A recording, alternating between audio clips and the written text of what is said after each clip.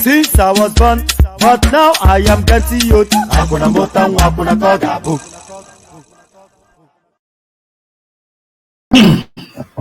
And there you heard it. I wonder why am I glistening like a Christmas turkey? So you heard it from pardon me. So you heard it from our southeastern brothers. Yideba, Inyedeba, Yideba, Iyenotondeba. So there it is, Yideba. So there it is. Welcome everyone. Good day. Good day to you all. Always a delight to be in your company. As I say, never take it for granted. So when you do decide to spend time with us, it's always with gratitude that we receive you. So good day. So plenty to go through, as always is the case. So lean back, kick back, take it easy, relax into it. Surrender yourself to the space and go with the ride, however it goes. As you know, it's always a wild ride here.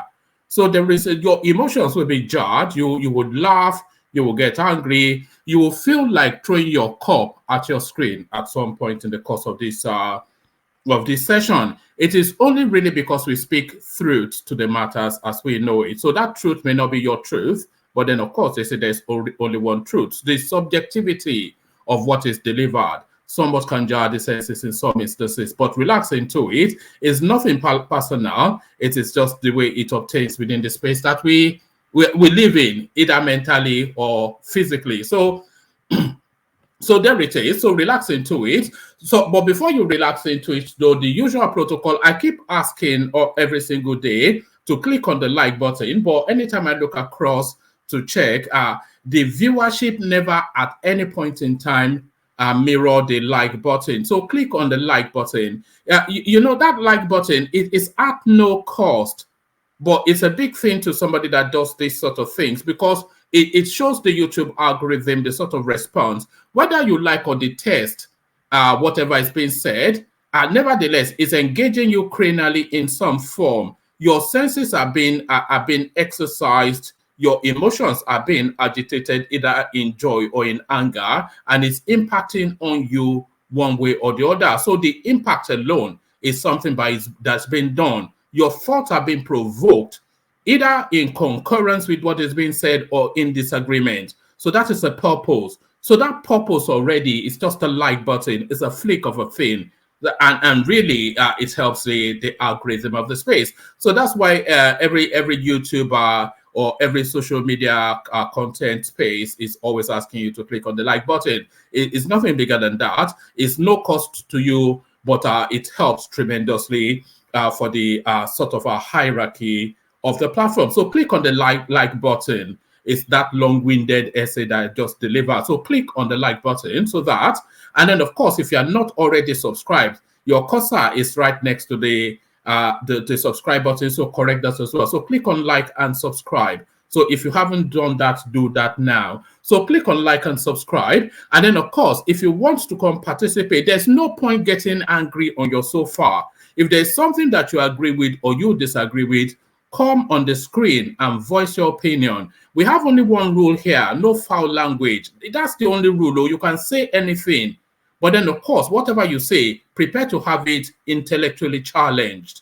But the one rule we have here is no foul language, because it shows you lose the argument already. The moment you start to resort to gutter type language, you've lost the argument. That means then that your intellect does not have the capacity anymore to contain the space that you're in, and that you've resorted to being a gutter snipe. So no gutter sniping here. It's the strength of your argument that wins through, nothing else. So if you feel that you have something to contribute to the session, new voices welcome. The one voice that we have been searching for ever since this platform started, the one voice that we have been searching for, we still continue to search for it, is that northern female voice. So, I have the demography of my audience to hand, so I know who you are and where you're listening to. So I know we do have just a small handful of northern female followership. So if you are brave enough, and you don't even need any brevity to come on the screen, come on screen. If you are Laraba or Aisha 2 or Aisha 3 or Aisha 4, whichever number Aisha you are, come on the screen and you get priority. So that northern female voice would like to hear from you. So click on like, click on subscribe, click on the hyperlink that says StreamYard if you want to come participate. And of course, the invitation to buy your host cups of coffee. You see me coughing all of the time is because I'm perched. So if you think this guy is deserving of lubrication, click on the hyperlink that says buy your host cups of coffee. 3 easy steps and then go wild. So go wild though, don't be derisory. If you're going to do the barest minimum, don't click on it at all. So click on it only if you're going to be as liberal as you can afford to be. So buy your host cups of coffee is the long-winded essay that just delivered there.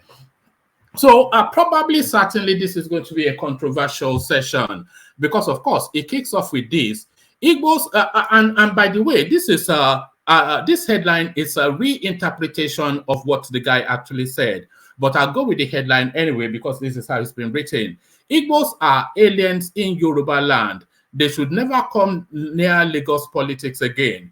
Tinubu's spokesman, Bayo Ononuga, declares. So now this is just stunning. You know, this is quite stunning because if you consider that this Bayo Ononuga is the one that has made it the Tinubu campaign all the way through as the voice of the campaign, either to tweet or in front of cameras, explaining how the position, the campaign rather, is positioned. So he's been doing a lot of that. So for him now to come out in this way, because there's a good chance that this guy is going to be the spokesman of the government. He's going to be the new Garba Shehu and Femi Adesina and all of that. There's a very good chance that he will be. But this is politics.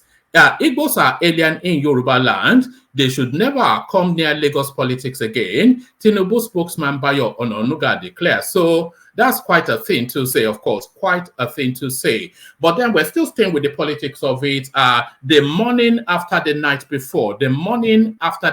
before, quite an explosive session yesterday, of course, throughout all of the gubernatorial spaces, winners and losers and tears before bedtime. Grown-up adults, full-grown men, shedding tears before bedtime. Governorship assembly polls. Afenifere calls for cancellation. So, Pa Adebanjo now, there'll be so many casualties after this election. A lot of people will be corpses within the Nigerian political firmament. Not that they'll physically die, but in terms of relevance politics, they're dead and buried. And Pa Adebanjo, not the Afenifere movement, but Pa Afenifere is one of those. I make bold to say that will be one of the casualties of this political space. So he's put all his chips on red at the casino, but the ball fell on blue. He put all his chips on red at the casino, but the ball fell on blue. So he put all his chips with Peter Obi, the ball fell on Tinubu. He put all his chips on Gbadebo Chinedu, but the ball fell, of course, on Sanwo-Olu. So the chips are in, and none of them are bearing his name. Governorship Assembly polls. Afenifere calls for cancellation. So you can whistle in the wind for that. Lagos governor be elected in win for ruling for Nigeria's ruling party. So this is coming from Al Jazeera. So this is just how the international space are documenting it. And as I said, documenting it, I'm just using those words advisedly. They are not politically inclined. They're just documenting for the global audience that the sitting governor in Lagos State had been returned. So all of that are hoopla and brouhaha around violence. They have no time for that. Lagos polls a sham. No prices for guessing, but they judge, of course. Who else? So, but they judge chimes in. So there is that space. But the verdict to tell you that this election is fait accompli. There is no reversing anything that's just happened. There is no reversing. The Supreme Court or whatever court is never going to upturn anything. And this is why I'm saying so. I have fulfilled promise of ensuring credible elections to Nigerians. Who is saying this? Is the Aboki from Daura. So that puts the final seal on that election. So if Buhari is saying categorically that my legacy has been secured, I think then that's, you know, when you get to the end of the cinema, the screen shows the end, those two words, and the curtain falls. So the screen showing the end and the curtain now falling are these words. I have fulfilled promise of ensuring credible elections to Nigerians. It is the Aboki from Daura putting the final seal on what's just happened in the course of this last few weeks. Lagos APC wants Labour Guba candidate Rose Vivor not to disrupt peace. So, yes, there's. I'll play you a video clip just as soon as we finish listening to the care guys, just to see now why the Lagos State space will be positioned in this manner. Lagos APC wants LP Guba candidate Rose Vivor not to disrupt peace. So this guy now, I'm sure they can make space for him in Kirikiri if he wants to eat those insect-infested that is the diet there. So there it is, plenty to go through as always is the case. So lean back, kick back, take it easy, relax into it. The usual protocol, click on the like button as you're coming in.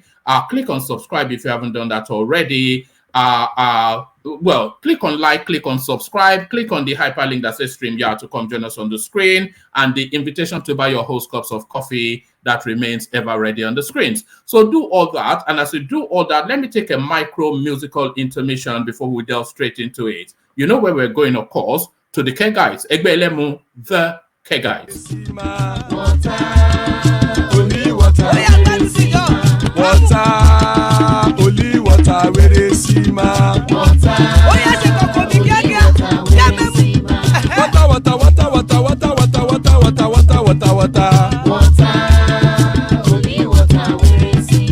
Hapa o naido.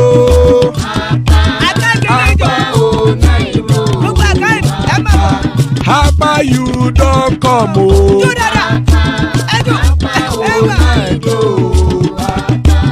Hapa o naido.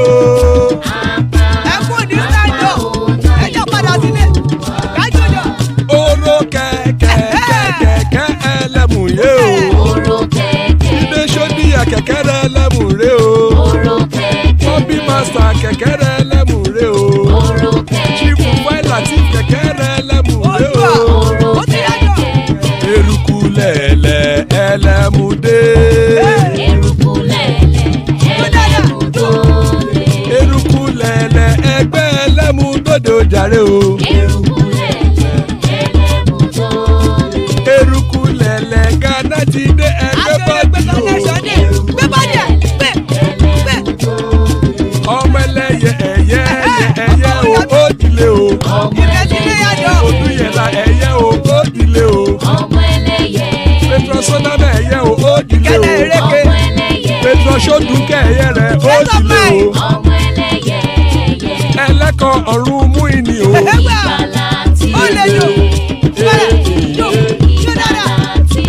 Àkùkọ ọ̀run mẹ́kọ̀.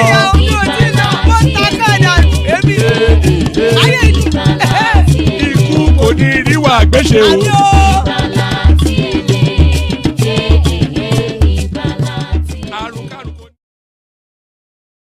And there it is right there. Àkùkọ ọ̀run mẹ́kọ̀.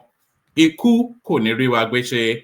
Powerful, potent prayers by the Kegites. Àkùkọ ọ̀run mẹ́kọ̀. The cockerels of the heavens don't crow yet. Ikú kò ní ríwà gbéṣe. May death have nothing to do with us. Amen. Amen to that on behalf of myself and you, my friends. So there it is. Ikú kò ní ríwà gbéṣe. So there it is. What better space to start the session of than there? So Ikú kò ní ríwà gbéṣe. As guys, I bring you this. Igbos are aliens in Yoruba land. They should never come near Lagos politics again. Tinubu spokesman Bayo Ononuga declares.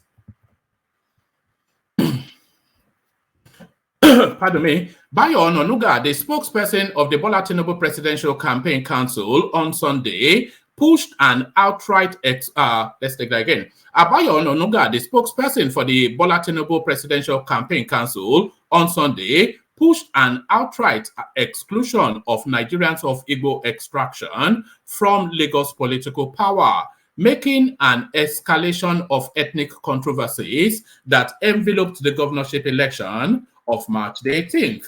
Let 2023 be the last time Igbo interfere in Lagos politics, Ononuga said, tweeting a photo of Peter Obi, an Igbo from Anambra State, who backed Gbadebo Road Vivo, a Yoruba from Lagos, in Saturday's election.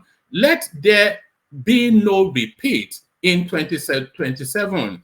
Ononuga, one of the president-elect's top aide, who is expected to play a key role in the incoming administration, further said, Lagos is like Anambra, Imo, any Nigerian state. It is not no man's land, not federal capital territory. It is Yoruba land, mind your business. It was unclear whether or not Mr. Tinubu shares Mr. Ononuga's position on the recent political developments in Lagos State. Another spokesman for the president-elect did not immediately return a request seeking comments. Mr. Tinubu, however, sued for national coherence following his victory last month.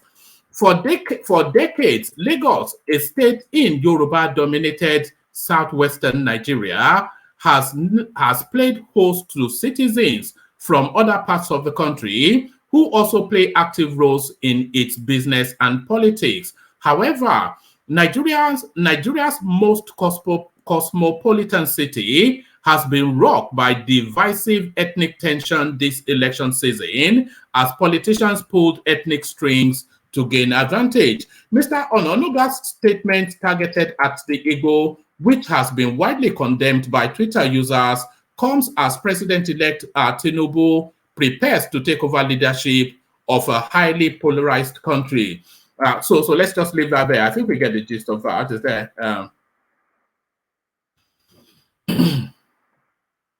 Actually, let's get the fullness of it. In the February 25th presidential election, Mr. Obi's Labour Party defeated Mr. Tinubu, the ruling All Progressive Congress presidential campaign in Lagos, where Tinubu was once governor from 1999 to 2007 and held the de facto position as the godfather of all governors since then. Though Mr. Tinubu emerged winner of the presidential election after all results from all 36 states were collated and announced by the Independent National Electoral Commission, Mr. Obi's victory in Lagos came as a shocker to many. The declaration of Mr. Tinubu as president is now being challenged at the Electoral Petition Tribunal. Saturday's governorship in Lagos saw APC thugs roaming the streets, warning citizens who will not vote for their party to stay at home. This followed an earlier threat by notorious Lagos thug Musiliu MC Oluomo Akisanya, threatening Igbos who would not vote for the APC in the governorship election to stay at home. So there it is. So that's that. So the right to reply. Let me remove that from the screen. So the right to reply then from this element. I owe no apologies for ethnic slur against Igbos. They are a threat to Yoruba. This is Bayo Ononuga. So don't take that verbatim, of course. This is an interpretation of what he has said. Bayo Ononuga, the spokesperson for the Bola Tinubu Presidential Campaign Council, has doubled down on his ethnic slur against Igbos in Lagos, insisting the Igbos are existential threats to the Yorubas. Criticized for his controversial and divisive ethnocentric statement, Mr. Ononuga, in another tweet, said, "Let me make myself abundantly clear. The view I express on Twitter are my personal views. I don't owe anyone any apology for addressing the existential threat of my people. I am, after all, first of all, a Yoruba before being a Nigerian," he added. Earlier on Sunday, also he goes on to repeat then what he has said. So it looks as though he did double down on that position. So there is that. Governorship Assembly poll, Afenifere calls for cancellation. So I'll only give you about 2 or 3 paragraphs from this. Almost predictable what was to come. The Pan-Yoruba Socio-Political Organization, Afenifere, in Lagos State has called for the cancellation of the governorship and House of Assembly elections held in the state, saying the exercise was fraught with irregularities. Afenifere, in a statement by its Lagos state leader and chairman, Chief Shupo Shonibare and Otumba Tunde Onokoya, said the outcome of the polls is not a reflection of the will of the people of Lagos. The statement reads, Afenifere has been inundated with reports from its members, agents, and observers who were present and or on duty for the processes of the election held on Saturday, March the 18th. In 13,327 polling units in Lagos State, various acts were observed and widely reported that impinged on the integrity of the elections and renders the results grossly unreliable. These results cannot be described as a reflection of the will of the people of Lagos State. The only option open to the Independent National Electoral Commission is to reschedule elections at those polling units where the process was so blatantly subverted by an unholy alliance of subversives, including INEC staff, security agents, and hoodlums. Videos of intimidation of voters, either by direct threat or physical violence, and the suppression of votes were rife and viral. With the active connivance of some traditional rulers, arbitrary relocation of polling units far away from designated polling areas, and the snatching of ballot boxes were also rampant. These acts of thuggery were pervasive in at least 11 local government areas. After voting, election materials were snatched at many polling units, and many instances of these were captured on video. So we're going back to that sort of what was it that what that character, the Arnab character, what he did on television? I think we're back there again. But this is how Al Jazeera sees it. Lagos governor re-elected in win for Nigeria's ruling party.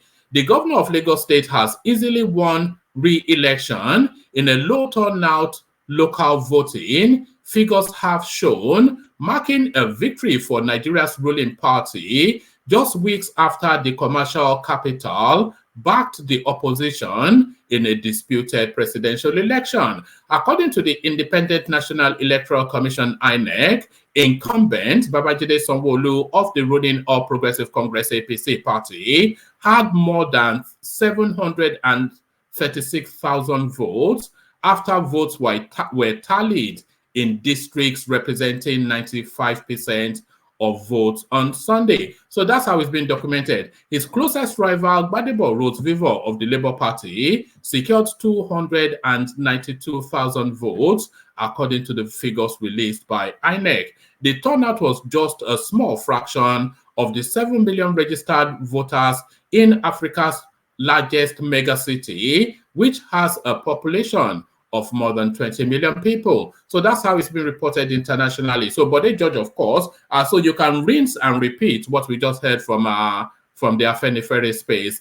But because Afenifere, as you know, is now factionalized, so we have to say the Pa Adebanjo faction, not the Pa faction, not the faction that endorses their own son. The Pa Adebanjo faction that endorses Peter Obi. So that was what their faction has to say. So, but they judge now from his headline only to re-echo what we already read. So we just take a couple of paragraphs from this. Lagos polls a sham, but they judge.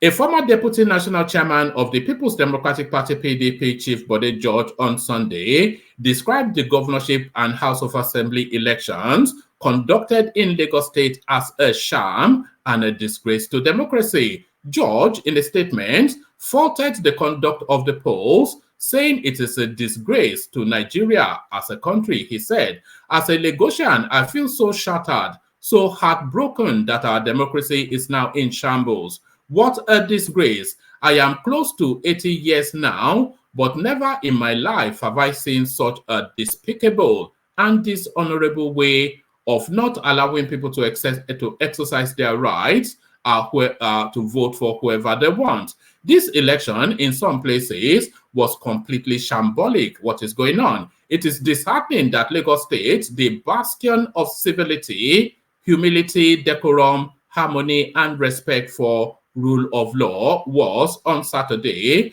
turned to a den of lunatics during the governorship and House of Assembly elections. This is no longer democracy. What happened on Saturday, March the 18th in Lagos State was utter lunacy, a complete sham perpetrated by demented souls. Our forefathers who founded Lagos, the Aworis and others, will be angry in their graves as those power-hungry fellows who turn everything upside down in their quest to retain power at all cost. So it all goes. Everything else is in the same manner. So we can, if I read you the whole of the piece, is all in that vein. So we documented what Bode George. I'm not quite sure why his bags are not packed yet. He's meant to be on his way to Togo. So on to the next. I have fulfilled promise of ensuring credible elections to Nigerians. Who is saying this? The Mala from the north. President Mohamed Buhari has expressed satisfaction with Saturday's governorship and state houses of assembly elections, saying he was glad he had fulfilled the promise he made to Nigerians to ensure free and credible elections in the country. Speaking shortly after casting his vote at his polling unit in Daura, Katsina State, Buhari said his administration had told Nigerians it would work for them and that he had fulfilled the promise made to ensure credible polls. In this administration, we mean what we say. We say what we mean. We told Nigerians we were going to work for them. We were going to maintain trust. We will not allow anybody knowingly to steal their resources. We promised to make sure We do our best, and I believe we have done that. Buhari said he had always known that President-elect Bola Tinubu would win the presidential poll due to his antecedents. This, according to him, is because he had performed well as governor of Lagos State, in addition to the fact that the APC campaign were thorough and detailed. Buhari expressed confidence that the outcomes of the governorship and state assembly and state houses of assembly elections will favor the All Progressive Congress APC across the country, as Nigerians know the party means what it says and says what it means. So there it is right there. So I'm only really giving you this to document it. So if Buhari is telling you that this election is his legacy, then that tells you that the election is not going to be upturned. The election is not going to be, there's not one single thing that's going to be upturned in this election. So accept your fate and live in peace, is what Buhari is saying. Accept your fate and live in peace. Lagos APC wants LP Guba candidate Rhodes Vivor not to disrupt the pace. Should I actually leave it to the last? Is that the last? So yes, I'll read you this piece and then I'll show you just a 7-minute video clip to just give you an idea what's led to this headline. Lagos APC wants LP Guba candidate Rhodes Vivor not to disrupt the pace. The Lagos State chapter of the All Progressive Congress APC has called on the governorship candidate of the Labour Party, Gbadebo Rhodes Vivor, not to disrupt the peace in the state. APC, in a release issued Sunday and signed by its state publicity secretary, Honorable Sheye Oladejo, said its attention has been drawn to the now familiar lamentation and hallucination of the Lagos State, and the hallucination, by the way, it is a coded word because there's a glazing of the eye that you see from this Chinedu Rhodes Vivor that a lot of people are suspicious of him having somewhat of a drug habit. So there's the suspicion that the guy has a drug habit, and I think that's what's been inferred there. APC, in a release it issued on Sunday and signed by its state publicity secretary, Honorable Sheye Oladejo, said its attention has been drawn to the now familiar hallucination. So it's just a drug. It's just a drug reference, isn't it? It's inferring drug something or the other. To the now familiar lamentation and hallucination of the Lagos State Labour Party governorship candidate Chinedu Rhodes Vivor, and they wrote Chinedu, by the way, in this piece. I can share it with you because they know him as Chinedu, you see. Chinedu Rhodes Vivor about winning the March 18 election. While we empathize with the budding politician on the dazzling and dazzling impact of defeat, it is advisable for him to desist from acts that are capable of disrupting the peace in the state. APC said Rhodes Vivor had threatened to make Lagos State ungovernable if the election results did not favor his warped imagination. There is no doubt that his disposition to anarchy is not representative of the position of the true and well-meaning Lagosians. That is not who we are. You see, they are referencing his foreignness to the space with that. The result of the governorship and House of Assembly elections are the realistic and true reflections of the preference of the electorate. It was a referendum on the remarkable achievement of Governor Babajide Sanwo-Olu and his team, who excelled in the face of daunting odds. It was a vote for tested, trusted, compassionate, and committed leadership, rather than an infantile and needless experiment that was bound to set the state back. Negotiants spoke eloquently and loudly for a candidate who understands their expectation with the institutional experience to move our state forward. While we understand the shock that came with the disappointment of the crash, of the crash of the crass optimism as a result of falsehood and propaganda, the experience of Chinedu's 4 earlier electoral losses should come in handy. So they couldn't help it, could they? Lagos APC said it appreciates Lagosians who trooped out to vote for the party as an expression of confidence to continue on the path of progress that had given Lagos State pride of place in the Federation. We want to assure all and sundry that the trust and confidence will never be taken for granted. We will definitely fulfill our part of the social contract. Our government will continue on the path of non-discrimination, inclusiveness, compassion, and total dedication. So there is that. I've escaped the reading for another session. So I've escaped the reading. So let me bring on the panel. There's still room for anybody that wants to come in. Don't let the room fill up and then you start to hassle me in the comment section. Ola joins us from Canada. Solly joins us from Amsterdam. BQB, location unknown. Gideon joins us from Edo. Adale Koko in Dallas somewhere, and DOG Kent UK. So a couple more spaces still open for whoever wants to join. But before we get to the panel, let me play you this clip now that has led to that pushback by the APC. Watch this.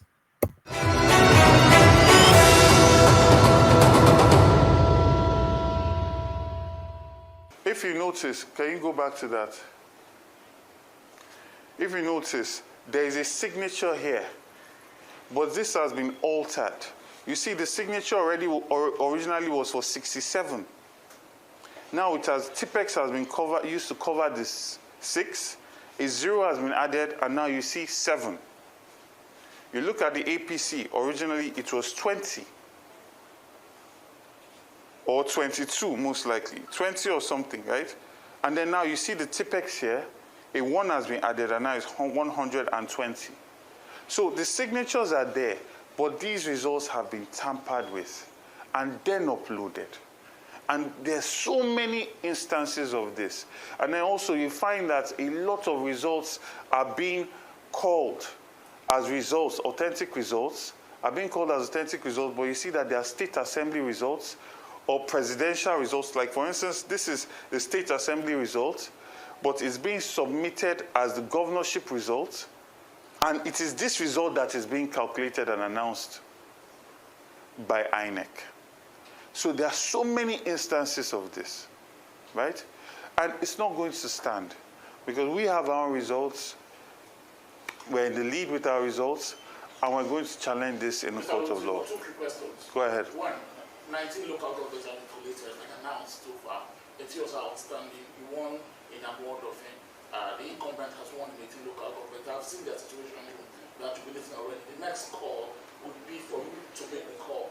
If you do not make the call, you will issue with a certificate of return. Are you rejecting the results? I completely condemn the entirety of this election in every clear term. This was a sham of an election. It was a compromise. It was an illegality that has not been perpetrated in Lagos since I've been born. This was an election where entire agents of a party were chased away from their polling units. This was an election where people were standing, and if you came to vote and you were not Labour Party, they were beating you. I have had to pay the bill for over 12 people. One was in concussion, he just woke up today. One's leg is completely broken, he has to go into surgery. And I've been doing this entire morning. I cannot even transfer money again because I'm done transferring just on hospital bills. So I condemn this. I will never call Babajide Sanwo-Olu to congratulate him for this shambolic, this sham of an election, this violence that's literally setting a precedent for war in the next election, because nobody is going to come into elections believing that they will discuss ideas and issues anymore. Because what is it about? It's about who is the most violent. Second question, you said the police was complicit. Ido Owawunwa, the commissioner in Lagos, said every situation they responded to, and the entire security scenario did not prevent voting. They did not prevent voting. They did not prevent voting. That's what he said. That is a big lie. It is a big lie. I thank the Army. I thank the DSS. I thank the Navy. I thank the Neighborhood Watch that came. If these people did not get involved, what you see, what all the videos you have seen will be child's play compared to what the reality would have been. In Ikorodu, people died. In Apapa, someone died. In Shomolu, someone died. So how are you saying that people will be aware that a person has been killed and they will come out and vote? In Nigeria, Mifelodu, people were sitting down in their house because they were literally threatening them that if they come out, they will kill them. And they were following people and going to their houses. After you vote, they will follow you to your houses to go and threaten to harm your family. This Lagos deserves so much more. Look at Oyo State. Seyi Makinde won. People are jubilating. He did not have to use any violence. He did not have to use any intimidation. When you serve your people will return you to office. We should not be seeing videos of so much violence statewide. And you're saying that you're dancing and celebrating you won an election. You plan to govern these same people? Even Yoruba people were being assaulted because they apparently looked Igbo. This is what Lagos has become under the APC government. So this cannot carry on. And I call on every well-meaning Lagosian Nigerian, we must stand against this. Because, see, there's a saying that when they came for the Jews, you kept quiet. They came for the Muslims, you kept quiet. Eventually, when they come for you, everybody will be quiet. So we must stand against all of this because real lives are at stake here. Real businesses, people's live streams are at stake. And we are going to do our part. Make sure we collect all the data, go to court to fight for the people's mandate. But the people themselves must stand up against this ethnic violent tribalism that the APC government is trying to normalize in our state. Because this has started all the way from NSAS, where they made us to believe that violence did not happen till today now. And then you have the Commissioner of Police saying this is a free and fair election. So are you saying that your team has its own records of these results? Yes, we have collated all the results as much as we could, because there are places where they chased all our agents out. There are places where they burnt results in Ojo. Several places where we're calling for cancellation of those results and a rerun. There are places where our ballots were thrown into the gutter. We dried those ballots. We counted it. We've kept records. So essentially, are you going to call for cancellation of we are calling for several cancellations where violence was the order of the day, because elections did not happen there. And the international community is watching, and they also know that elections did not happen in these places. So you cannot create so much violence against Lagosians, write results, and we should celebrate that election happened. Elections did not happen in Lagos State. So we should expect to see you at the election petition tribunal? Certainly. My legal team is already on it. We are here compiling our results, and we are going to fight, like I said, because the people that came out to vote did so with so much courage. They came to vote in hope. We're not incentivizing them with money. Despite all the traditional institutions to try and scare them with the Oro Festival, they still came out with courage. So we owe it to them to fight for every single vote, and we are going to do just that. So thank you.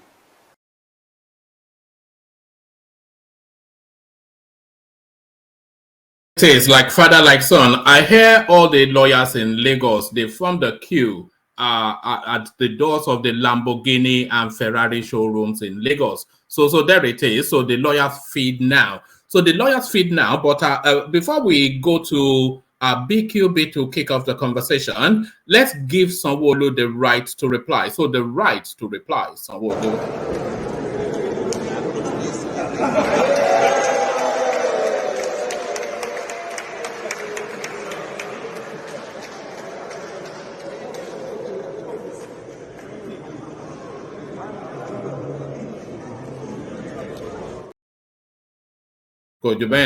So there it is. BQB, good to see you. Are you ready to go, or do you want us to skip you for a moment? Yes. All right. Yeah. Good to see you. Yeah, you are on. Yeah. No, we can hear you. So good to see you and good to have you. So we want to go to the Bayo Ononuga space, but before we get to the Bayo Ononuga space, let's kick it off from the Rhodes Vivo, who are typically and predictably calling foul and calling for its lawyers. So what are you then making then of Rhodes Vivo's response to the landslide flogging by Babajide Sanwo-Olu? I'm actually surprised about his exaggerated, anticipated acceptance that he actually feels that he was going to win the election. There's this exaggerated sense of acceptability, which I don't know where the confidence is actually coming from. Because I was surprised, how is the Labour Party going to win places like Ekpe? How is it going to win places like Ikorodu? How is it going to win places like Kalimosho if people like Aregbesola comes back to canvass their people?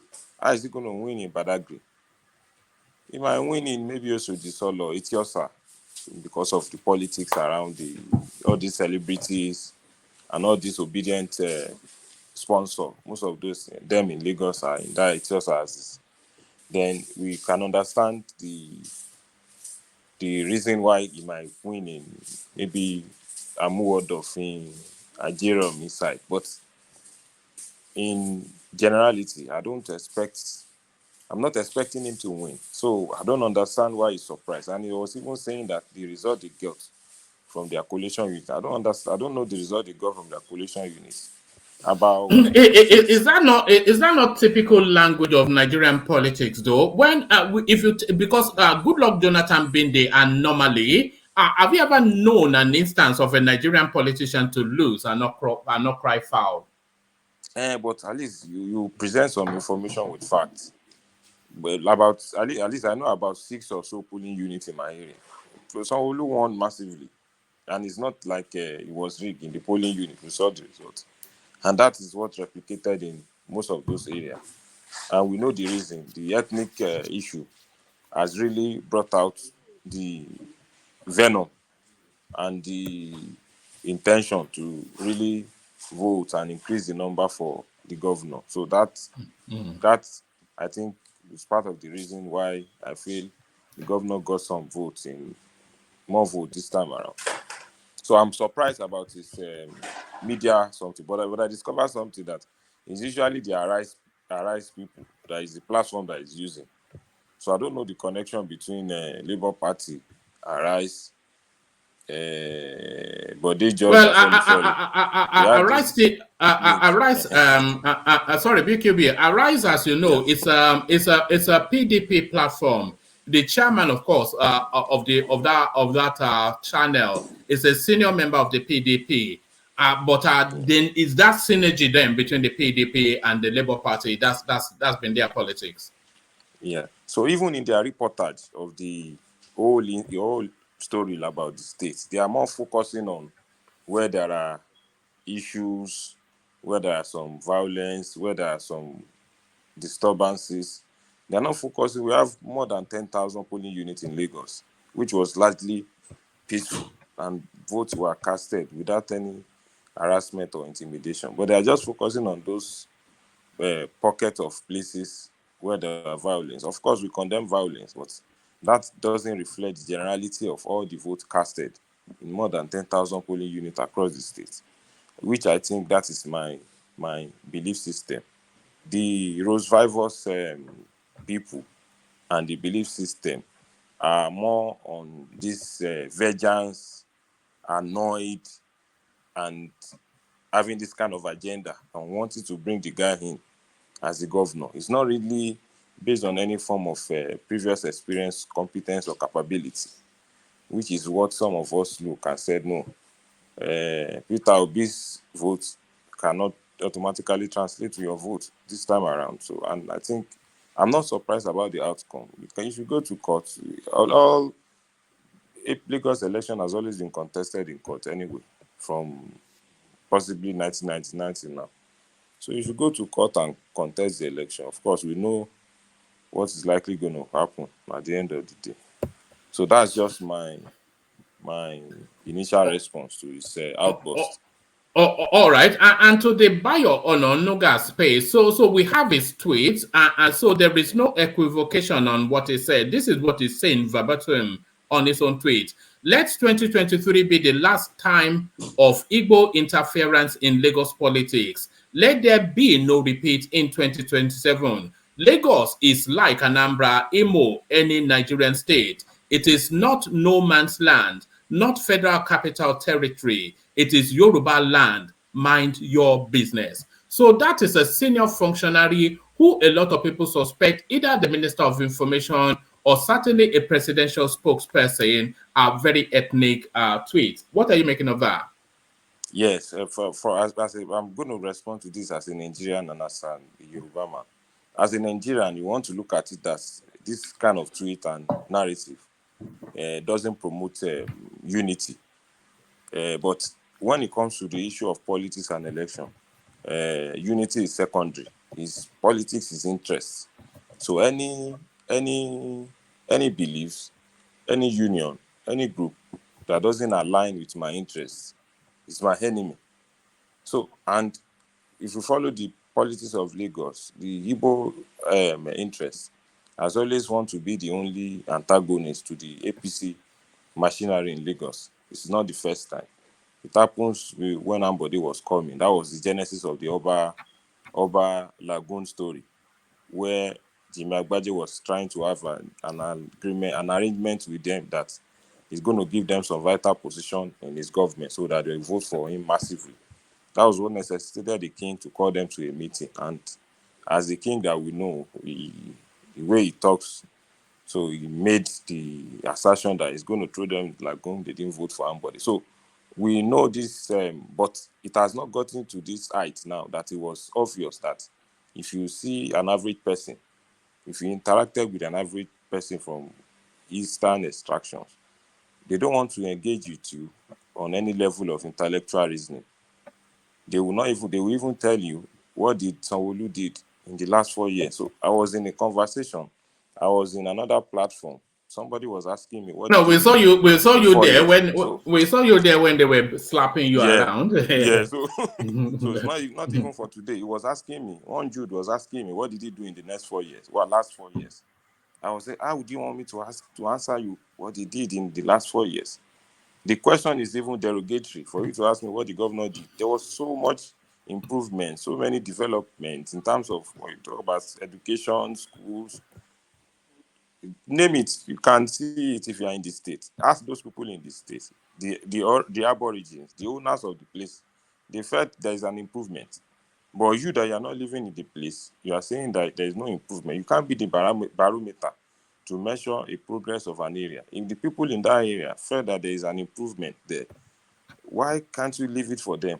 So if you now say there's no improvement, is it the MIT guy that studied architecture in MIT? They're studying architecture in MIT, give you the cognitive leadership and administrative experience or economic management to run a state like Lagos. So those are the political aspect of it. But anytime an average Yoruba man makes this kind of argument, they tend to label you and mob you and attack you, which is what was happening in that space this evening. And of course, playing the victim ethnic card that some people are against you, they are attacking them, they are sending their family are sending messages that everybody people are attacking you. BQB. And by the way, what does BQB stand for? Well, just out of curiosity, what's BQB? Is it boys quarters? Do you live in a boys quarters? Or barbecue, or barbecue. Or barbecue, yes. BBQ is just the acronym for my.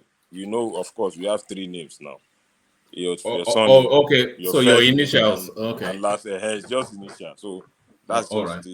the stuff. So, and I was thinking that you wanted to enter the space before they don't even allow you to enter. They just attack you from the door and shut you out. No, that's how.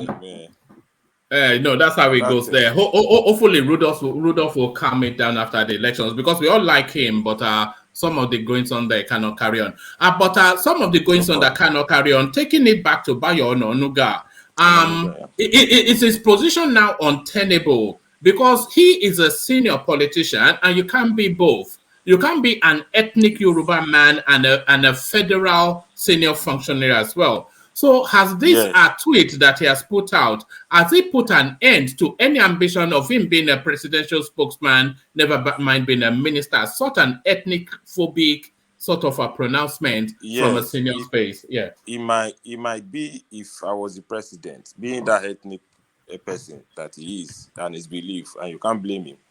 we understand and what we feel and understand about Nigeria varies. So he might be in the kitchen cabinet. He might be one of those people in the villa, but not necessarily the spokesman or the minister.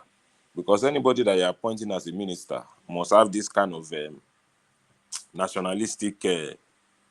Outlook. So Yeah. he's not so outlook. He's not somebody that will be putting up a tweet and even going to be emphasizing it that he's not going to apologize for any reason. So he has not felt that he has done anything wrong. The way the Easterner want to intervene in the politics of Lagos is daring. It's not just want to play in the politics subtle, but it's daring. They are putting it to the face. Even if you are just a normal person that doesn't like policies, you are not interested. You just want to be interested. It's only people from Southeast region that will be doubting your origin. If you tell anybody that you're from, if you tell a Benin man that you're from Lagos, it's not likely going to doubt you. But if you tell a Southeasterner you're from Lagos, you need to explain yourself. Why are you going to be from Lagos, or why can you be from Lagos? So when you start talking about those kind of narration, it's tend to irritate and provoke some unwanted reactions. We condemn the activities Does of it the does it show? Sorry, BQB. Does it show a level of naivety, even a lack of intelligence on the part of this Ononuga to have tweeted it?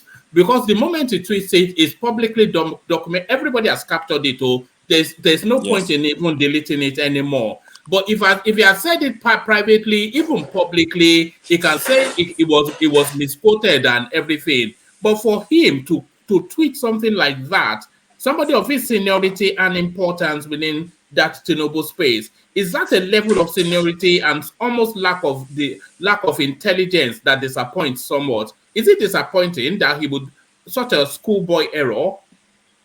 Yeah, yes. I would not call it schoolboy error, because you don't know the level of interference and the level of the caliber of people those guys met with, and the amount of information they have. And it's not everybody that knows how to handle this emotional intelligence. There is one minister of communication from Oyo.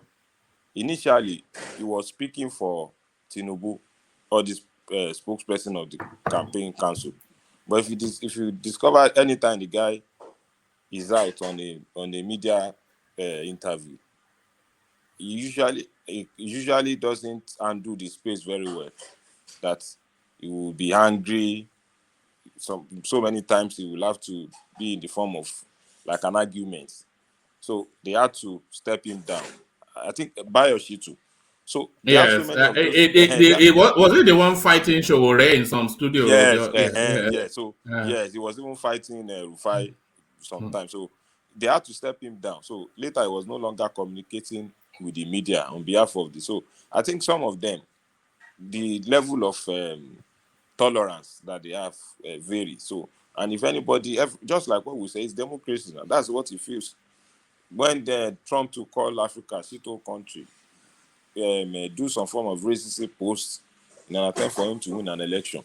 It's politics. So we just have to, since he doesn't portray more of an ethnic person, he might not necessarily give him a national appointment.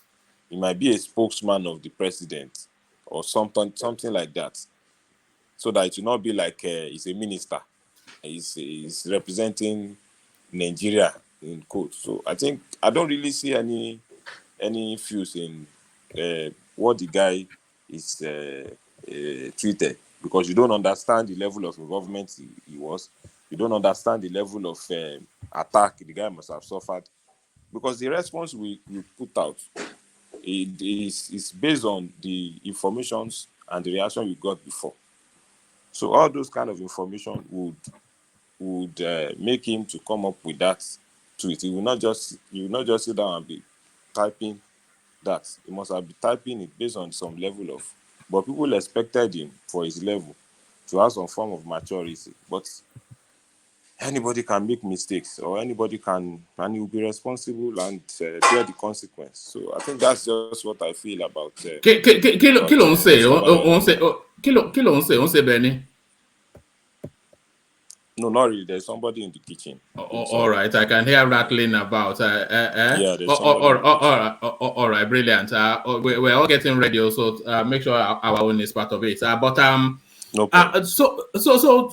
Now to the Buhari space, Buhari has come out to say that he has fulfilled his promise. He says, "I have fulfilled promise of ensuring credible elections to Nigerians." So this is Buhari making this headline. So I'm only really bringing this to say that this is the seal of approval of what has happened. And I don't think, because Buhari, there's every sense that he wants this election to be his legacy, at least to be part of his legacy. So with him now coming out to say this, is this fait accompli now for this election? So all matters done and dusted now, and no court to overturn. And there is no anticipation that any court will overturn anything significant. So Buhari coming out now to make this pronouncement that this was my promise to you delivered. Is this now the final nail that completes this crafting of this election? Yeah, if we look at the history and antecedent of presidential election, so I've not seen if we have a Supreme Court that has the balls to cancel a presidential election or change a sitting president. Before the case will get to the Supreme Court, Tinubu would have been president already, and some form of cabinet, not cabinet reshuffle, some form of changes, so to say, in the configuration might have taken place, and all those kind of movements will affect the reasoning and the way they are going to see the election. So in the long run, the learned people in the court would agree that there might be some flaws, but those flaws might not be enough reason for them to change government, because changing government has a lot of implications, security reasons, financial implications. So they look at the overall picture than just to now change that. Let's spend another 400 billion to conduct another election.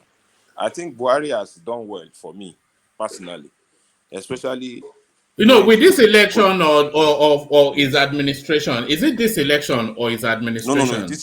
This election, All right. to specifically, especially at the collation point, because if Obasanjo wrote a letter, if they've suspended that collation at that time, probably we don't know what would have happened now.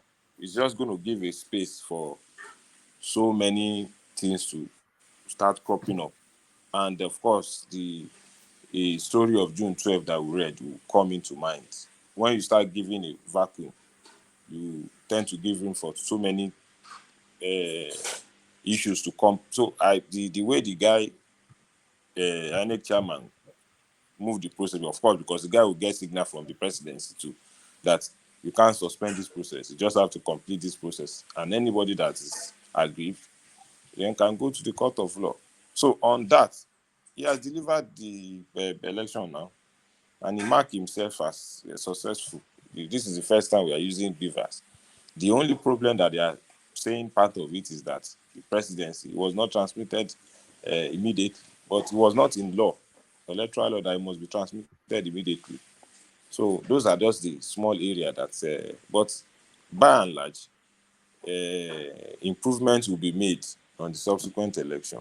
So I think for him, based on this election, he has delivered. Actually, hold on, Bicky Bill. You said improvements will be made for subsequent elections, but did you actually notice any improvements from 25th of February to what we had yesterday? Did you? Because a lot of people were saying the INEC staff were on time, their materials were in place, and people noticed some somewhat of a marked improvement already. There is an improvement in the process because they understood the process better. It was faster. The process was concluded faster. On February 25th, that was the first time they were using that. Of course, they had a mock training and practice, but it was not the real election. But this one, they've done it, so it was faster. But that's also region dependent, because in my own area, we started the election late. And that one is due to, of course, Nigerian factor. They were not being paid their allowance. As at on Saturday, the allowance for the February 25th has not been paid. So they were protesting that until they receive their allowance, they are not going to set out. That was responsible for the delay. But in terms of the process of taking your, collecting your voter's card, checking your name on the list, authenticating it with the machine, giving you the ballot papers, thumbprinting without him, going to that cubicle and dropping it in the box. That process was faster and smoother in this governorship process.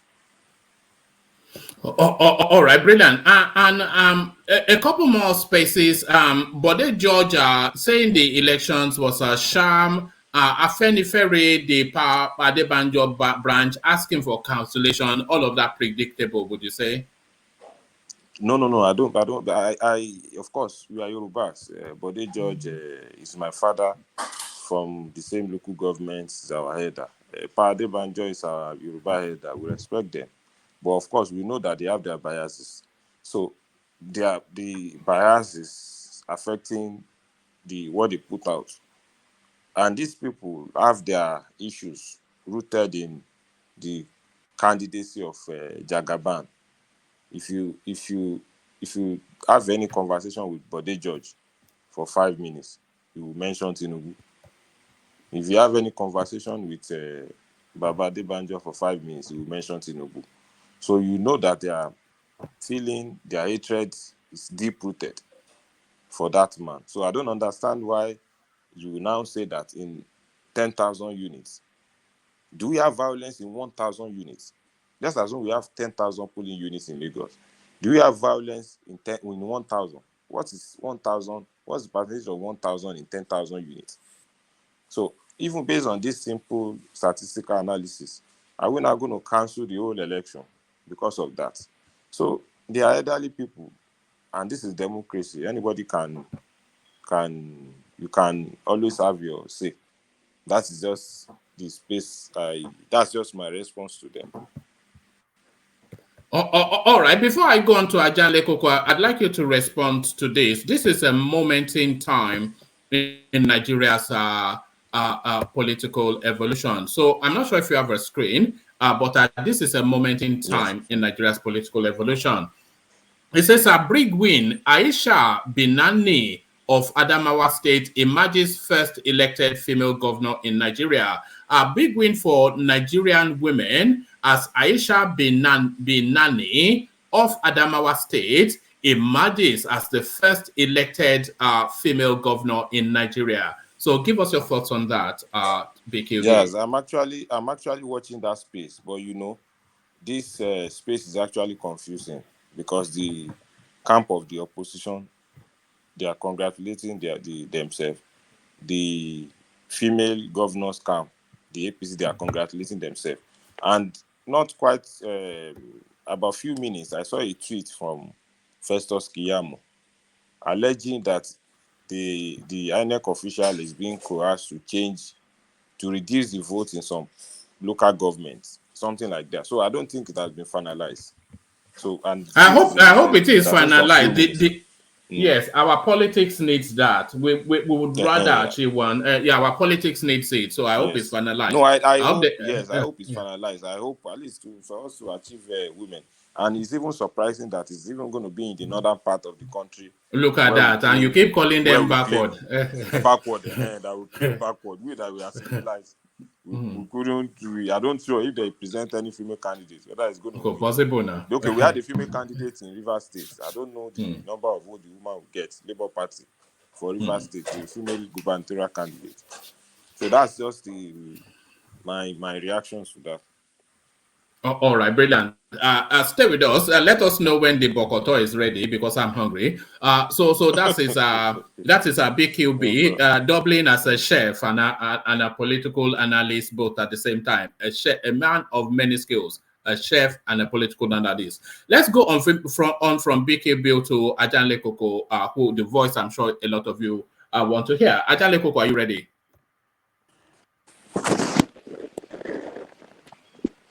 Can you hear me? Yeah, we can. Good to have you, Ajanle Koko. So straight to it and immediately to it.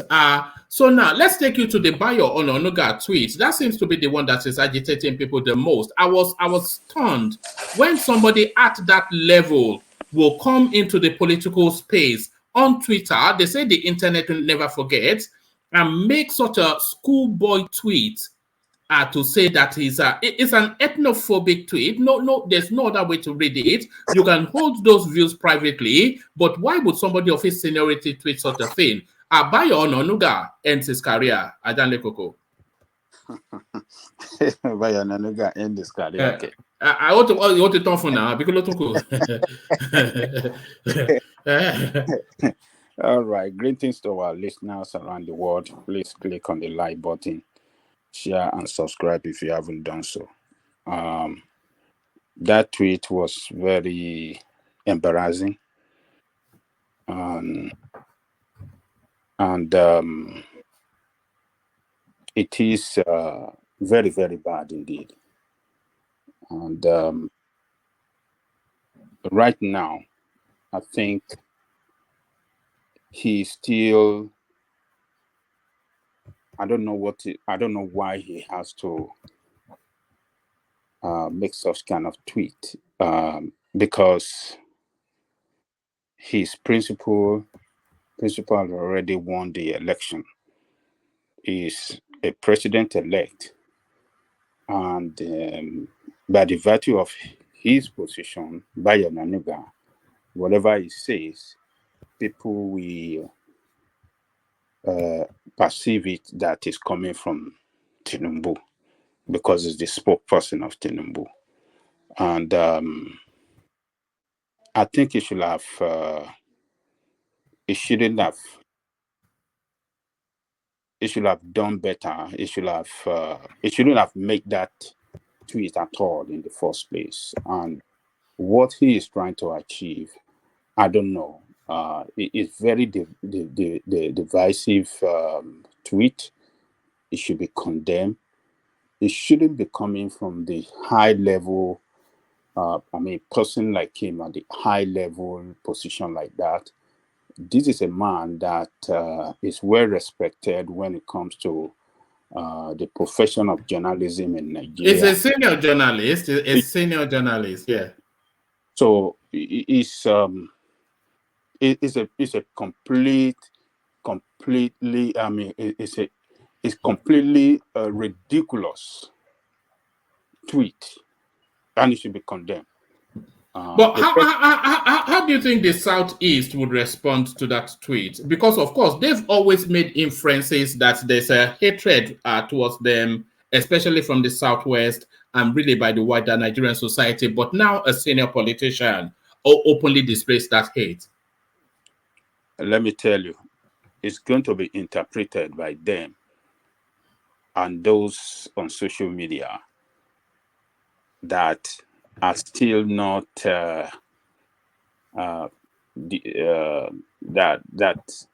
particularly those that have lost confidence in Nigerian state, people that are still nursing the wound they suffer for the defeat of Obi in the last election. These will give them an kind of oxygen to fire up and started raining some kind of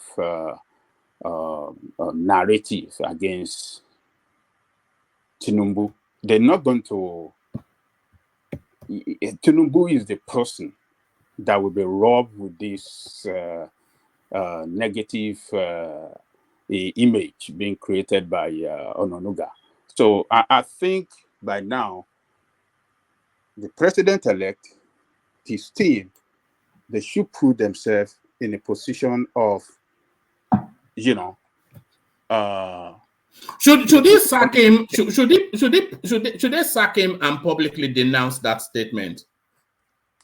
I will not recommend that he should be sacked. I think the president-elect should be able to force him to make another tweet or statement to apologize. But Ajanle Koko, he has already made another tweet. Let me tell you what he said. because it's not backing down.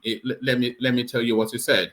It says, Bayo Ononuga, the spokesperson for the Bola Tinubu Presidential Campaign Council, has doubled down on his ethnic slur against Igbos in Lagos, insisting the Igbos are existential threats. So he's added that existential threats to Yorubas, criticized for his controversial and divisive ethnocentric statement.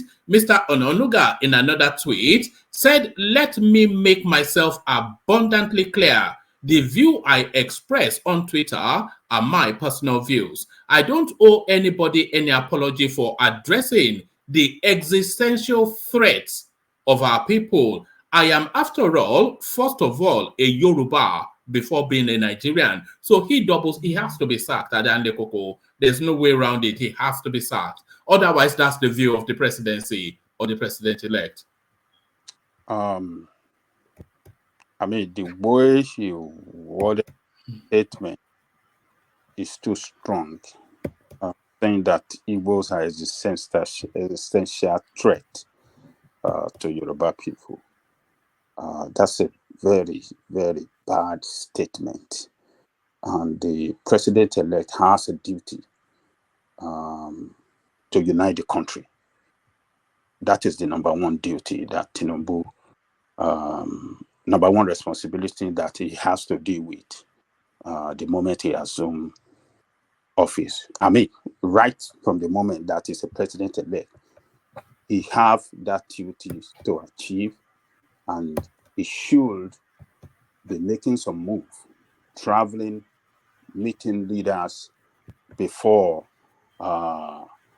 May 2029, because that we are sharply divided against each other in that country, along the religious line, along ethnic line, and it is the duty of the president-elect to make sure that they can bring everybody together and we can have one focus as for him to run a successful administration. So Tinubu should be able to force him to make a statement. All this one is saying that it's not backing down, it's just making mouth.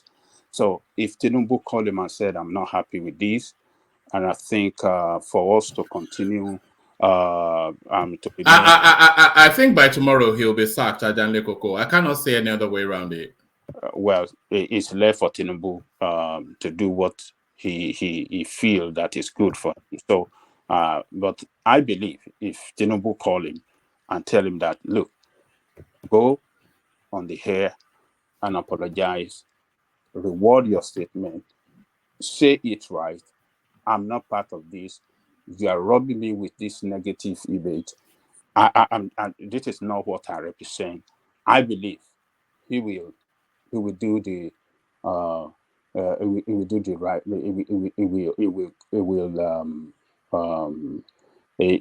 the right thing. So if not, I want to hold Tinubu responsible for this irresponsible statement. If Tinubu doesn't do anything about this, we should be wary about how Tinubu going to run the administration.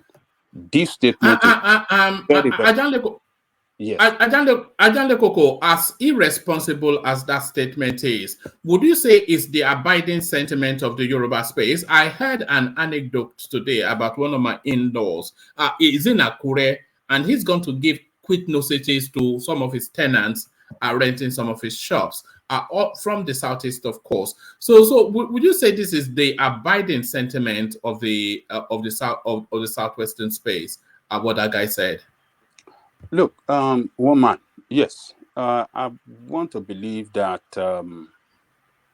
Politics have divided us more than any other thing in that country, particularly between Nigeria and Yoruba and Igbo. Yoruba and Igbo never agree on any political interest. Since before independence. But Ajele Koko, can you say has any tribe in Nigeria actually agreed with Igbo at all in any political interest at all? the north, the south. I don't know. I think it's the entire Nigeria against Igbo at this point. No, I won't just say it's a problem between. that's not true. Is there Sorry, any? can I interject? Can I interject? Sorry. Oh, hold on. You can interject, but let Charles interject first. So I don't know. It might not just Yeah, be just yeah, Yoruba. go on, I Charles. think I think the major populace of Nigeria, because for some reason I think there's some stereotype of Igbos that are just generally not acceptable, especially in the political landscape in Nigeria. Sorry, Charles. How did they vote in Edo land? Edo, which Edo land? In Edo land now. Edo. Where did they vote? Where? How did they vote in Edo? They voted for. It's not the presidential, Peter. You're talking about presidential and Delta. I'm not really following Delta and Edo. I'm not really. No, not at the presidential level. Yeah, I know they voted for Peter Obi, if I'm correct. And in Plateau. I think Peter Obi as well. So what are you saying? No, let me even answer him. Let me answer. Yeah, sorry, Ajale Koko, carry on. Yeah. Don't ever say that there's never a time that Nigeria, I mean, in every part of Nigeria, they never agree with Igbo or don't want to do anything politically with Igbo. In the First Republic, it was Igbo and Hausa people that run this country, Nigeria. In the Second Republic, it was the Hausa and Igbo. Shagari, the president, and Ekwebe. Yeah. So even in the what do you call it? In this Fourth Republic that we are running, it has been Igbo and the North when the what do you call it? When the PDP run that country down for 16 years. So this narrative that Nigeria doesn't always marginalize Igbo or doesn't bring Igbo closer, I think we should be very factual about this. We should not allow emotion, to run the narrative all the time, and particularly misinform people, and because Igbo are not at the center stage now, and that means that Nigeria doesn't like Igbo and something like that. Igbo was part of the national politics since 1999 to 2015. They played a very, very prominent role. And the same thing in Second Republic, prominent role. Yoruba was in opposition. During the Shagari, we are in the opposition. We are not part of the administration. And Ekweme was able to boast that during his time, he was able to make 44 Igbos millionaire. It was a big deal back then to be millionaire in Nigeria.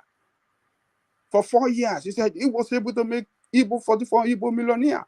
The same thing in the First Republic. It was Nnamdi Azikiwe and Tafawa Balewa that run the administration. Awodawo was opposition. What are we talking about? And as a matter of fact, it was Nnamdi Azikiwe that surrendered the power, the political power of the entire South, and particularly that of Igbo people, to the North. It was offered by Chief Obawolo. It was offered the what do you call this thing? The prime ministership by Awolowo, for Awolowo to be finance minister. He turned it down. He went to strike a deal with the North for him to be ceremonial president, and he gave the prime ministership to Tafawa Balewa. When, as a matter of fact, he had the highest vote. His own party had the highest vote in the election. NCNC had 2.5 million votes. Action Group had 1.9 million votes. And the same with Northern People Congress, or what's the name of the party? That one had 1.9 million votes.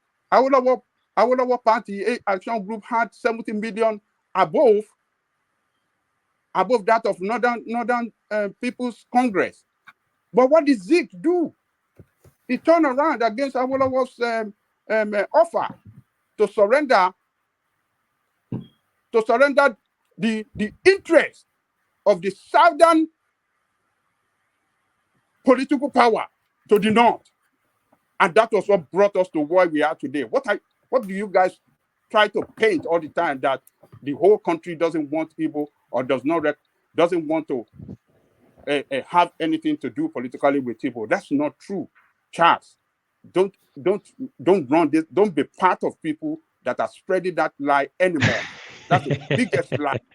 I'll be honest with you. There are two theories to this whole fiasco. I'm telling you what is factual. This is not going on. You have to listen to Papa Ajali Koko. What he just said now is just pure facts. Let me tell you. Let me say something. Hold on, Charles. Let Solomon come in and then you come back. So let Solomon interject and then you wrap up both their narratives. Yeah. Good morning, everybody. Good morning, one man. Yeah. Good morning, Solomon. So what Baba Jali Koko just said is true. When this OB movement started, I was not really in support of it, but it has already come. It has happened. But I think I will not blame OB. I will still give him kudos for what he has done, because right now he has still made some changes. He brought about some changes in the Southeast politically and in Nigeria as a whole. So this is one of the reasons why I will not, or these are the reasons why I will not blame him. I will not blame him anymore, because yeah, he has done what he has done. He has gone for the election and did a lot. And right now in the Southeast, Obi will be the person to be negotiated with politically. As long as I'm concerned, as far as I'm concerned, he's the one that will be negotiating with right now from every region. And like what Baba Jeli Koko said, yes, Igbos has always been in play. In before, I used to think this election right now, say from Buhari's election 2015, and this one has made me know now that like I say here, is strictly on negotiation. And this thing being strictly on negotiation now, is any region that agrees with another region that can win the presidency in Nigeria. Igbos has always been there. We've always played this policy. So I don't like. So is it that we find it difficult to agree with a region now, or is it No, difficult? Why is it easy for the no. Yorubas but difficult for us? Why is it easy It for is the never South? difficult to, assuming Obi did not do what he did. Who told you that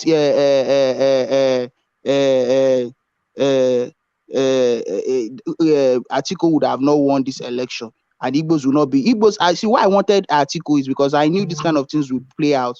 It's not like I wanted a full animal to go back there, but because I know it is where I know that my region will be carried along, because after these 8 years of Buhari's administration, the kind of setback, the kind of marginalization we've experienced, I don't want any other person that will come in and my Igbo people will not be carried along. So that is why I was supporting Atiku, because I know if Atiku, assuming it was him that won this election, now I know the Igbos are going to really benefit from it. But I won't blame Obi. Okay, let's flip the coin. Let's flip the coin. Let's say Igbos were the ones ruling in PDP all this while, and we had a gentleman agreement that these elections would have given it to the North, and all of a sudden the Southeast should just say that, you know what, you guys should wait. Let us go have another go. Then it should be your turn. Do you really think the North will have accepted that? Do you think they would have? They'll have said, okay, well, let's negotiate. We'll take it like that. Anything you say goes. Or do you think it's just an Igbo thing? Do you think any other tribe will accept that? Because like I made this argument with one man. Tinubu was probably in the same boat, and he fought. You understand? But I don't know, for some reason with Igbos, it's not up for discussion. It's a take it or leave it situation. So when you bring up this narrative of we need to negotiate, it's not. I really don't believe they give us that leeway to negotiate. What I want to tell you now it might sound stupid, but it's a fact. See, an outsider, if you're an outsider would when your house is not arranged, you don't expect an outsider to entrust certain or entrust power to you. Do you understand? Or you not expect an outsider not to take advantage of you. Our house was not arranged in the southeast. Look at the way they went for. Look, but you can't compare Tinubu's pathway to victory to is anybody in the southeast there. So what do you mean? Let me just ask the final question. What do you mean by your house is not arranged? Is it that if you give an Igbo man the presidency, look at the primaries? I'm talking about the two major parties. The primaries, okay, yeah. Look at the primaries. Did any Igbo man step down for anyone? Or did we even have any meeting, any political meeting that, because we are supposed to, the Southwest, they've been having political meeting, I believe from 2014, if I'm not mistaken. Have we had any political meeting to say, oh, this time it's not about Ohaneze coming out? Ohaneze is not a political forum or political platform. It's just a social cultural group. Have we had any political meeting? See, let me tell you something. I don't want to just talk about Ubi because the man has tried. I'm impressed. I was really impressed by his movement. This is our turnout. This election that he contested in. I'm telling you the truth. I'm not blaming him again. I don't have anything against him, but let's not come here. What I don't want is anybody come here now to say this one, that one. I've always told you people here that let's understand where we are, the space we are in, and it's not like we follow them and look at this kind of violence going on in Lagos now. It is not going on in the north, but they are playing their politics. We don't need to follow them and do the kind of politics they are playing, but we would have to arrange ourselves and bring things to the table. But right now, I think Obi has really, the next administration or the next election, we have a lot people will come for us. Yeah, they would understand that. So let me give you my theory. I think in this whole ethnic this divisiveness is going to last till after the next election. I don't think there will be any quick fix to this. I think even in the next election we will still be divided. Labour Party will contest separately. I don't see PDP or Labour. Can I come in, Charles? Yeah. Sorry, mute yourself for a moment, Solomon, because we're getting heavy feedback from you. Can I come in, Charles? You say that this ethnic divisiveness would last for the next 4 years, and I have the suspicion that it may. But the only people that can manage that space, I suspect, is the Southeasterners. So, and I think they have one of two directions of travel. They can either continue to go down that path that they're all against us, or they can try and realign in a way that is more inclusive and warm to the space rather than agitate against the space. So if they continue to agitate against the space, then of course it will carry through to 2027, and they will use that against them again and slide them off, as they always have done. But it's about integration, and there's a sense that the Southeast is not fully integrated. And correct me if I'm talking out of turn, but there's a sense that the Southeast is not fully integrating itself into the Nigerian experience. So yes, it almost will carry through. But if it does, for it not to carry through, is the Southeast that have to do something. Can I interject just very quickly? Yeah, hold on. Let Charles respond to that first. Maybe he thinks I've just said nonsense. Yeah. No. See, look, my theory, I won't lie to you. I really sat down and I really don't even trust Obi himself. I understand the whole Obi movement, but the way things have been orchestrated doesn't just... I'm not really comfortable about the politics being played right now. I still feel this whole gimmick that is going on is all planned by political elites, in sense of this whole ethnic divisiveness. First of all, in terms of, you have a political party, PDP, who had the opportunity really to actually win this election. There was nothing stopping them. But all of a sudden, they divided they just broke up. I don't understand is it to give APC a chance, or I don't understand. And even within these Lagos State elections, this whole ethnic divisiveness is only playing out. Hold on. Yeah, mute yourself, Solomon. It's only because of the feedback. When Charles finishes, then come in. Yeah. This whole ethnic divisiveness is only playing out in Lagos. And I'm beginning to wonder why. Why is it Lagos that all these old attacks are just coming out from? That is not true again. That is not true again.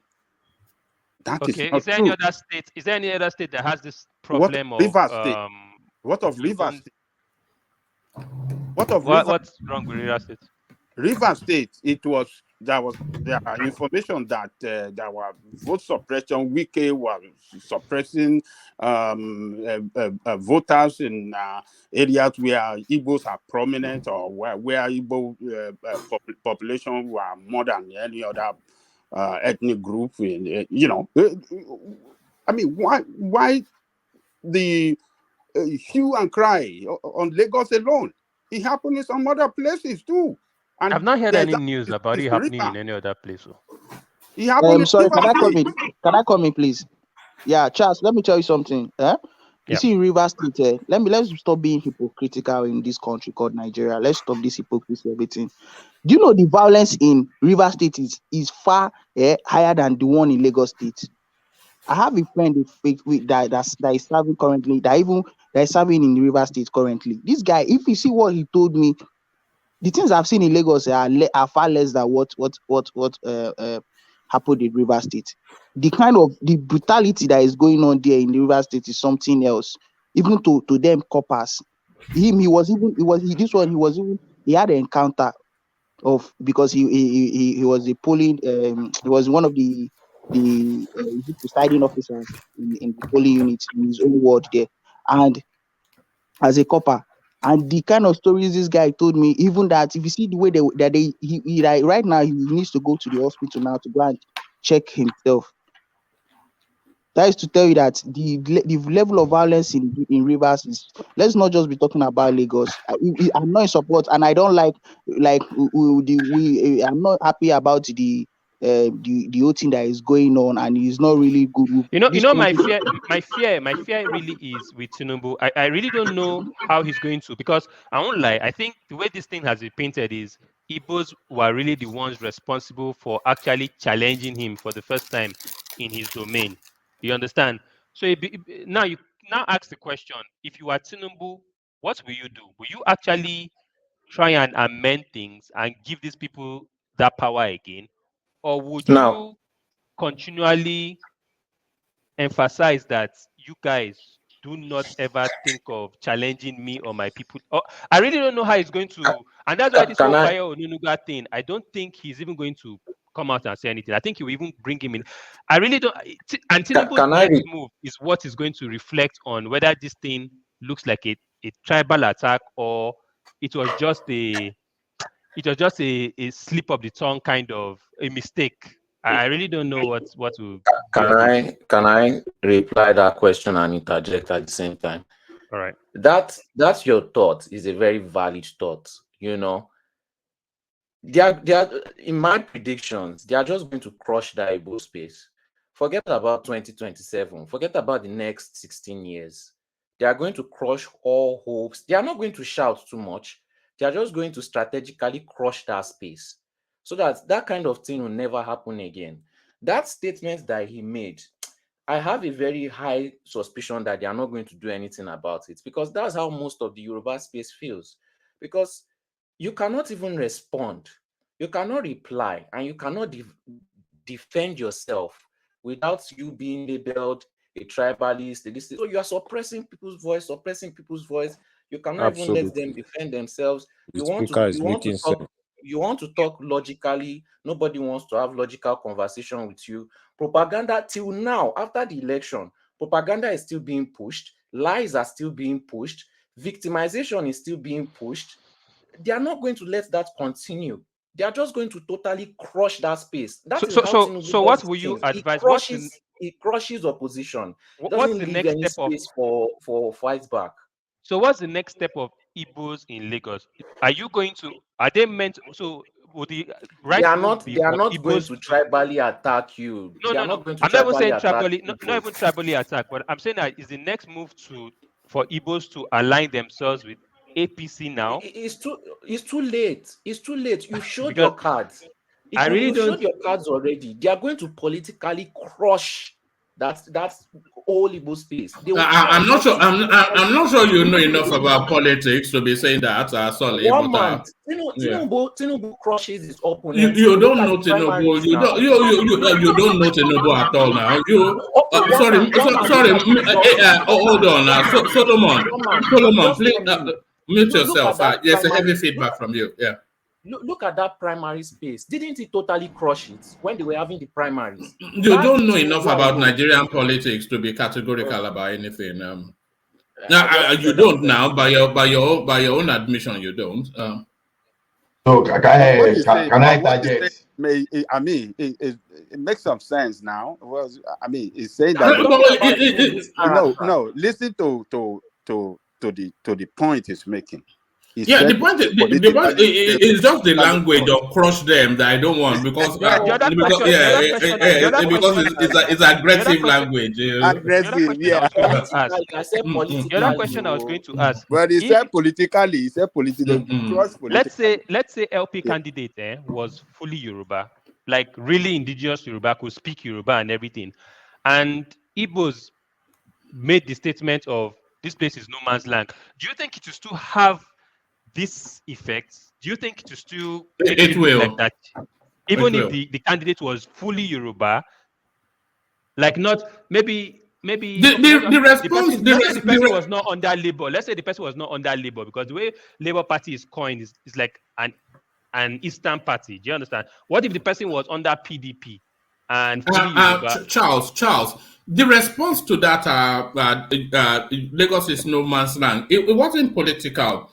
It was visceral, it was indigenous, it was tribal, it was innate.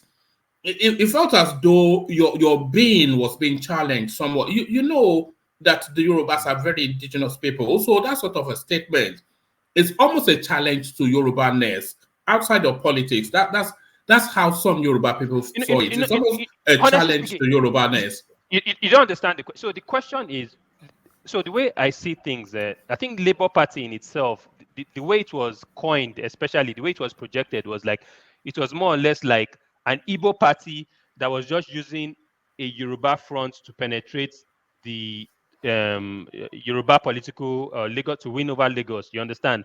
But if it was the other way around, if there was no Eastern attachment to the political party at that point in time, let's say it was a PDP candidate, a Yoruba person, and he made that statement that Lagos is no man's land, would it necessarily mean that will it be seem to be posing a challenge to ownership of Lagos, even though the party itself is Yoruba based and the candidate Charles, let me tell you this. Let me remind you of what happened in 2015 when Jimmy Agbaje was running as the PDP candidate for governorship position in Lagos.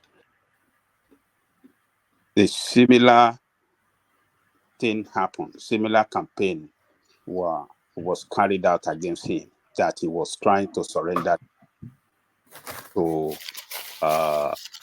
Igbo because of some information that that we had then, that he promised Igbo people 5 commissionership position, in an effort to woo Igbo for vote, that he will give Igbo 5 commissionership position in Lagos. So Lagosians were furious that why must this happen? Are we trying to? Why must that happen? So campaign went round then that this guy is not a good candidate.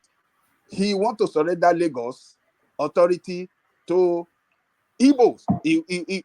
So campaign was there and it was crushed at the poll. They defeated him badly. It resonated with Yoruba people, that kind of campaign, that, this guy has promised Igbo people 5 commissionership position, and why must that happen in Yoruba land? Has Igbo people given any Yoruba commissionership position in their own land? Why in Lagos? So Lagosians stood up, they said, we are not going to allow this happen. So the same thing is happening now when you see a lot of absolute majority of Igbo behind this Labour guy. It send a signal, it send a kind of perception that Igbo is pursuing an agenda, and that guy is in the lead to help them achieve that agenda. And look, we are talking about tribal space. You can't. So going forward, the way I see things, I think Labour Party itself is the way things are set up for that party. I think it's going to crumble because I think more they've like an Igbo. they've given it this Igbo eccentric kind of party that is not national in nature, and I really don't see. Can I come in? Can I come in, please? Yeah. Let Charles land. Let Charles land. Then come in. Charles land. Then come in. So I really don't. I don't really see any bright future for Labour in 2027 because I think the notion now is that they've given this party, they've labeled it an ethnocentric party and not a national party, going especially by what has happened in Lagos. And I really think that is going to change the fortunes of Peter Obi or whoever contests in that party in the next election. So right now, I think Labour didn't play their politics well. I'll be honest about it. I think, especially when it came to Lagos, I think I really don't know what. I think it got too tribal in some aspects, especially in the poor choice of candidates and their representation. So I think I'll be honest about it. I think 2027, I think APC is going to win with a landslide. One, and I think the only hope is for Labour to merge with PDP. But if Labour comes up in another outing, honestly speaking, I don't think they'll be able to pull the numbers, especially in the Southwest going forward. But sorry, all right, brilliant. Sorry, before you come in, DOJ, let me insert Kulata's super chat into the conversation. So Kulata comes into the whoever that was, mute yourself for a moment because we're getting reverb. I think that's you, Sincere. All right. All right. Sorry, mute yourself. All right. So sorry. So Kulata inserts into the conversation. Gbadebo made some moves in Labour Party. He replaced some Southwest people, and that created a stir. His flirtation with IPOB and his online writing also got him. So yes, there's a lot more to Gbadebo than just his association with the that guy. There was just too much that raised suspicions, and so that's that. So yes, back to you, Solomon, or was that the let D go first, and then Solomon after him? Yeah.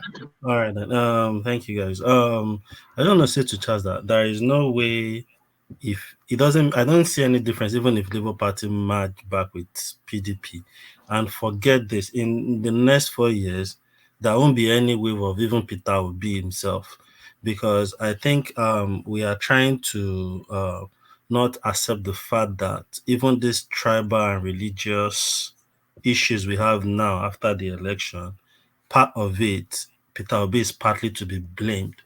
And a lot of people might not agree with me, but that's the way I say, because they actually really capitalize on the Muslim ticket, and he actually capitalized on the agitation in the Southeast with the way he was delivering his messages to his people. We must take our country back. So like for agitation in the Southeast, a lot of Igbos that have been trying, they feel, oh, this is probably our opportunity. And that is why they all switched to that Peter Obi movement. And sadly, I think what is just been done in Lagos is just to show the Igbos. I don't think the Lagosians want the Igbo out of Lagos, or they will start giving them issues. They just want to make a statement that this is our land. And I think it is too bad for the Igbos to go in that direction as well after Peter Obi won in Lagos. Because if you look at what Peter Obi even won in Lagos with, the numbers are not that, the gap is not that much. So that shows you even the Yoruba supported Peter Obi. But when it now turns to after the presidential election, Gbadebo now came, because Gbadebo's mom is Igbo, then everybody started with all this, because Tinubu lost Lagos. Lagos is no man's land. Nobody, we are all here, we are from a particular place, nobody will hear that and be happy with it. Most especially if you've been welcoming to those people, you've accepted them as your own brothers and sisters, and all of a sudden, And that's why I'm saying a lot of Igbos are not like that. I know a lot of people. I know a lot of people that doesn't even buy that idea for people to start saying. I've seen a lot of Igbos have come online to say you can't be saying Lagos is no man land. Lagos is Yoruba land. DOJ, Cubana chief priest, he made sure to campaign publicly for Sanwo-Olu just to and a lot of senior Igbo. Yeah, because these guys they have yeah. multi-million naira businesses in Lagos, and the government has been providing things and doing projects that is helping their business and promoting their business as well. And they can see it. And Cubana Chief Priest is one person that I think he has just supported the candidature of people, not the party. Do you think if INEC needs to revisit the clause, the qualifications for whoever contests elections in states, in terms of not necessarily. You mean to add do you mean to add an indigenous clause? Yes. Is that what you're? I think this will. No, I don't. I think that will go against the Constitution. Yeah, exactly, to go against the Constitution. And let me tell you something. What I've realized, like in the Southwest, and I think even before this election, I would say even more than over a year ago on this platform, when we used to talk about, most especially when it comes to the agitation in the East, we've always been talking about how the Easterners have been playing their politics in Nigeria. And there is still reflection of those things in this past election. Fine, if you look at Southwest, I know people in Oyo State that are not even from Oyo State, and they contested and won election in Oyo State. And that is generally like that in the Southwest. You can be in Lagos State, but if you live in Lagos State, your local government, everything, if you are Yoruba, wherever from the Southwest, nobody checks these things out. I don't think Gbadebo's issue would have been that bad if the Igbo-centric people amongst the obedient and the Igbos don't start that noise up, because they started it. They asked for all these things, to be honest, because if we can't deceive ourselves, for the vote Peter Obi got in Lagos, a lot of Yoruba must have voted for him. Can I add to that? Yeah, come in, Allah. You see, one thing is this, like GOG rightly said, today we can say Tinubu is from Iragbiji, we can say Fashola is from Ekiti. But let me say something here. Had it been that Tinubu was bold enough, or like the like of Fashola, to say, oh, Lagos is no man's land, you'll be shocked that they might not become Lagos State's governor. Because like we keep saying, if a son and father has a particular farm, you must have your boundary. So you can't come from nowhere and just be telling, because already you are sending some kind of existential threat to those people. And those people you find on those land, probably they fought battle. They were in war to secure their land. You don't want to just come and tell them, oh, you are not the owner of the land. So they are saying it's just like they are wanderers. So we know some people that are still wanderers today, that they are looking for places to settle that they don't have. So when you pass a message in form of existential threat, and you think the people will sit back and will not fight back, then you are a joker. Like he said, there are so many foreigners in the politics in the western states, but because they've not crossed the boundary, people will just keep quiet. But any day Ekiti man comes to Lagos, and this is not even an Igbo now, Ekiti man or your man comes to Lagos and say Lagos is no man's land, let the guy go and try any position in that Lagos and see if he's going to win. Because definitely, and they know you are from Ekiti originally. All right. All right. Yeah, no, let's hear from you can, but let's hear from Solomon first, who was waiting. I muted him because of the reverb in his system, but Solomon, let's hear from you. Yeah, Wama, can you hear the noise again?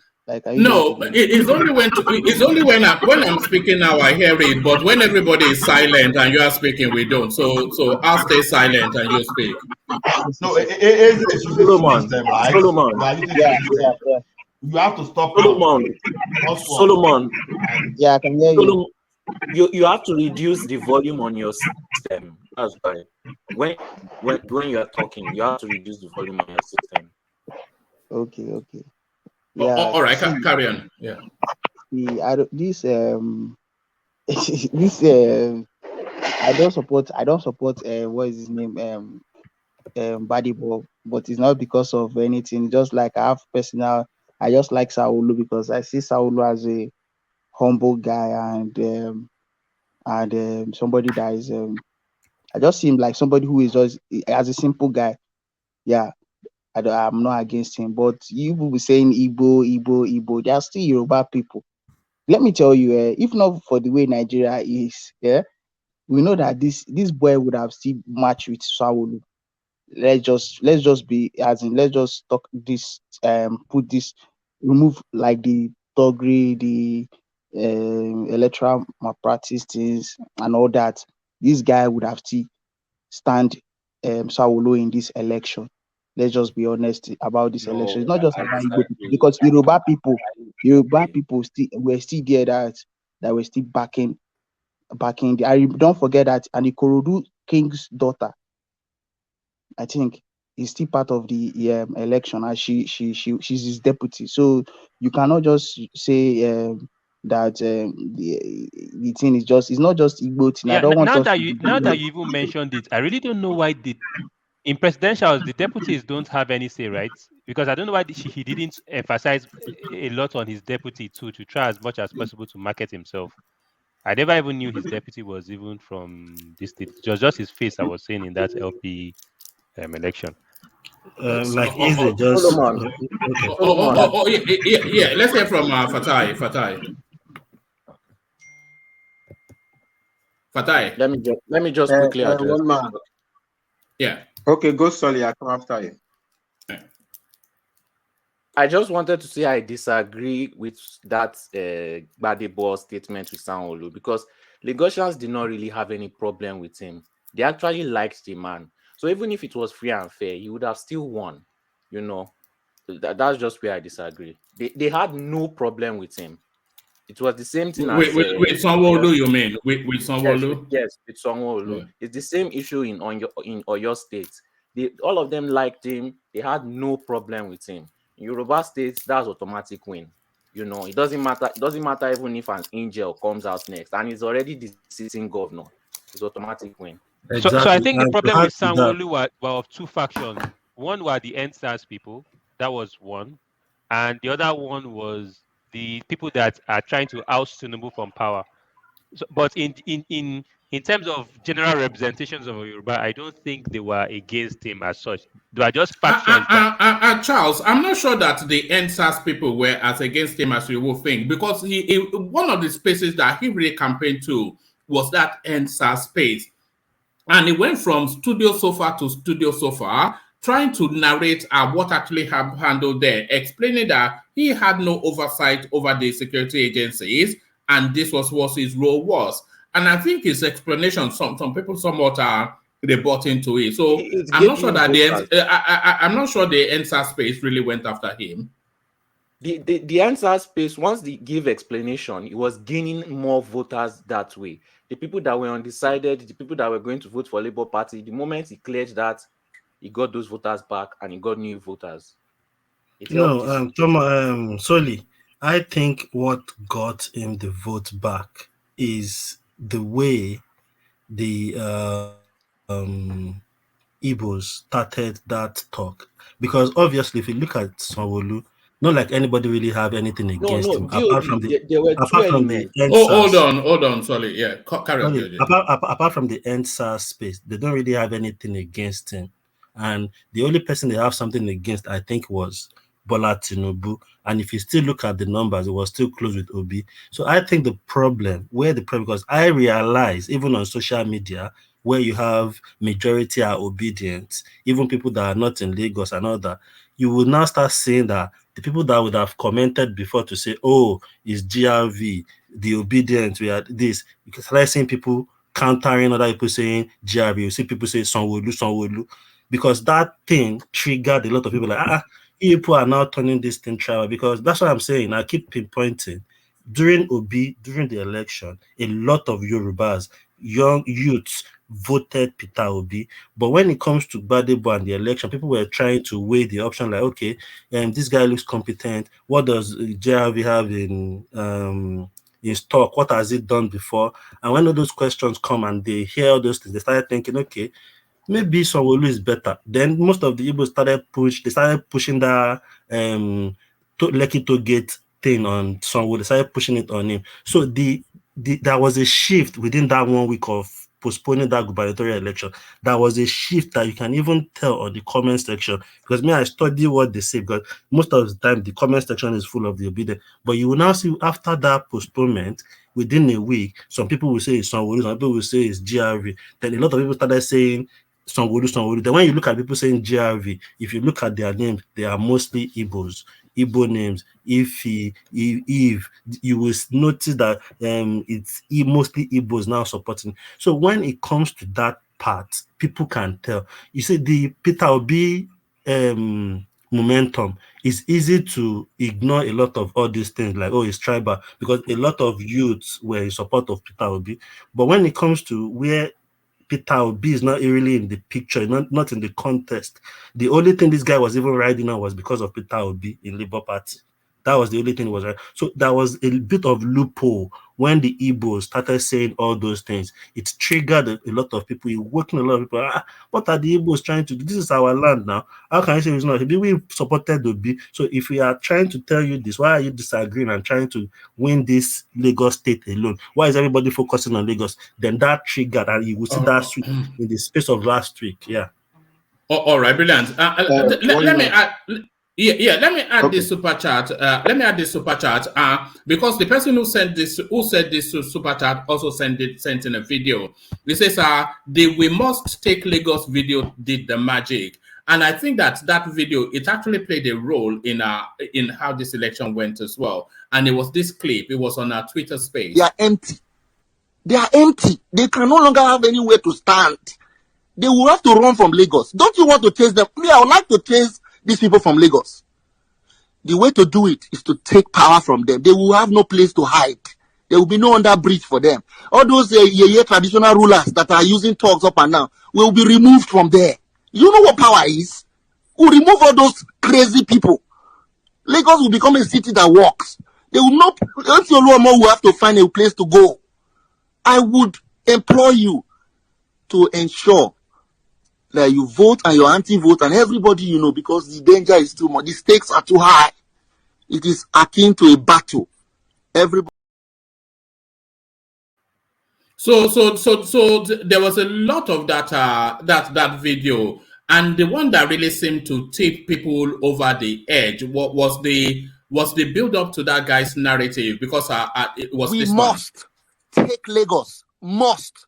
The people who want to keep it are fighting. We that want to take it must fight harder. The people who want to keep it are threatening. We that have to take it must prepare for that threat. There is no new thing they are going to do now in Lagos. We already know what they will do. Therefore, we must prepare in our large numbers to go to our polling unit. You must encourage your parents that came out before. You must tell your friends that don't have PVC, come and help me protect my parents. We are going to vote so that you will live in Lagos, so that I will live in Lagos, so that we can protect ourselves. Because if we do not take Lagos, I do not know if you can still stay in Lagos. To stay in Lagos, you have to win Lagos. It is that straight. To remain there, we must win. To remain there, to do that your business, for your parents to go to that church, for you to stay in that estate, to enter that bus, that Marua, you must win. It has come to that. Tinubu has brought the country to precipice. The only way is to defeat them so we can lock them up and send them to jail. The only way is to defeat them so we can put them in prison where they belong. We must. It is not a matter of, am I afraid? What you must fear is fear itself. That fear you have is what you should be afraid of. Because these people do not care whether you voted or not. They will attack you in your shop, in your house, on your street. So I don't know. I that video speaks to the it speaks to the tweet by Ononuga that the existential threat. Yeah. Like I said, I think Labour Party, I don't know. For some reason, I think they lost it, especially with they didn't have a national framework. I think it became at one point in time, I don't know what point, but it became quite tribal. it became a tribal party. I'll be honest with you, because those statements was highly tribal in nature. If he was talking to a group of people, a mixture of people that were... You know, that video went round the whole country, especially Lagos. It went round Lagos, that video. At the that same clip. time, at the same time, in his defense, would you, just like Ononuga, if with him, can you attest his comments to represent the entirety of all Igbo people in Lagos? And can you also say that Ononuga's comments represents the entirety of Yorubas in Lagos? No, it's both answers. That clip by that rascally boy, whoever he was, is certainly not representative of what a thinking mind thinks that Igbos represent. No. And Ononuga, he's just a silly old boy. But both spaces, the visceral response at the street level, it doesn't think at the level of that we're engaging with it. They see it as raw. They see it raw and they digest it raw. And when we must take Lagos, Lowotani will be what they will say on Lagos. Lowotani, are you taking it? From whose hands are you taking it from? So that video destroyed him. But let's hear from Fatai. Yeah. Okay. I wanted to say, but okay. Let me make an answer to that question. So there is always a quick jump to if you say something, they say, oh, it represents. It's like I think yesterday or 2 days ago when Ogbeni mentioned a name, and then they quickly make it to the whole Igbo land. No, if somebody says something, it doesn't have to be taken to the entirety of the whole places immediately. It doesn't have to represent the whole Igbo. Nobody is saying it represents the whole Igbo. The point is this: whether or not you think it represents the whole Igbo, when you see what happened on February or whatever, 25th, the presidential election, and they are telling you that Peter Obi won 90% in Lagos and Tinubu won 10% in Lagos, you wake up and say, oh, this is a real possibility. This is a real possibility. And then you say, Peter Obi won 97% in Anambra. Okay, so Igbo people love their child, but we Yoruba, we are so foolish. We don't love our child to the extent that they will have the boldness to say in Lagos, a Yoruba man won 10%, a Yoruba governor, right? That whatever happened, on the average, everybody at least, even the people who hate him, maybe they say, where is the money, whatever it is, but everybody can agree that at least it worked. So a Yoruba person that worked, a Yoruba child won 10%, because they say almost 1 million and something for Peter Obi in Lagos. But a Yoruba person won 10%, if you want racially. So a Yoruba person won 10% in Yoruba land. The Igbo man won 90% in Yoruba land, but in Igbo land, he won 97%. Look, everybody, look. Okay, like the let me ask common this question. our Mumu too much. If the Labour Party candidate was a Yoruba, we would still be having that same idea. If it was a Yoruba that was a Labour candidate, would we feel threatened that we are being stupid for what are you saying now? No, like it's not. Look, don't make let me it give tribal. an example. If it is a Yoruba person, of course, okay, yeah. Akintola was a Yoruba person. When Akintola was in alliance with the North, you must have read what Yoruba did to Akintola. So if Obi were to be a Yoruba person, the same treatment given to Obi, Yoruba would give. That's what I wanted to say. All right. It doesn't even have to be. It could be different treatment. The point is that our own child, if this is so bad that somebody from another tribe will be rubbing it in our face that they can win 90% in our land, but our own person will win only 10%. Of course, that costs you to make an assessment of what is going on. Is it that this person is this bad? Is it that something else is going on? This is what gives credibility. Nobody will care about that video, right?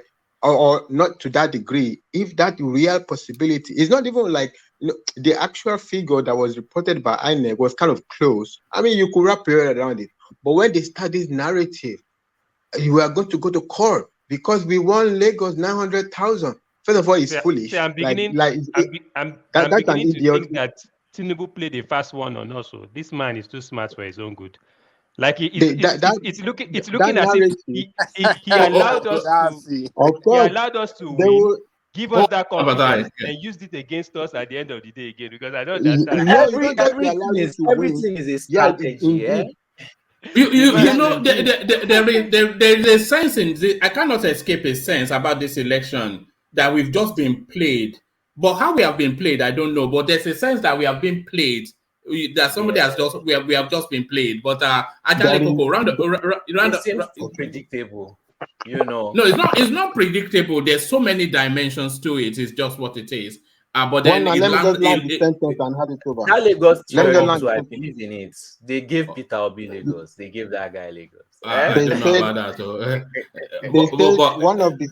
One of the slogan of Lagos is my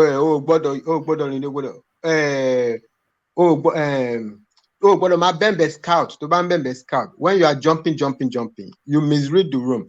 Okay, they give you about averagely equal, or okay, so you're a little bit higher in Lagos, Labour Party. You now came back and said you was 90% to 10%. That is too much jumping. You are jumping too much. Okay, first of all, it's a lie.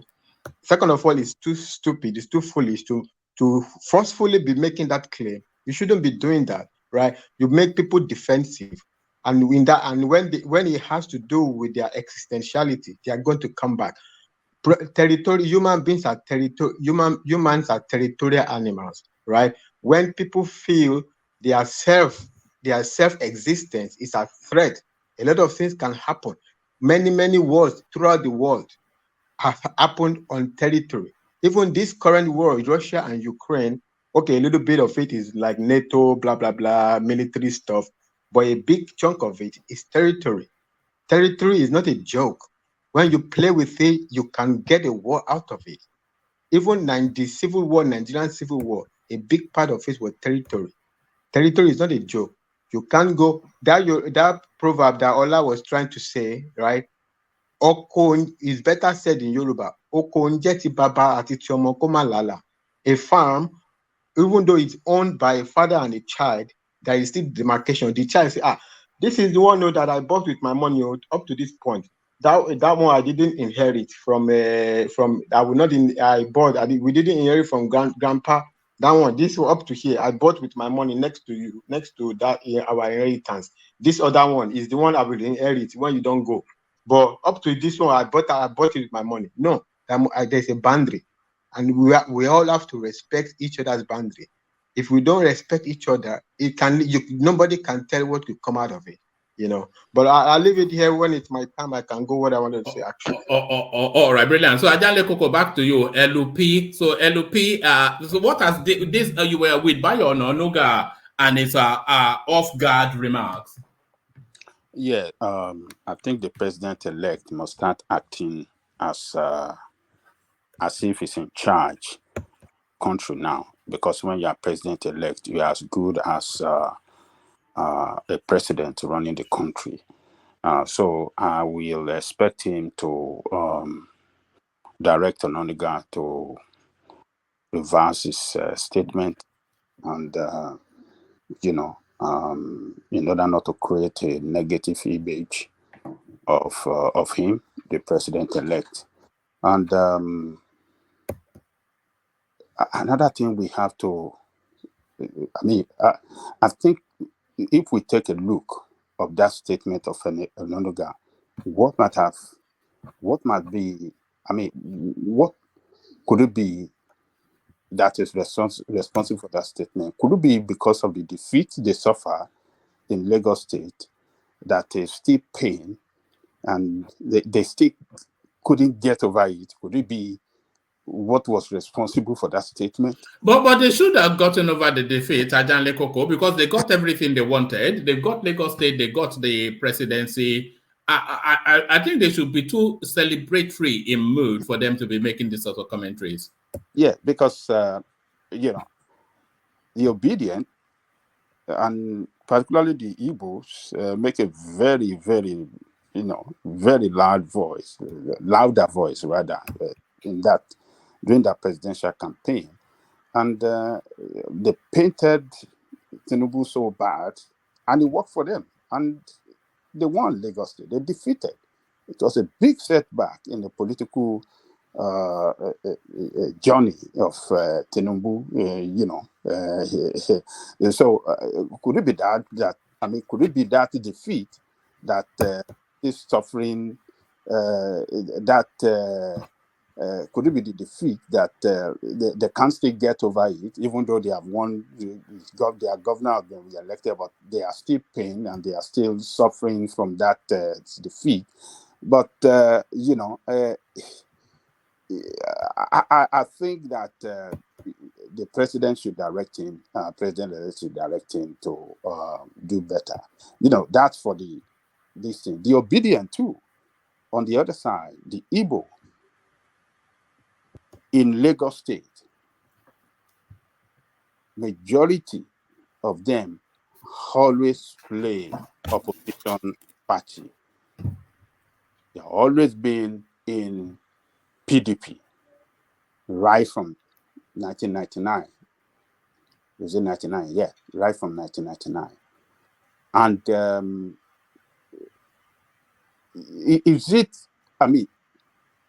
I think they need to re-strategize now. They need to start looking at themselves that what they have pursued, the strategy they pursue for over 23 years, that hasn't worked, that never worked for them. Every candidate they supported for the position of governorship never won the election. So is it time now for them to come together and re-strategize by not coming out frontally in the politics of Lagos, having a layback, concentrate more on their business, and not play a front role or backing any candidate when it comes to indigenous, political, indigenous qualities of the land, so that the people will not have to see them as constituting as a central threat to Yoruba people in their land. So the statement of this man, a lot of people believe in that statement, the statement of Ayonanuga, because of the pattern, the kind of politics that Igbos have played, politics of opposition in Lagos, and it is perceived by core supporter of APC and the indigenous people that always give them that support to win all the time as a threat. It's been perceived as a threat. That what is it that, why are they always in opposition to where we are lying politically? Why?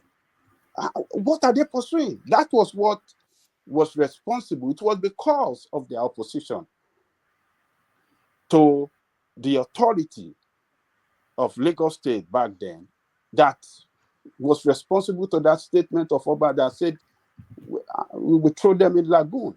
That was a reckless statement, though. So, but I think the Igbo must start to leave the indigenous people in every state of the federation, other than the Igbo land. Leave them alone with their politics. Don't participate. Don't be very active in it. Be a voter so that they won't see you as a threat to them in their land. So maybe this is the time to re-strategize what the politics they've been playing. It's not been working for them. It's drawing a kind of hatred by the indigenous people against them. And I think something has to be done so that. Why should a minority group be a threat? Why should a minority group? Sorry, can you stop that? Sorry, go on, Charles. Yeah. Why should I don't really get it. Why should a minority group be seen as a threat? like they should Are take you the saying back that seat? Igbo are minority group? Well, apart from in Igbo state where they get the 97% and all those things, but in other states, I see them as minority groups now. It's like saying a Yoruba man, because he's voting in the East against votes for APC, is a threat to Igbos But in the PDP. Igbos are the Igbos are a significant minority in In Lagos now. They constitute the largest. They're the second largest ethnic group outside of the Yorubas. What do you mean by minority? They are not minority in Lagos. They can overturn events politically in Lagos. So in this way, are we not driving for a one-party state especially in No, Lagos? it's not one party. No. So who will now be the opposition? Okay, give me an example. Let's say Igbo takes the back seat. They're neutral. They don't participate. Let it be Yoruba versus Yoruba. Excuse me. Let it be Charles, this your question Yoruba. is very funny. You saying who will not be the opposition? You will leave your town. No, I'm just trying to. I don't know. You leave your place and come and be the opposition. That's somebody. what I'm saying. Let it be Yoruba. The opposition will be the same opposition that it is in all Yoruba states. Yes. I don't even understand that question. Yeah, because PDP is an opposition. Wait, PDP is an opposition in Ekiti, right? But can you say PDP in Ekiti? It's Igbos in Ekiti that are against Ekiti people. Why doesn't that narrative flow there? No. It seems you don't get the politics. You don't get the politics of Lagos State. You are looking at it as from a national. The way they play it in Ekiti. Ekiti is a core indigenous place. Mm-hmm. Igbo there are few in number, and they cannot even have say when it comes to politics there. Whoever they support, they cannot, change anything politically there. But they could do in Lagos because Igbos are in their millions in Lagos. And if they should come out in that large number, lying behind one candidate in Lagos, they could shift the game. They could overturn the table. You know what? Like I rightly said, I think INEC needs to put that indigenous clause in the election. No, they can't. They can't. The Constitution won't allow it. Yeah, it is constitutional matter. It is not INEC issue. It's constitutional matter. So what I'm trying to do, what I'm suggesting, maybe it is time for our Igbo brother, stay out of indigenous politics, get your labor, focus on your business, keep growing your money, let the indigenous people face themselves, and they won't have to rob any. Ajele Koko, do you see PDP? How do you categorize? No, sorry. Let the conversation take place between Charles and Ajele Koko, and then I'll move on. Do you see PDP as an Eastern party? Is it an Eastern party or is it more of a national party? No. PDP is not an Eastern party. It's a national party. It's a party that have a spread across the country.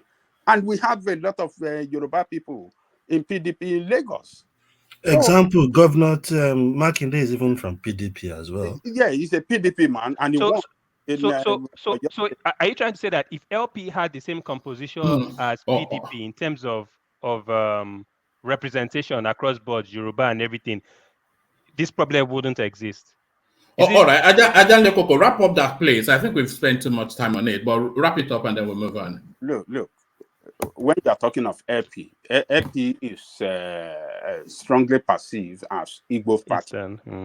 That's a problem. So, and as such, any political role they are playing or step or any political interest they are pursuing in Lagos is perceived as Igbo's interest, strictly Igbo interest, Igbo's agenda, and as such, Yoruba people will campaign strongly against it as anti-Yoruba interest party, a party that is trying to take Yoruba land, a party that does not like Yoruba people, a party that, does not see anything good in Yoruba. And as such, and it will resonate with people. Time after time, election after election cycle, it will resonate with people. So it is just the best thing for them to do now. It is too dangerous for Igbo people to be playing a leading role in politics of indigenous people. Let them stay out of it. Leave it with indigenous people. Let them fight it out among themselves. You can go and vote on election day, but don't be too frontal. Don't be too coming out. Don't be too outspoken on in your support of any candidate in that state. Just lay back in the interest of peace. Otherwise, they'll be robbing you of one thing or the other, negative image and stuff, and that will cause imbroglio and all this. I mean, it is just not good. Some people, life has been terminated, during this election cycle now for one reason or the other. We don't want it. And the relationship between us, business relationship, long-term relationship, friendship, and everything, that we don't want to destroy it. We still want to be brothers and sisters and eat and dine and enjoy, and the intermarriage, let it flow. But the politics of it, when it comes to politics of the land, leave it to the landowner, leave it to the indigenous people. Let them play their politics and just leave it for them, for the interest of peace. That's the way that's the new strategy I would suggest for people to do. All right, brilliant. Well put. Let me take you to a more neutral space. Sorry, one man, before you go on, sir. Right. If you can put me backstage, and I don't know if you have Oguni Lee trying to come in. If you can put me backstage and let Ife talk. I think he's in a rush. All right, I'll have to take you off the screen completely because that's fine. All right, brilliant. Thank you for doing that, DOG. So let's take DOG off, and then we send the link for Ife as we listen to Ajan Lekoko's commentaries on a more pleasant space. At least it is pleasant for the moment because they are telling us from what we're hearing from Kulata, things may well change, but as it stands, big win for Nigerian women as Aisha Binani of Adamawa State emerges as the first elected female governor in Nigeria. So, of course, all of this narrative of being backward and being malams, they continue to score first and another first for the North. Aisha Bunana, whatever her name is, will certainly master the name soon. So what do you then say then of the first elected female governor in Nigeria? Well, one man, that is the beginning of political victory for women in that country. For a woman in Nigeria to assume the executive position, executive governor of a state, that is a big deal. And I think this woman will play a very leading role in, influencing other women as well in other countries. To be very courageous and then teach them the strategy that she used to attain this most exalted position in the state. And I think it's APC I think she's on the ticket of APC in Adamawa. Yes, I think she is. Yes. Att&Ck, the strategy she uses by printing the ballot paper now. She's not the contractor of ballot paper printing. And they've not even announced her yet too, because there is even an outcry now that they want to her. Yeah, and I think they should do it to her because that woman, she was the one that was in charge. I think her printing company. Is that even right? Is that right? No, it's not good now. It's not good. And how will a woman be the governor of Waziri State? There's nothing wrong with the woman part, but that's for her being responsible for printing ballot boxes and the whole electoral documents and be contesting at the same time. I don't know. It rubs a bit wrong from my own end. Yeah. Sorry. Somebody trying to. Att&Ck, sorry. You say I'm looking at this from this point. We've always abused those who generally in the South, we've always abused the northern space that, oh, they suppress women, they do this, they do that. Look, let's be sincere with ourselves. These guys, I think it will be nice for us to just sit down in the South and talk about the northern space. For them who are even call Islam, maybe call Muslims, to come out and vote for that lady tells us something. I don't see a lady, I don't see a lady winning in the Southwest, even which is even where we think we are more liberal. No, hold on. You can't say that. If a lady gets the ticket of an APC or PDP, she has a good chance of winning. But will she get the tickets is the next question. But she gets the so it won't be hold on. It won't be for the voters rejecting her. It will be more that she wouldn't get the tickets. Woman, how many ladies are in the Southwestern politics? Let's start from there. I don't know. I'm sure there's enough of them. How many I believe there are some in the Southeast and South. But how many ladies are in the Southwest, even in the parliament? How many of them are good enough? How many of them are good enough? Compared to the men that they are not good enough. Look, are they better than the men that are there that are competing? No, I don't see you. No, I'm sorry. I'm not sure that's an argument. That's somewhat a gender patronizing sort of. Not what do you mean? How many of them are? No, what do you mean? How many of them are good? It's a patriarchal system, is what our affair is saying. We run a patriarchal system in the Southwest. You know, I want that day sort of system. I'm talking about a lot of them are better. Competing on a level playing field as politicians, not about the. At this point in time, I don't feel like we have any smart political. No, sorry, you are not getting what I'm saying. No, you are not in a position. Let a fair carry on. If okay, carry on. Let a fair carry on. You are looking at a state where I think Adamawa people are more of Kanuri, where culturally they are Islamic. No, they are predominantly Christians. Okay, are they? Yeah, even though they are Christian, I want to believe they have the male figure domineering type of cultural system. Yeah, we consider the North more patriarchal and more of that exactly, and they are differential. They're more differential in terms of the hierarchical structures of society than us, which is an elegant way of saying more backward. You know. Exactly, you know, but they are the first people who would give us the first female governor in Nigeria. Look, can I ask you a question? They've set a record that they will always bank on. Let's be sincere with ourselves. I'm hopeful that the ticket keeps, because it looks as though they are trying to get it off her. And mind you, we are looking at a state that have emirs. We are looking at a state that have maybe sultans or sheikhs, high Islamic figures, but they were able to to break this yoke of female in politics. I'm looking at Lagos executive members. We have, out of 43 people, we have 9 women. Executive members are not elective position.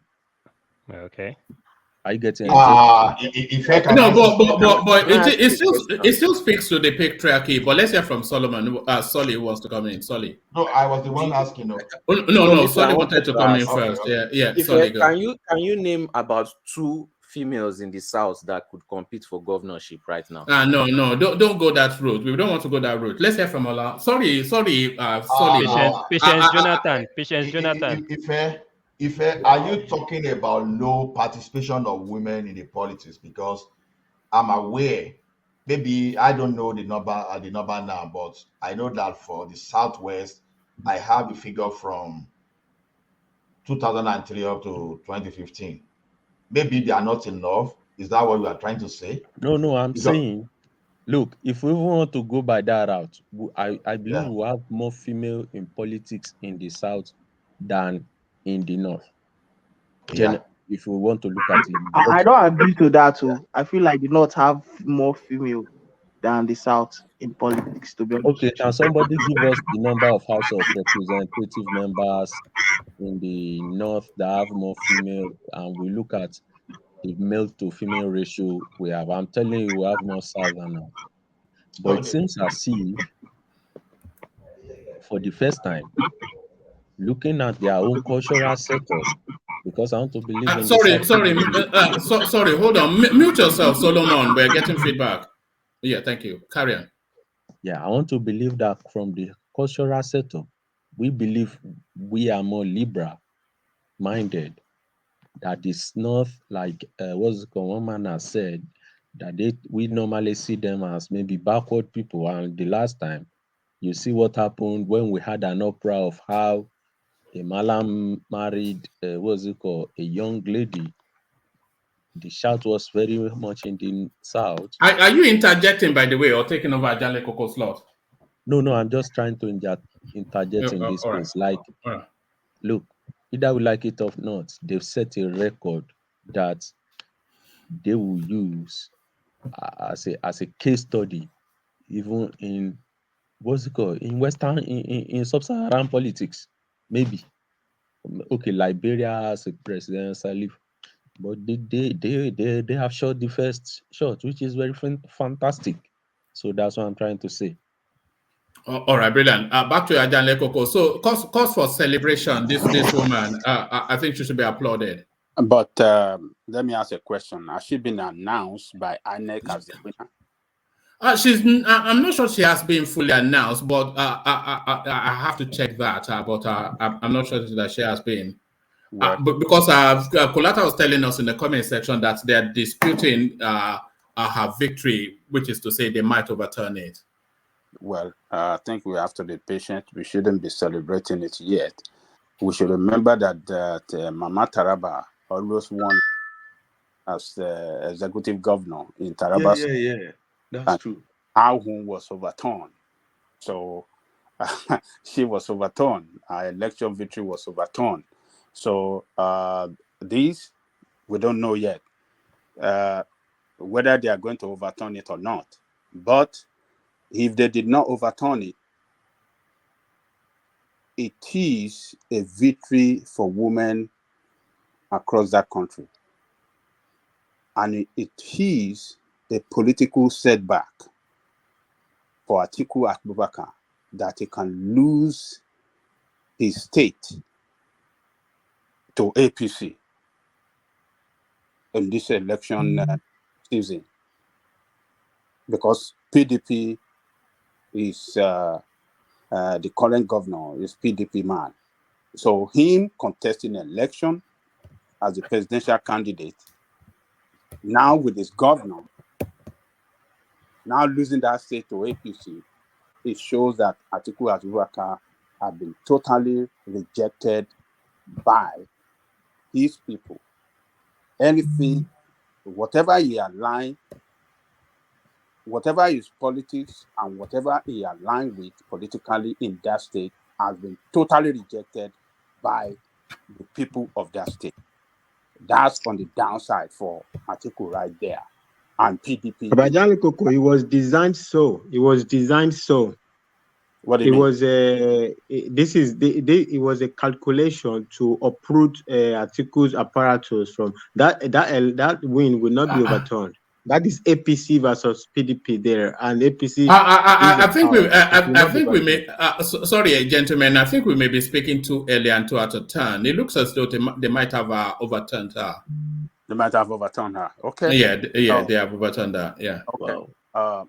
Well, let us see. Maybe it's going to be clearer to us by the time tomorrow when we come back. But all right, and I really wanted that to be true, so we can build that narrative. But yeah, one man were on the same. I think it's only myself and one man that wants that lady to win. I don't want I think we all do. We want I want a female, No, I don't want it to be true. because why? how will APC come and win somebody that ran for the presidential election? Wait. Then not just APC, a woman for that matter. Do you know what? Look at that. A woman for the youngest person here. How are you? Come on, pressure. Let the woman, let her go back. Let her wait for appointment. Let her go back to the kitchen. Let her go back to the kitchen. Let her go to the other room. Let her go back to the other room. Oh my! Oh, well, what a pity! I was hopeful, but there it is. But I mean, what we have to take home here is that northern women in Nigerian politics has always played a leading role. There was one that contested presidential election, I think from Kogi or Kwara, something Sarah, something in the aborted Third Republic. I can't remember of that woman. And she also she did contested as well under PDP in this Fourth Republic. I can't remember. So it's from the northern part of Nigeria. She contested for presidential election in the aborted Third Republic. I mean, under the platform of PDP. I mean, as an aspirant rather, not a candidate. So she contested, and now we heard of Mama Taraba, who shook down the politics of Taraba State. But these disgruntled men, these coconut men, went and overturned that thing, fraudulently against her. So this one again is trying to make history, and they're trying to overturn it. So the women in the north, I think their men have been very, very reasonable to allow them to make impact, a leading role, particularly give them the opportunity to play a leading role in the politics of their land than we in the north. We don't give women any space at all. We don't give them, when it comes to a position of governorship or senatorial seat, we strangulated them. Men strangulated them in the north. I mean, in the south here. Yes, that's the truth. It's we don't allow them. We think it's for men with muscle. I mean, women with it's not meant for women. So we strangulated them to the back seat politically, except in some cases when they agree that, okay, maybe for some Senate seat or House of Assembly seat that they consider, say, okay, let us give this portion for women, and then they will agree among themselves, whatever, where they will let that come from, other than that. But when it comes to, the real contest, no, women is never given any opportunity at all by greedy men in the south.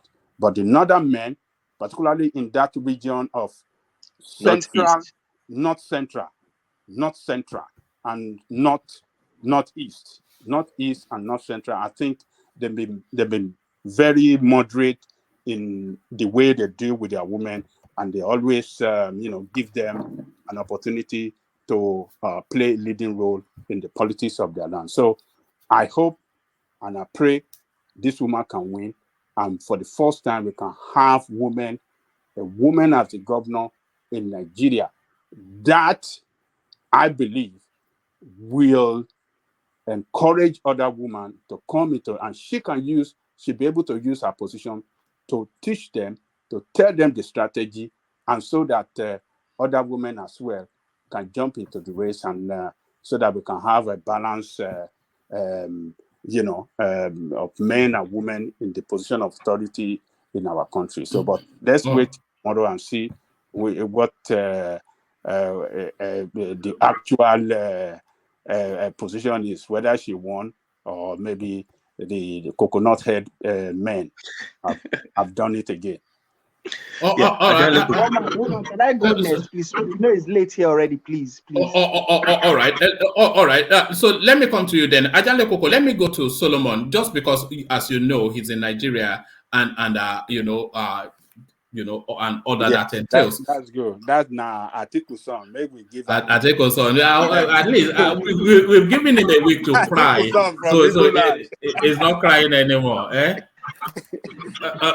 All right. Let me come to you then, Solomon. Just mute yourself for a moment because the feedback is so heavy.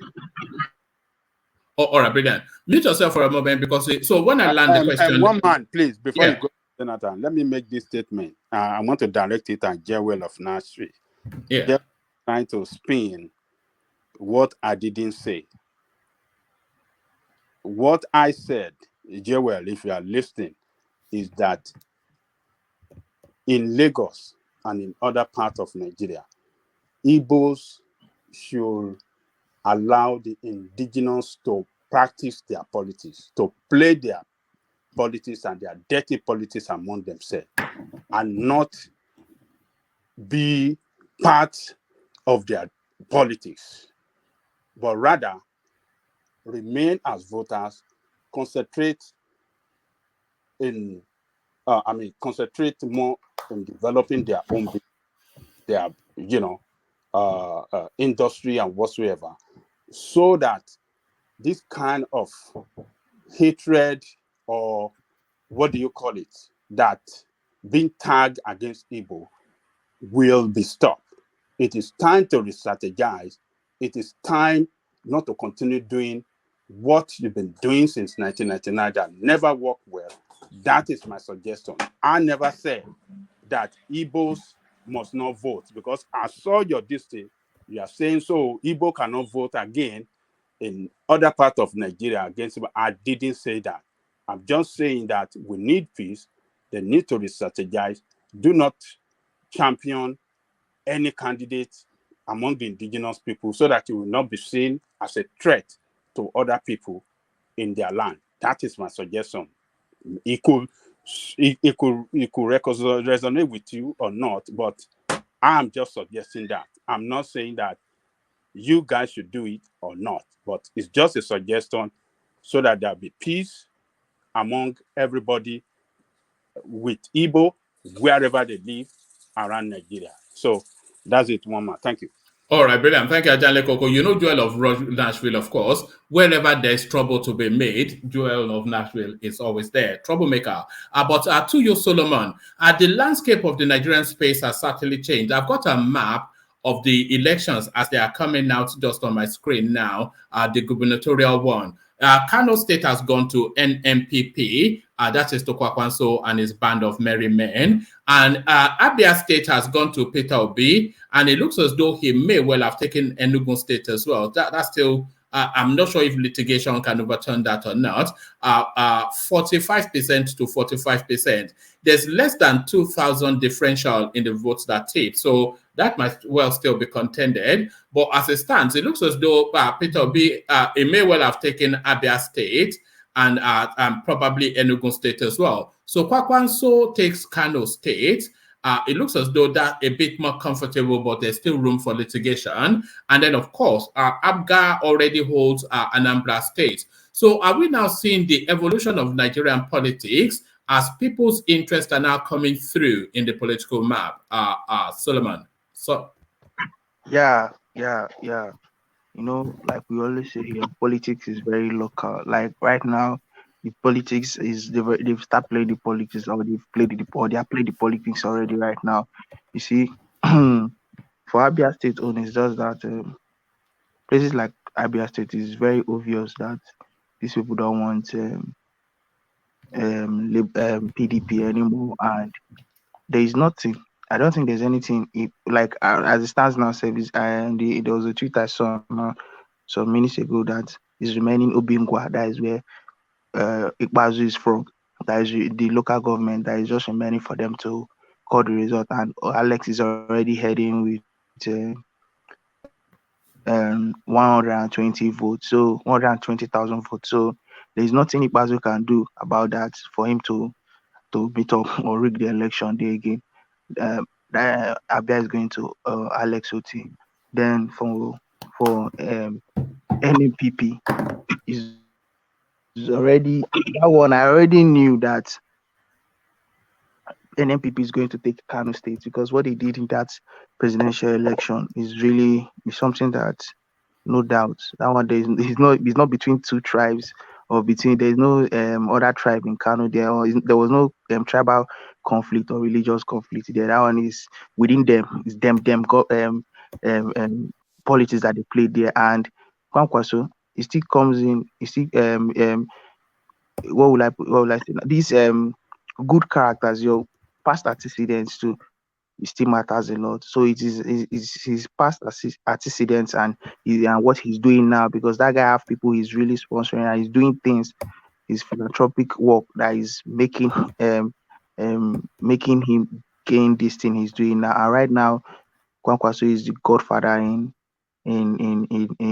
Kano State. And this is to say now, let us stop deceiving ourselves. Godfatherism will still play in Nigerian politics because that guy now that is coming in Kano State, he will listen to Kwankwaso because he ran on his platform and he used his structure to get in there. So definitely Kano State now is indirectly Kwankwaso's space as it stands now. And to me, nothing changed. It's just parties that changed.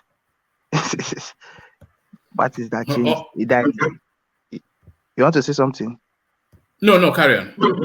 Yeah, parties that changed. But the only thing that changed is just that the obedience movement. That is just the only thing that changed something in this election. It will make the people that will be sworn in now to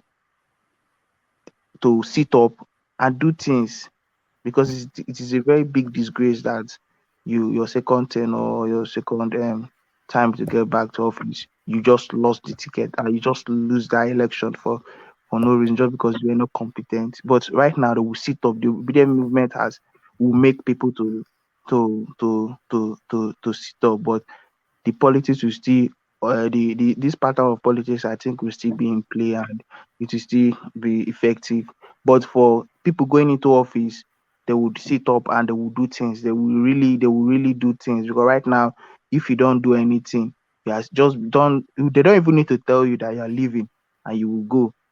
Yeah. So, but to me, it is just that aspect that changed. But the way the politics has been, Kwankwaso now is even going to be there now for negotiation. Anybody who is like in the next election, Tinubu will just tell him that he already knows he's going to be there for Tinubu to deliver Kano to him. So it still boils back to the way the pattern of politics will be playing negotiation. So that one did not change. But in terms of people going into office and doing anyhow, they won't. They know that they have to work. They really need to work. Yeah. All right. That is all right, brilliant. So Solomon, there are several winners and losers in this election. Some of the winners are Tinubu, of course, the obvious one. Peter Obi, you have to say, from all of the things, all of the trinkets that is collecting in this election, Peter Obi is certainly one of the winners as well. But there are also several losers in this election. And as I'm sorry to have to tell you, though, Solomon, that one of the biggest, if not the biggest loser in this election was your principal, Att&Ck Abubakar. Watch this. Gentlemen, my name is Ayo Fayoshe. You know me, and I know you. I'm so excited tonight, celebrating the victory of the PDP. And my friends in the APC, all of you has won your elections. Congratulations. We wish you very happy tenure. But let me quickly say this. I'm so excited, particularly by the loss of Governor Tambuwa's candidate in Sokoto. You see, when a man is treacherous, that's a payback time. He betrayed the party in 2015. He ran back. He betrayed the Ashwadu he went to meet in APC. He betrayed Wike that sponsored him in 2019. This is payback time. And I appreciate the people of Sokoto for voting against Tambuwa. And I enjoy you again, vote against him in the senatorial run. You see, you are wonderful people. and God rules in the affairs of men. It's time to pop champagne. Tambua is gone. So there it is, Solomon. Tambua Lule. What says you? This guy and his brother, they are just ifulefu. Yeah, they are, but especially him. I see him like somebody who depends, who deals on stomach infrastructure. He deals on stomach infrastructure. He wants to just be on the side that things are happening. I don't take this guy serious. This guy, his brother own, I might just say because maybe his brother did not make his money through politics. Boy, this guy is a hungry man that wear belly face anywhere he knows that he's going to that will be soft for him. That is where he would go. So I don't take him serious. All these things he just said now, he just made fool out of himself. Yeah, he's now with Tinubu, so why won't he say all these things he's saying? And he did the same thing. He's accusing this guy in this election. In fact, you see, most of the guys in the south, people like this, they cannot even talk. If Tinubu's administration should go, they will not be relevant in the national space again. Just trust me, because even the North are watching them. They are watching the kind of treacherous act that they just exhibit in this political space. These guys are very treacherous. This guy and Wiki, I don't rate them at all. But they shouldn't worry. The luck that they have is that if that Tinubu has won this, as they've given Tinubu the ticket, that is going to Solomon, which guy you talking about? I'm talking about this Fayoshe. This is that Fayoshe guy that is running that article video? Which article video? Which video we they watch? So who they drink? So your Fayoshe. Just to give Ajanle Koko the back, just to give Ajanle Koko the background. APC won Sokoto State, which is to take it from PDP. So now Tambuwa was not on the ticket, but he had somebody that he was pushing quite aggressively.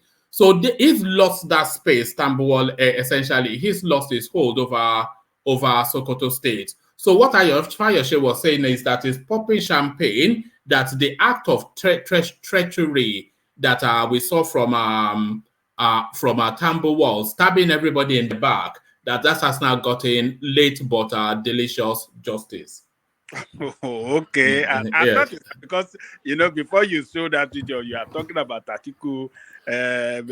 No, I'm talking about the defeat of Atiku in totality, because Atiku has not gained anything in this election. He has lost virtually, and he has lost his mystique as well. He's lost everything. Oh yeah, he lost everything. Look, even that Sokoto state, APC is very strong in Sokoto. Tambuwa, that was governor, the last election that got him the last 4 years, he won by a slim margin. It wasn't an overwhelming victory for him. It was just maybe some few thousands of votes, maybe 5,000 or 3,000 votes that he had above the APC governorship candidate in that state back then. So APC is very, very strong in that state. So I'm not surprised that APC got that state from him. I mean, they got it from PDP. APC's strongest hold is Northwest. Everywhere in that Northwest, they are very, very strong. They are APC people in that Northwest. So I'm not surprised. So what is Solomon saying, that they are watching who? They are watching who? Who is watching? No, I'm not talking about the Sokoto. Who is playing treacherous? Who is playing treacherous I role? am talking about this Fayoshe. This Fayoshe guy is playing any treacherous role. No. He was in PDP. He was in PDP, and look at everything he's just doing. He would have, if he was man enough, he would have made his intentions clear even before now. No, that's wisdom. Now you don't shout. Look, you don't shout. You do your things in silence. It's not wisdom. That is treachery. It's wisdom. That's how you play Nigerian politics. He's not a straightforward person. Solomon. But that's how you play Nigerian politics. Yeah, just one voice though. One voice. Yeah. Solomon. I don't think he's really that much interested that deep in politics anymore. You know. Solomon, if you are following politics well, the wiki, the what do you call it? What's the name of that Baba in Lagos? Body George. Body George, and all the governor of Oyo State, Makinde, former governor of Ondo State, Mimiko, Fayose, all of them were anti-Atiku. It is not that they hate Atiku, but they said, look, you can't have it all. Give us little thing out of this that we take home to people.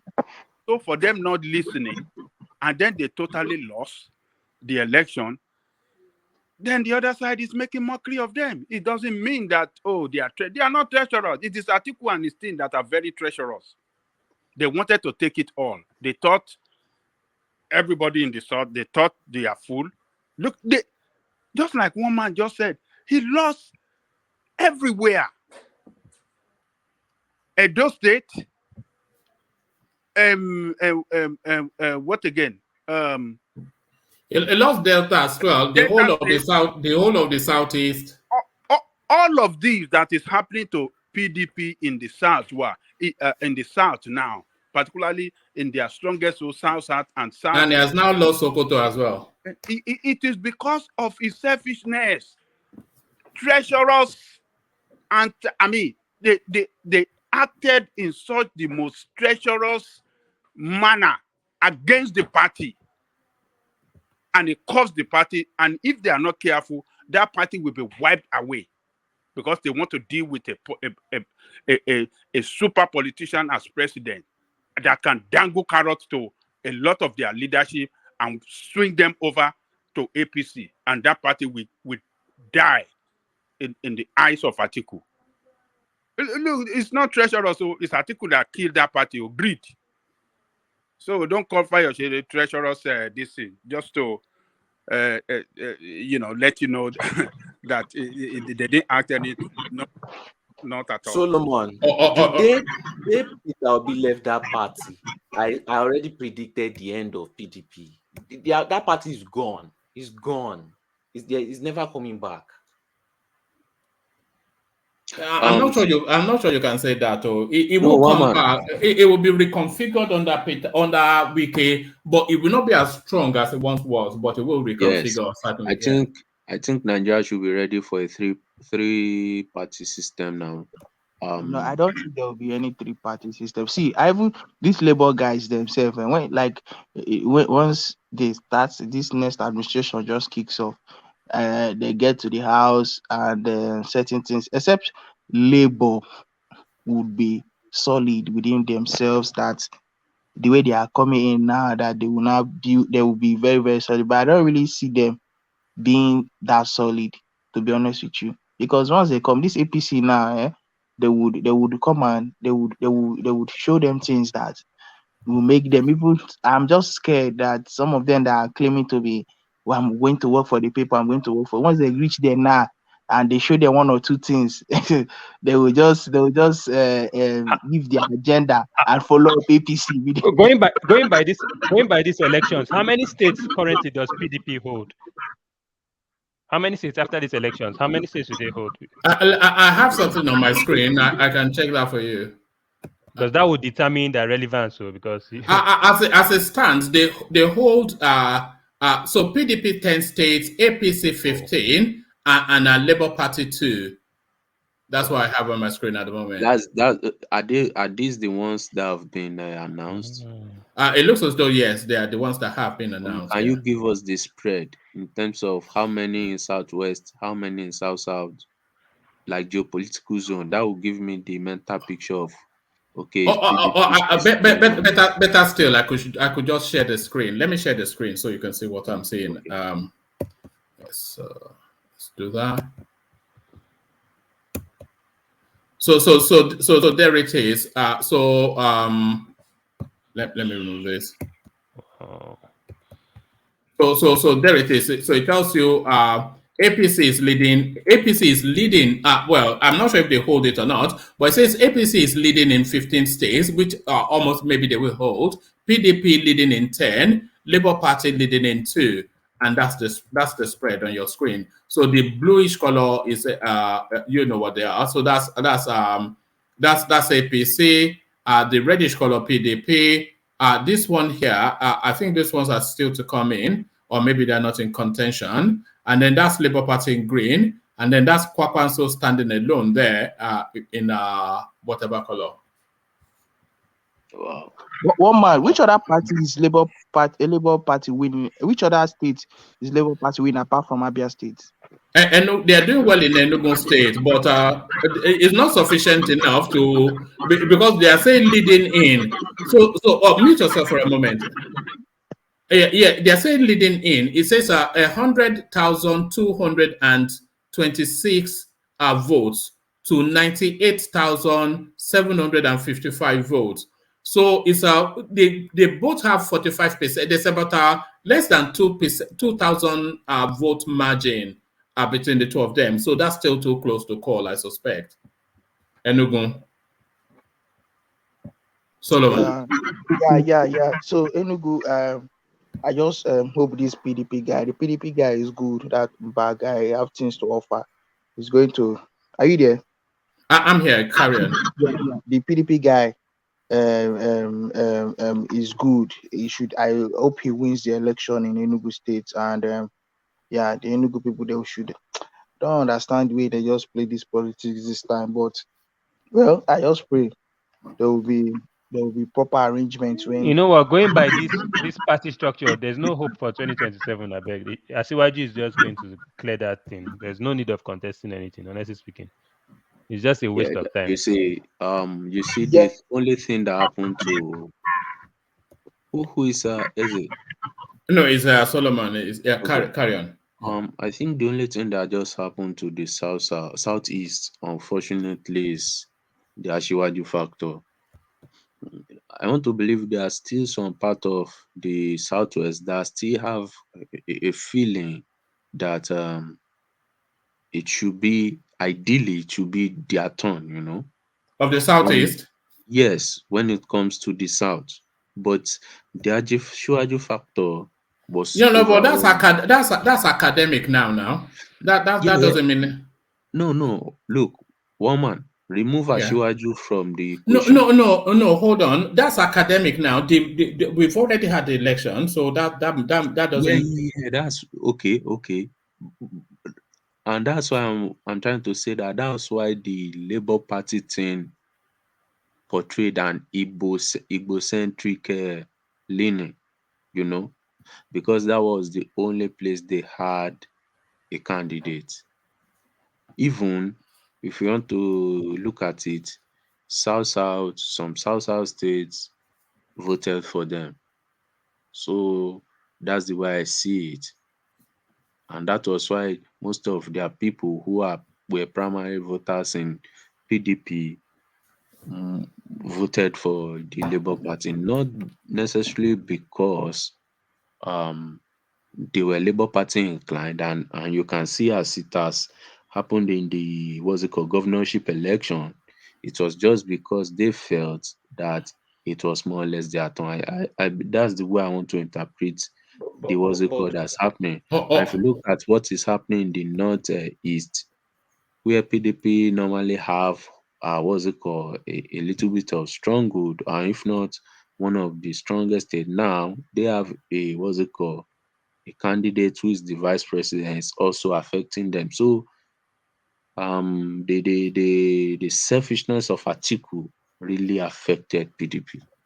All right, brilliant. So let's get back to Solomon. Gentlemen, let's give him a go without manage the interjection, just so we can hear what he actually has to say. So Solomon, back to you, and then to that space, the political landscape of Nigeria is reshaping before our eyes. And I suspect that where we are moving to in Nigeria now is that we will no longer have all these juggernaut parties. What we will have are satellite pocket interests that will then shape a national narrative. Because we're already seeing that in Kano, and we're now seeing that in pockets in the southeast, and we saw that Att&Ck was able to take Osun State. So that tells you then that there's a reshaping, there's a rebalancing in Nigerian politics. Would you agree with that, Solomon? Yes, I will agree. I will agree with that. I will agree with that. My own is, for instance, this southeast now. Let's not just behave like everything is all right. Say that just come because Labour Party is winning, will not feel like everything is all right, and not have in-house in-house agreement or meeting that because right now we need to, because it's not just to come and win in Labour Party. Can Labour Party, can they feature in the next national election and win? Can they? So what they need to do now is to re-strategize and know how to go about the next presidential election, and how it's not by this thing that they just did. Solomon, should they really re-strategize, or should they just go down the path that Peter Obi has already defined? Because it looks as though Peter Obi has already created. It looks as though. Oh, sorry, I must mute you. The woofing is just too much. It looks as though Peter Obi has already created a political narrative for the southeast. So, do they really need any more thinking, or should they just go with this narrative that Peter Obi has created and then build their politics around that? He controls quite a sizable parliamentarians, and it seems as though he's now going to control 2 state houses as well. Should the Southeast not just coalesce under Peter Obi's politics and brand that as their politics? No, I don't think they should. Stick to just his own politics now. They don't need to stick to his own politics. He has done a good job, but they don't need to stick to his own politics, because if they continue to stick to his own if they stick to his own politics, they will continue to shout about those complain and shout that they've been marginalized, that they are being marginalized in the country. So now, what's the thing there? Why I'm happy about this movement, that now he have something to bring to the table.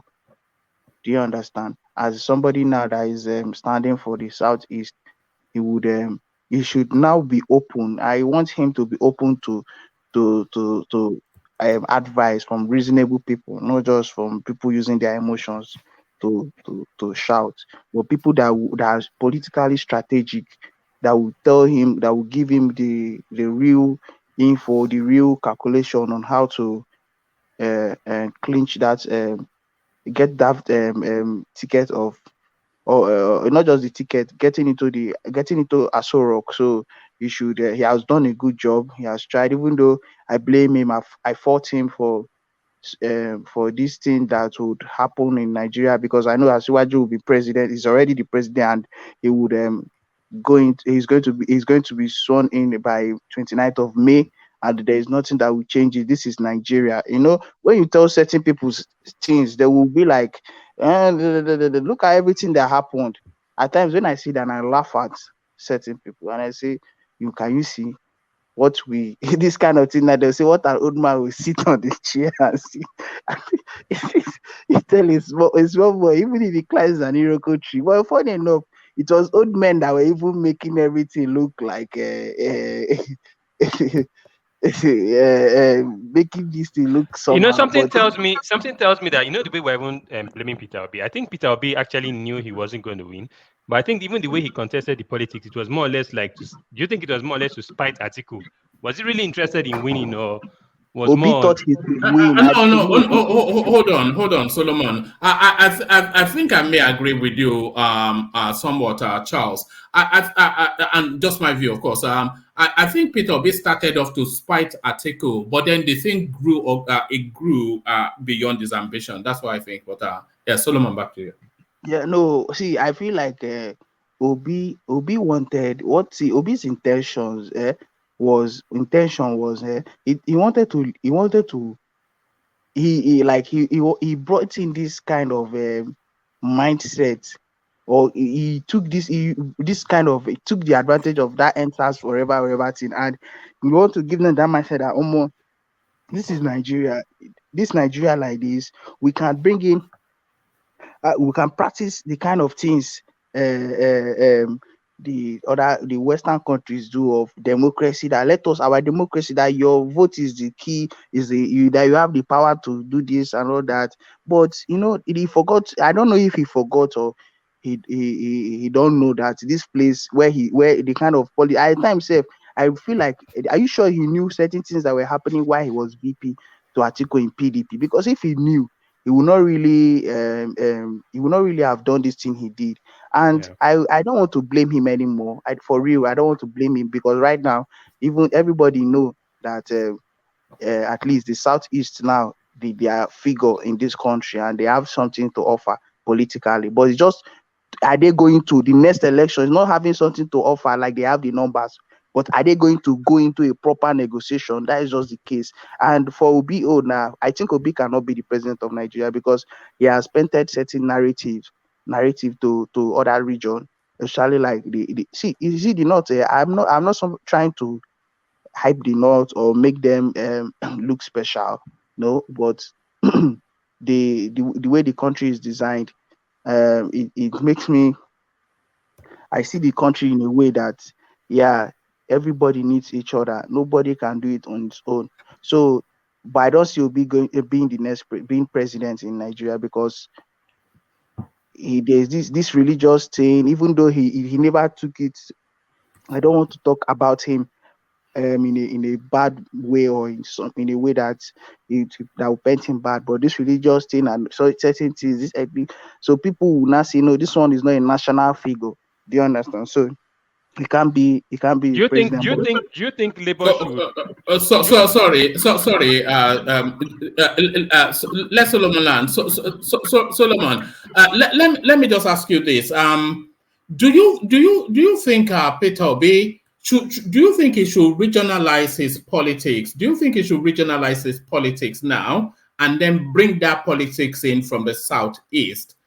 Because at the moment, his politics it has the veneer of national politics, but the underbelly of a regional politics. So, do you think it should go regional and then from that regional base, try and come to the central space? Do you think it should regionalize his politics and his movement?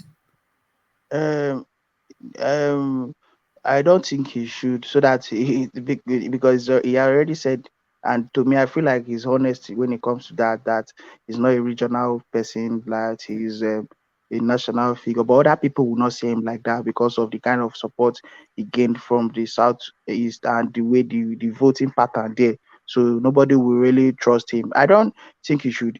See, he can't any national any office will be holding in the national space will be based on appointment because I don't think they can give him any national that I don't this one he has done now, he has tried, but he has paved way for the next person that will come, and the next person coming after him should make sure he doesn't take some route he took in this election that just got that this last 25th of is it February election. He should not take that way. He should not use that pattern he used in politicking, but he should use that platform well and come as a national figure. Like he should be somebody that would make use of that this thing because some people now are saying upon everything they did, that the southeast, to some people, they feel like the southeast vote is still not useful. But to me, I feel it's useful if you channel it and you use it in the proper manner you're supposed to use it. It will be very very useful. Like just like the way Tinubu did in the southwest now. That it is negotiation. That is just the thing. It is negotiation. Negotiate well. Don't deceive yourself. Don't deceive yourself. Even the founding fathers of the country, they started on negotiation. So it's not something that's supposed to be there. And Nigeria is still a very young country, even though is 50 something. It's not like you can't compare like USA that is 200 and something, or other countries that you say that where some people are, and they will be like that this country is like Nigeria. So for now, you have to play accordingly. We use understanding. We know that we're different people and use understanding and be together. That is just what we all right, brilliant. Let me take you. Let me take you to let me take you to another space, Solomon. Let me take you to this space. Oh no, I have to abandon this female governor now, which is a shame. But let me take you to this space. I have fulfilled promise of ensuring credible elections to Nigerians. So this is Buhari now. So that seems to be one of the last parting pronouncements of Buhari to the federal space. I have fulfilled promise of ensuring credible elections to Nigerians. So this is what Buhari is saying. And does that seal the faith? Let me just give you a few paragraphs. It says, President Mohamed Buhari has expressed satisfaction with Saturday's governorship and state houses of assembly elections, saying he was glad he had fulfilled the promise he made to Nigerians to ensure free and credible elections in the country. So do you think by that pronouncement of Buhari, that puts the final seal on this electoral cycle and nothing significant is going to be overturned by any courts? What are you making of Buhari's assertion that he has done as he said? Why? This is to show that during his administration, this guy never knew what was happening. Truly, what Aisha Buhari said that the Aso Rock has been hijacked by cabal is true. To be honest with you, so in this election, now you say that this election is free and credible. No, now it's just a big lie. Himself, he faulted this election. He faulted this election by even the day he voted. I know that one is a party thing. Proving that he's a lawyer and that he's lawyer and he's in support of Tinubu, but he went against him. Yeah. Yeah, come in. Yeah. Yes. Speaking on the Buhari space, I think Buhari quite understand exactly what he's talking about, and he has indeed delivered in this election. However, we want to look at it.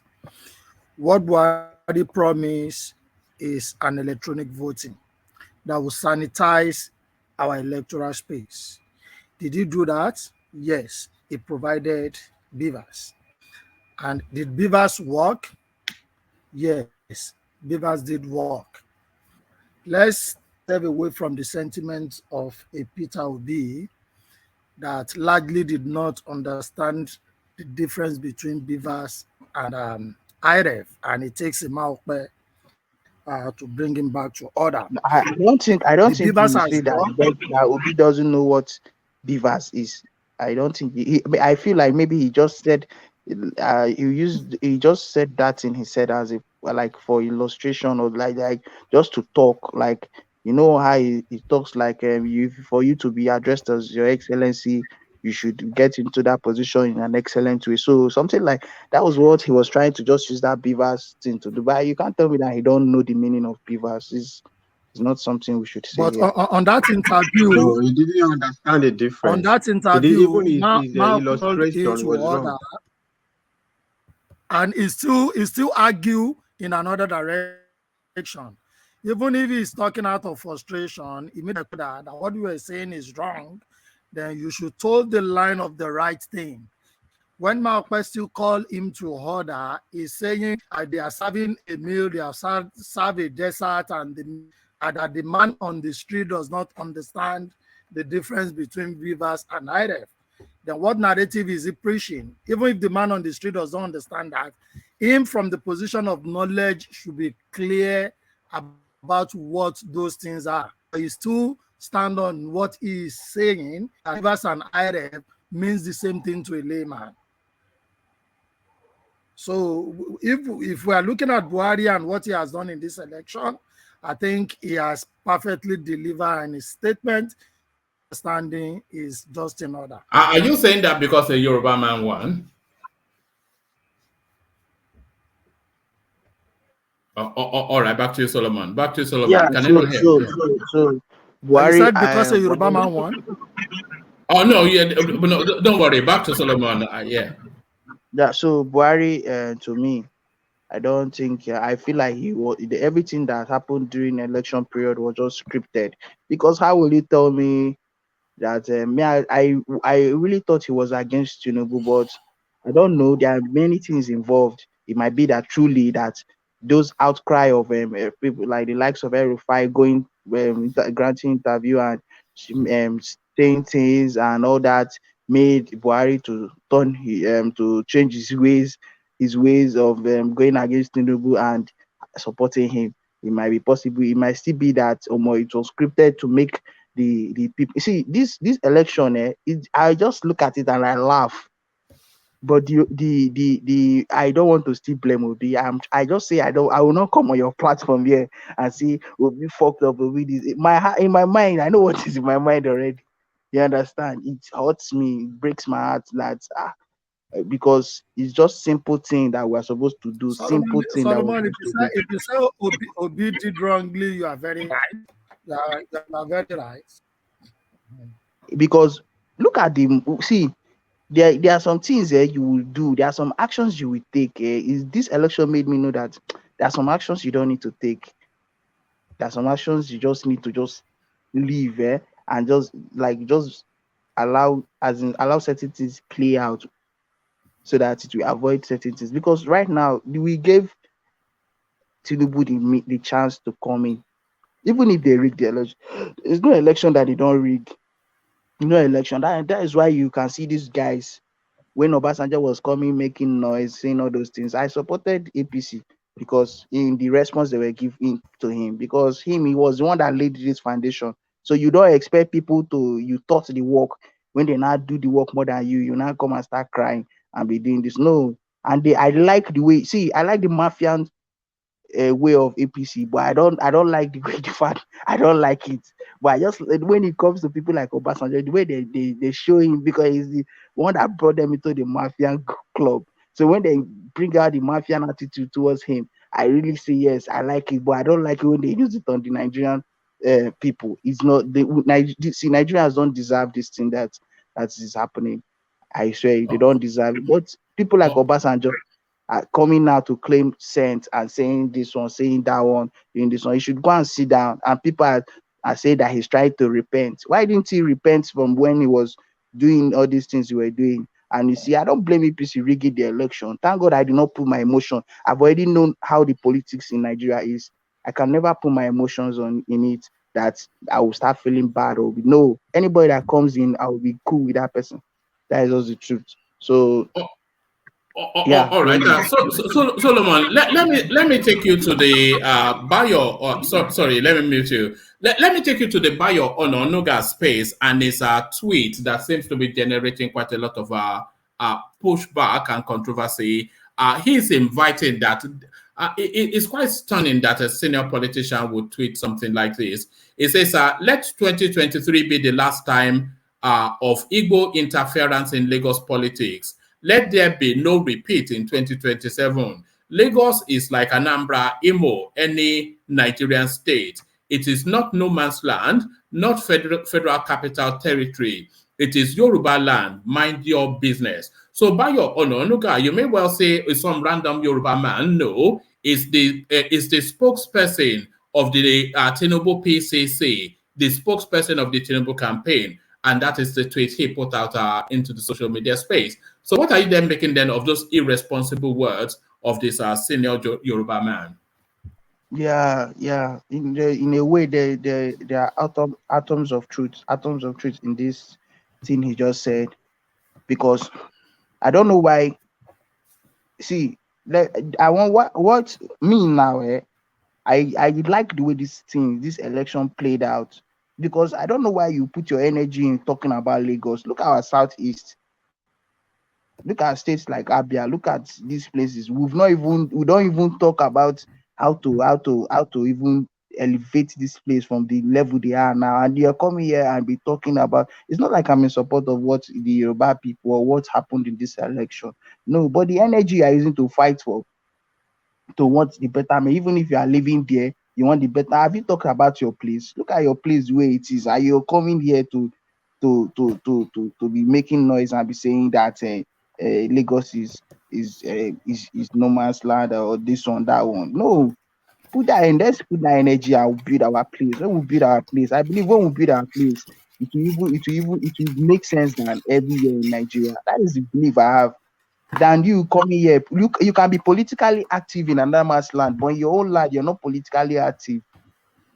If not for this obedient movement now, this way they are dying for Lagos now. Some people are dying for Lagos. They will not die. They will not even, as in talking about Lagos, shouting about Lagos. They will not shout like this in their villages. So, but at least thank God that this movement too, this obedient movement too, was effective in the southeast, or is still effective because elections are still going on there in the southeast, and I believe it will bring about change. But for people shouting, this guy, what he said, there are atoms of truth, but it's not good that it's coming from somebody like him. It's not good. Do you think that ends his political career? What we end, nothing is Nigeria. That APC. See, this APC, APC is a very corrupt party. Yeah, I see. People were saying that PDP, they are very corrupt, but APC, this APC, bunch of criminals. Like from the see any young person in APC, I see that person as a criminal for real. Like the person is a criminal. So, which end of career? Nothing. Even like Chimaroke lost his senatorial ticket. Yeah, he lost that election. Yeah, But Nnamani. Is it Nnamani? Yeah, he lost. He lost. Yeah, sorry. Yeah. Is it Ken Nnamani? Chimaroke. I think Nnamani lost as well. Yeah. Yeah, but which of them is a ban? I think it's Nnamani. Okay, yeah, Nnamani. Yeah. That guy lost his senatorial this thing ticket, but he's not going to. He has nothing to lose. They will even position him in a better. They'll give him a good slot that even that he's supposed to be effective for the southeast. Now he will not be effective again. He will use, because some people are very, very stupid. They want to go against, because these people did this thing to me now. And they did this to me, I would still show them paper, but it's not good. If they give him any federal slot, he should use it and he should redeem his image in the southeast, because it's a bad thing that your people look at how the people are with him. It's a very, very bad thing that your people, it's a shame that your people will not be with you. It's not something you should be proud of, or you should brag about. You have to redeem your image. Your people should love you. Your people should be there, should follow you. Yeah, they should support you in what you do. I really love what Obi did, though. Like, in a way, I really. But you used to hate him. Now you used to hate him. No. One must see. I knew that. He's not going to. They will. I know this Nigerian space. I knew they will not give him. But why I say I like what he did. There are certain people but that they did not come back again.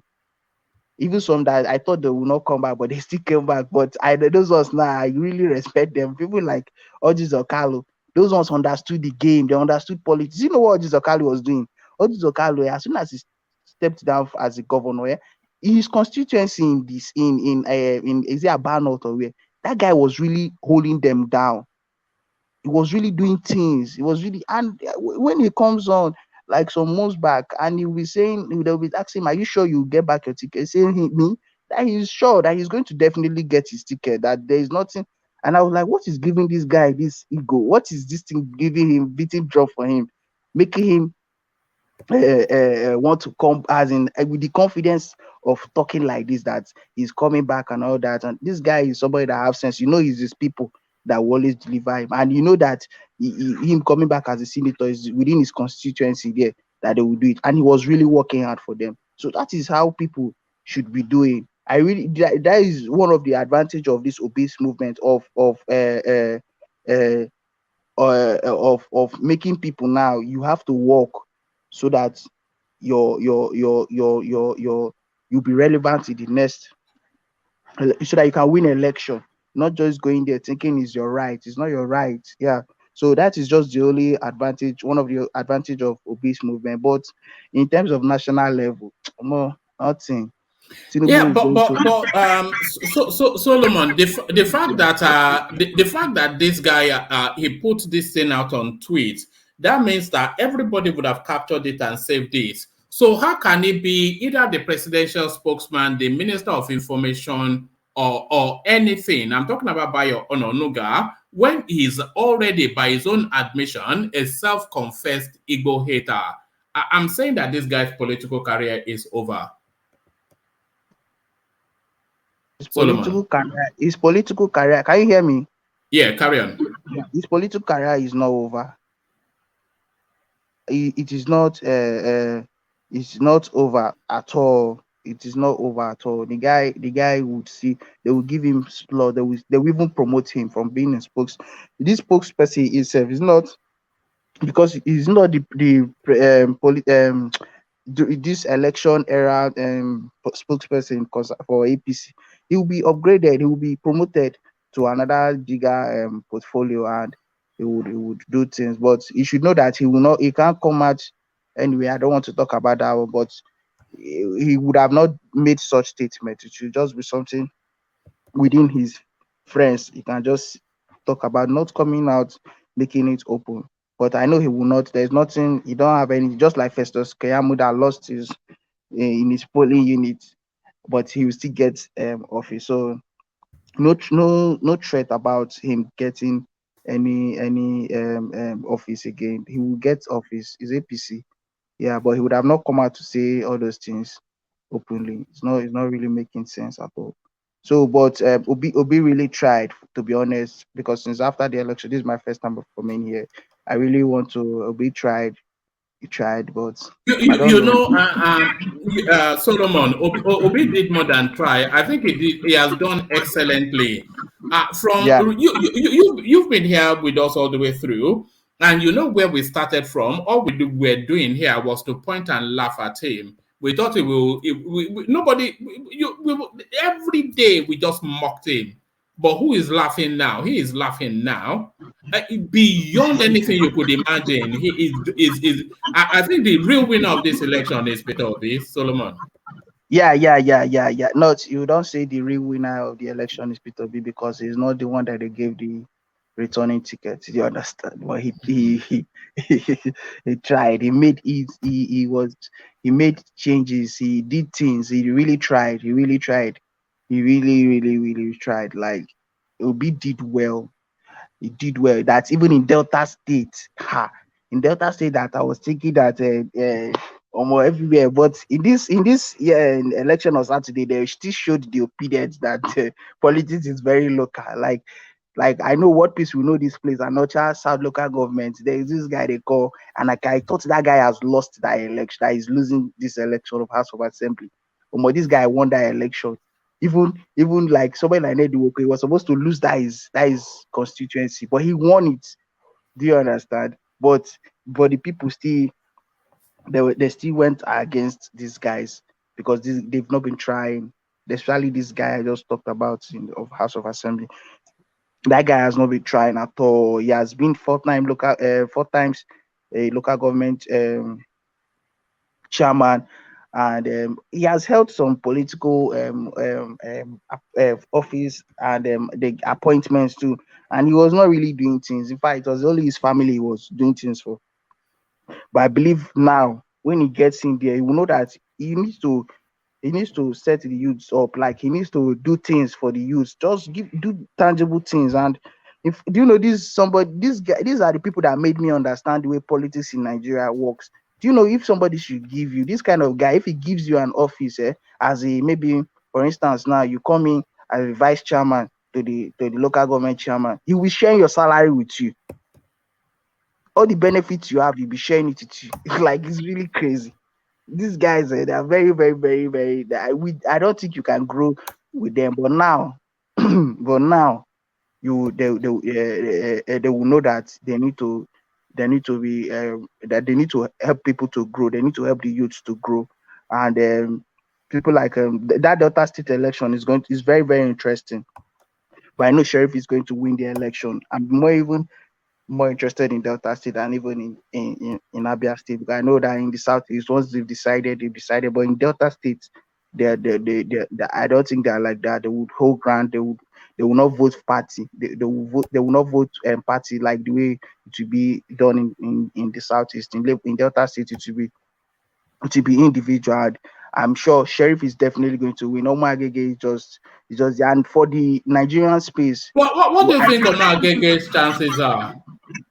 he's not winning. Even the boy that he took, the man that is his deputy, the guy is a confirmed PDP guy. I was surprised that he just switched to APC and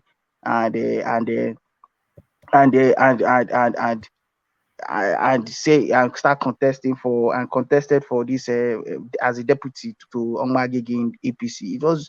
I was really surprised, and I knew that these people are not even ready for any change. As long as this kind of people are still coming in as government people, they are not going to do So it. who They're is not winning doing it. Delta State now? If not Sheriff is Omagege? definitely winning Delta State. Huh? Sheriff is going to win Delta State. I think he's Sheriff even the from one where? winning Delta. PDP? Yeah, from PDP. Has the result been announced? It has not been announced, but so far he has been the one leading. Oh, he's leading. Yeah, and the people are with him more. Let me tell you, the people are with Sheriff more because Sheriff too is That's the candidate of Ibori now. Okowa. Yeah. Yeah. And the Omagege is the candidate of this guy Ibori. And you see now they are breaking backs now, trying to break that make Ibori. Just that Ibori don't like that Sheriff of a guy too. So definitely that is why he and Okowa. But at least Okowa now if Sheriff should get in, it shows that now that I think Okowa will be more in charge of Delta State than Ibori. And it's really bad. I like Ibori personally, but at times you don't need to use your own selfish interest to to disturb or rob somebody off, not because you don't like the guy and you want him to just you should bring up another person. I don't see Omar Gege coming in there. I don't even want Omar Gege to get in to that office. I want Sheriff. Sheriff is a younger guy and he's somebody who is I think he can network properly. All those other ones that we talk about, what they all like women, young guys that are just behaving anyhow, want youth to come and be worshiping them, and it's not something that can happen again. Especially I think in space like Delta State and even in Edo State too. So Sheriff is definitely going to win that election in Delta State, no doubt. All right, brilliant. And a brief commentary on Rhodes Vivo Solomon, who is huffing and puffing, a bit like his daddy. He's now showing us slideshows of electoral results and claiming that he has been cheated out of his rightful space. He's threatening to set Lagos aflame, and he's been issued a stern warning. So what are you then making then of Rhodes Vivo and the predictable sore loser narrative from him, Solomon? Yeah, Chinedu, my brother. You should.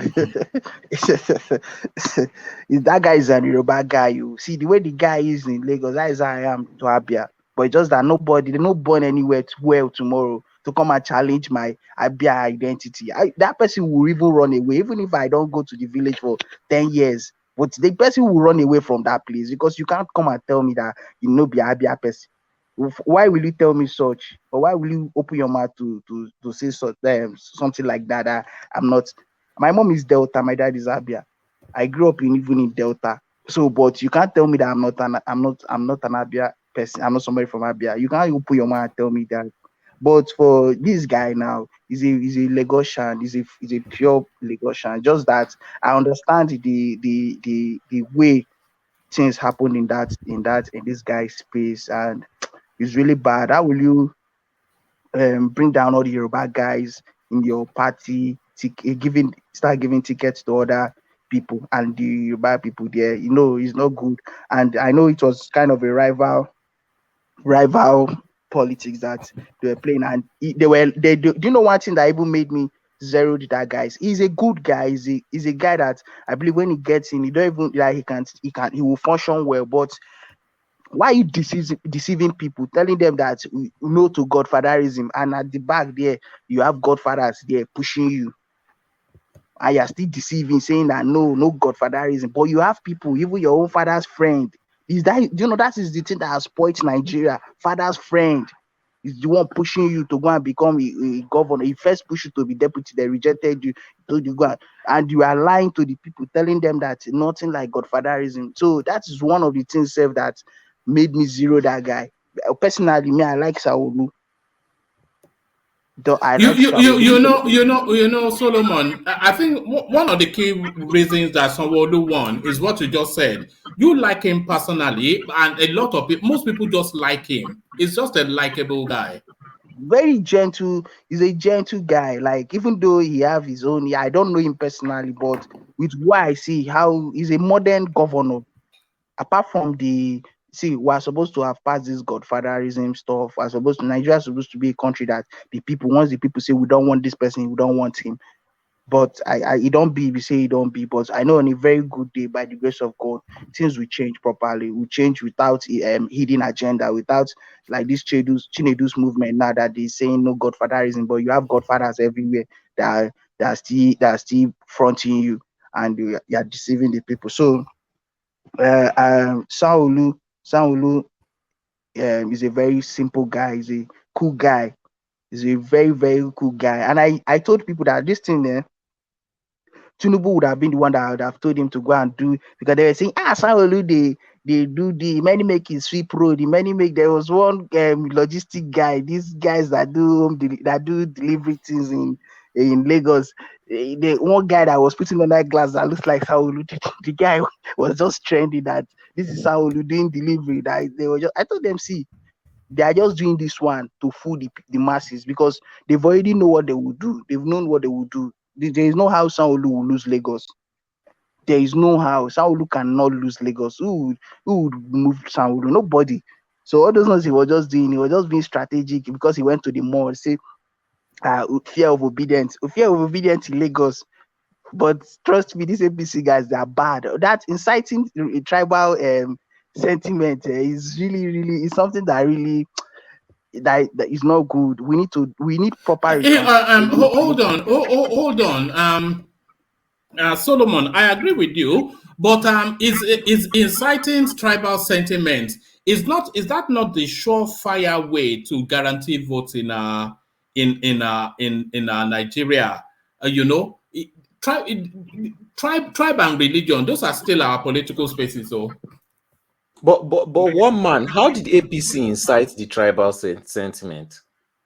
By whipping a narrative of Igbo around what is essentially a Yoruba man. And not only a Yoruba man, one of the senior premier Yoruba families as well. The Vivo family, Rhodes, Yinka Rhodes, a lawyer. This is a name that has been in the Lagos lexicon for 3-4 centuries. You don't get more Lagosian than the Vivo name, than the Rhodes name. Yes, and then they've just rebranded him as some yellow Gary munching Okoro from back or beyond, One man. But what I'm asking is that, how did they do it? What did they do specifically that they used to? The Igbo fight him first. Although he didn't help us parading himself as Chinedu, but then that Chinedu was only trying to leverage his maternal space to curry votes amongst a particular ethnic space. That doesn't turn him into an Igbo man with a name that goes that deep. So the Igbo fight him, and then they wrapped a bogeyman narrative around that Igbofication, and then they then demonized him. They turned him into some demon, like, look at the Igbos, so they are coming, and they are calling themselves. That's what they did. What I'm asking is who, how, what was the process? Because what do you mean who, how? Go to APC headquarters now. What am I doing? Because in my opinion, I don't think APC is the one that incited it. I think it was all these internet comments that incited it in the first place, and APC just flowed with it. Because I don't see how you must be joking. The internet space. All the bloggers are on their payroll. What do you mean the internet space? Is the internet space not? The bloggers are on their payroll. They are not. Look at this guy. The bloggers are not on payroll now. The bloggers are not on payroll. Which blogger is on payroll? They are. Even the Labour Party have bloggers are on their Every every party does. No, me, I don't believe that. It doesn't matter if you believe it or Solis on not. another diet. It doesn't. When I say it doesn't know Nigerian politics, that's what I mean. But let's hear from you, Fair. You see, the only thing that just pained me was even our own fair looking Yorubas. Do you know that they were, what's it called? Disenfranchised. Not to Are you vote. half asleep? You sound half asleep. Carry No, on. no, no. I'm awake. I just Yeah. want to tone my voice down a little so that I don't disturb people All right, carry on. while sleep. So, Mm. look, like you said, one man, what I'm learning now is if you want to play the Lagos politics, if the non-indigenous are speaking, try as much as possible, even though you know that they would want to vote for it, try as much as possible to tell them, please let us vote for whoever you want to vote for. Let us as Lagosians face ourselves, but you have the right to vote for who you want to vote for. I think generally, even the Yorubas in Lagos are tired of the thuggery brought into the Lagos politics. We saw what happened in Oyo State, one of the fantastic states. I followed their politics during this dispensation. If you've worked properly, for you to be voted again will be more or less smooth. But one way or the other, I don't know. Part of the grudge people had with Sanwo-Olu's government in Lagos was the lopsided appointment that he did, whereby everybody in his cabinet were more of the people who are from the islands, Etiosa local government and co. All right. So if you hear what is happening now, Ikorodu Badagry division, they are telling them it's high time you guys start respecting those of us on the mainland. So those are the problems. And I really want a Lagos where if we know that we don't want external people to define our politics, let the external people to or the southeasterner, southwesterner, southerners, let them more or less have some form of control over their own space too. And I think that's one thing we have to learn from the northerners. During the election, all the northerners normally go back to their various states to go and vote. There's only a few that stays back. Sorry, let me say something about this place. Sorry, before it will just leave. You see, Yeah. one thing about the Northerners, I like is the fact that they do this political negotiation in any way they can. For instance, now if they are not in their own territory, eh, Yeah. but they will have the number in another territory. What they will do, they will not come and say, that they have the right to contest in this place. What they will do, they will keep their platform in a way that you come and negotiate for their votes, and you tell them what you have for them. Do you know that is how smart they play their politics? Yeah, To yeah. the The northerners are very, very political as savvy. in, Then like there is this period, I really admired their political sense, like the way they play. I really admired it, to be honest with you. And even in Lagos, they did not even make noise. But Sanwo-Olu just went to meet the Alausa, the what they call it, like their. He actually sent Aregbesola, who is an alpha, So yeah, he sent Aregbesola to the houses in You see how smart they play their politics. That where they are safe, there will be provisions for them already. And I is something other regions too should try and. I think there is an illusion or sorry, delusion among people who are in Lagos, such that because maybe they've danced disco to some international arts, they've seen Rishi Sunak in the UK, they've forgotten that an average person is, what's it called, indigenous to his space. Oh, we lost it there. All right, carry on, Solomon. I think if I dropped. Yeah. Let me just round up yeah. here. So Round up and then round up. Yeah. So the election is already over. They've already, even if they've not announced other results, but it has come to an end. The election has ended, and what we need to start talking about now, we need peace in Nigeria. We don't need war, because I can't fight war. That's just the truth. and Solomon, do yeah. you not think before we start the healing process, all of the litigations have to be out of the way first, because people are still agitating against the elections, even though it has been lost and won. So everybody is still up in arms. Everybody is still holding their machetes somewhat. Do you not think they need first to douse that space before? Yeah. I like the way somebody like Obi is going about his own. He's being diplomatic, trying to Obi. See, one man.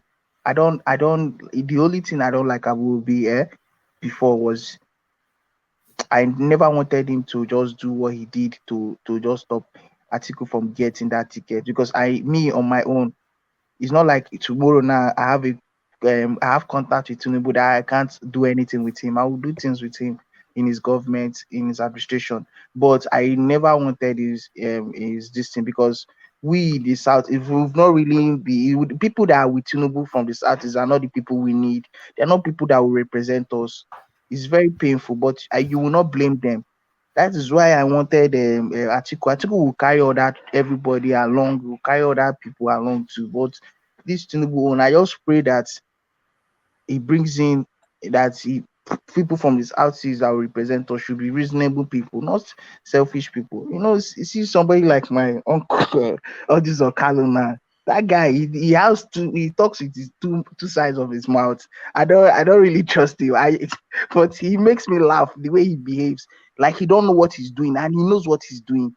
Do you understand? Very, he should, as in, this is why I wanted Atiku to get in. Like, look at right now. Forget that we've now have a block properly that is well known. If we don't channel that block well, the vote will still be useless. So we have to channel it well in the next election. Let's shake hands with the people that are sure. We have to shake hands in the next election. Because without that, it will still be circling, except maybe when these old people, some people now look at young people now, like somebody like Soli now. Soli is a very tribalistic guy. Let him know there's nothing he wants to tell me in this place here.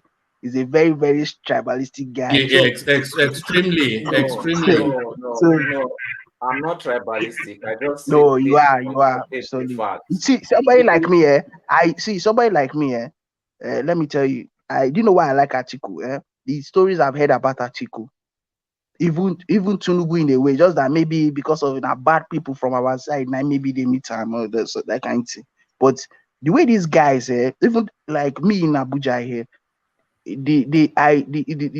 they made like I got this orientation that as in Nigeria, you need to be flexible. You don't need to come and be doing because a Igbo person, all your friends will be Igbo people. No, you have to be open. You have to associate. Just keep good association and associate with everybody. We're all one Nigeria. Like we're still.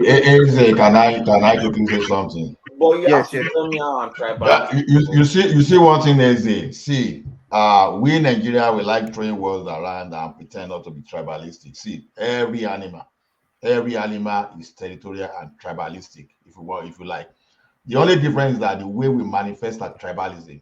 See, if someone has not got to your limits, that is when you say, well, I'm not tribalistic. But once someone crosses the edge, the tribalism in you will come out.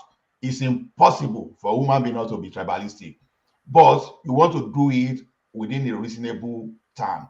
For example, you have equal opportunity and you have competence. You want to make sure, okay, you give everybody fair share of that. Say, okay, don't let's use tribal to choose competence.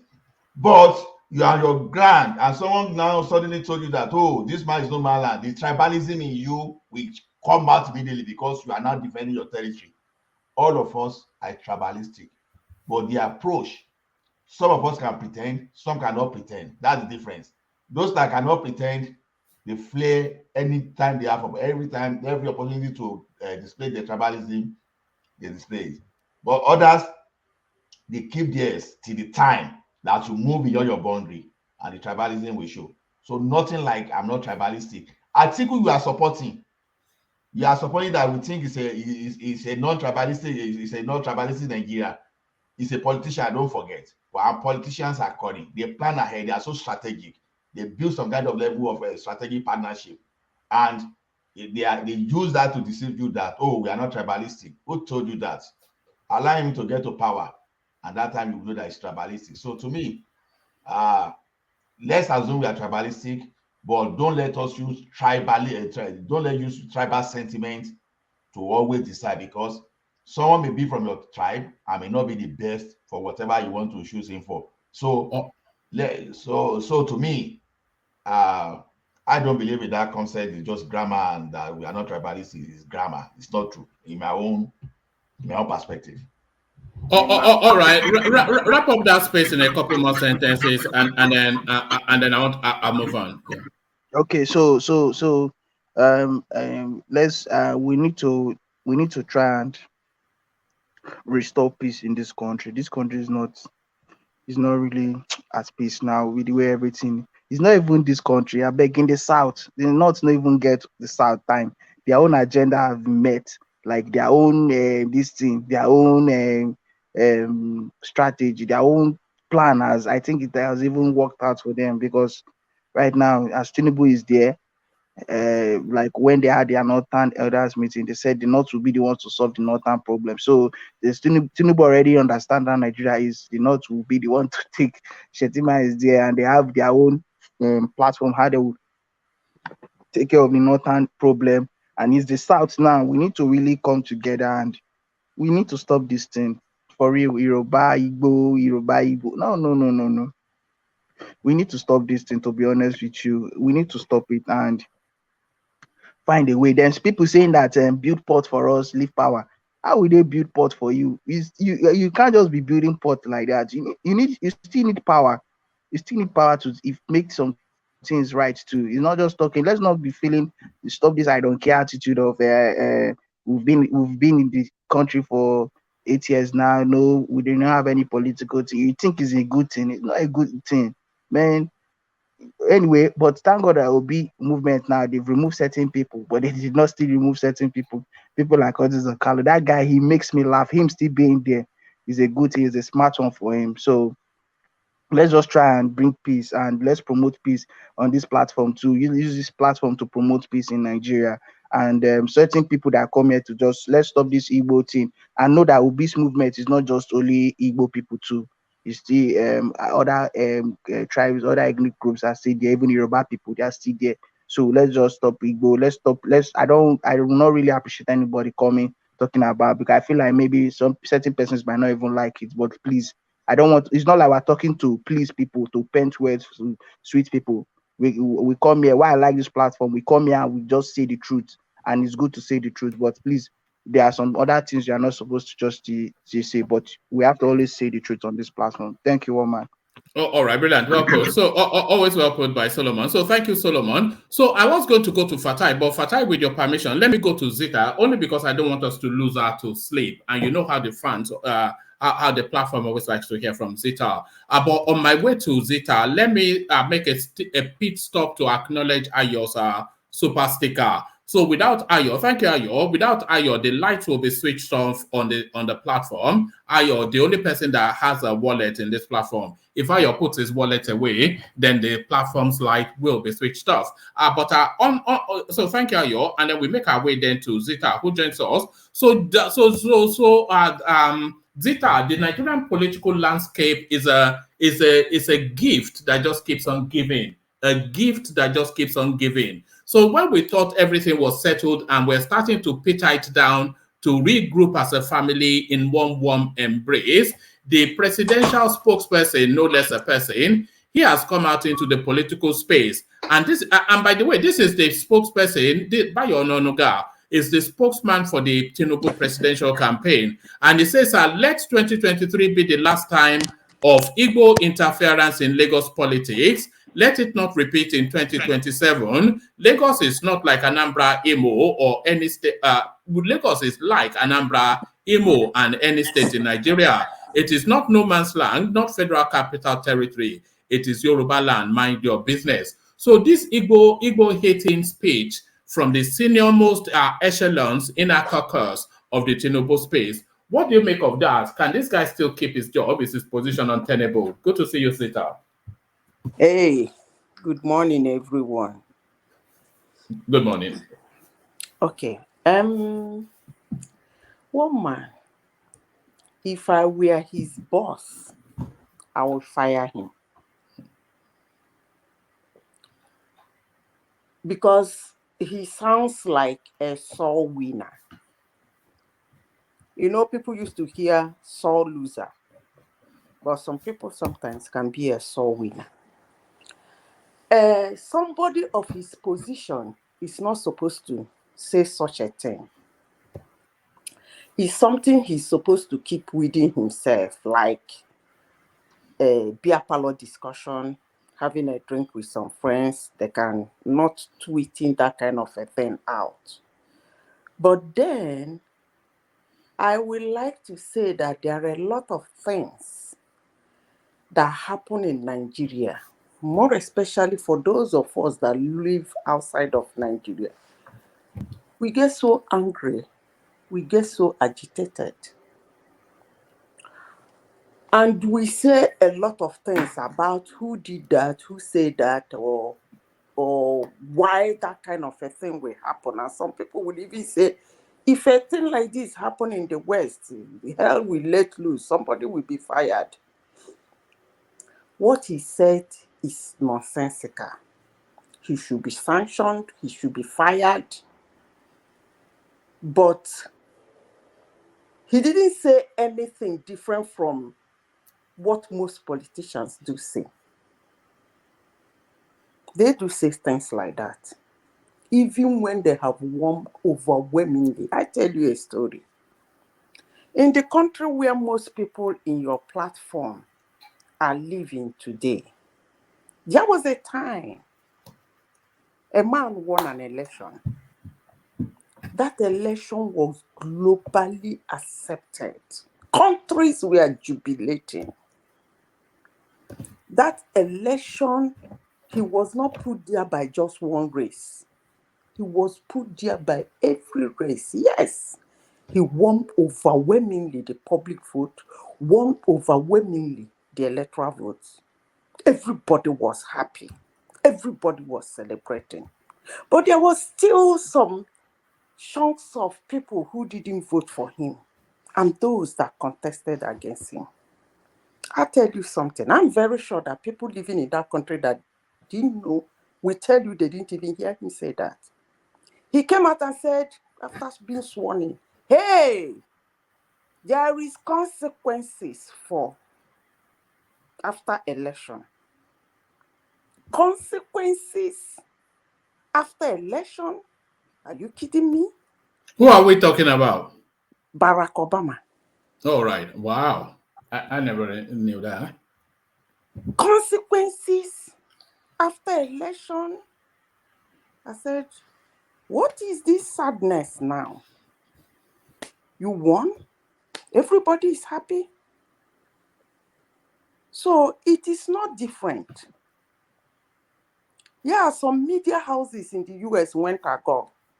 Some sat on it. What is the difference from what this man said? What Buhari said? I will take care of 95% of people that voted for me before we think of the 5%ers.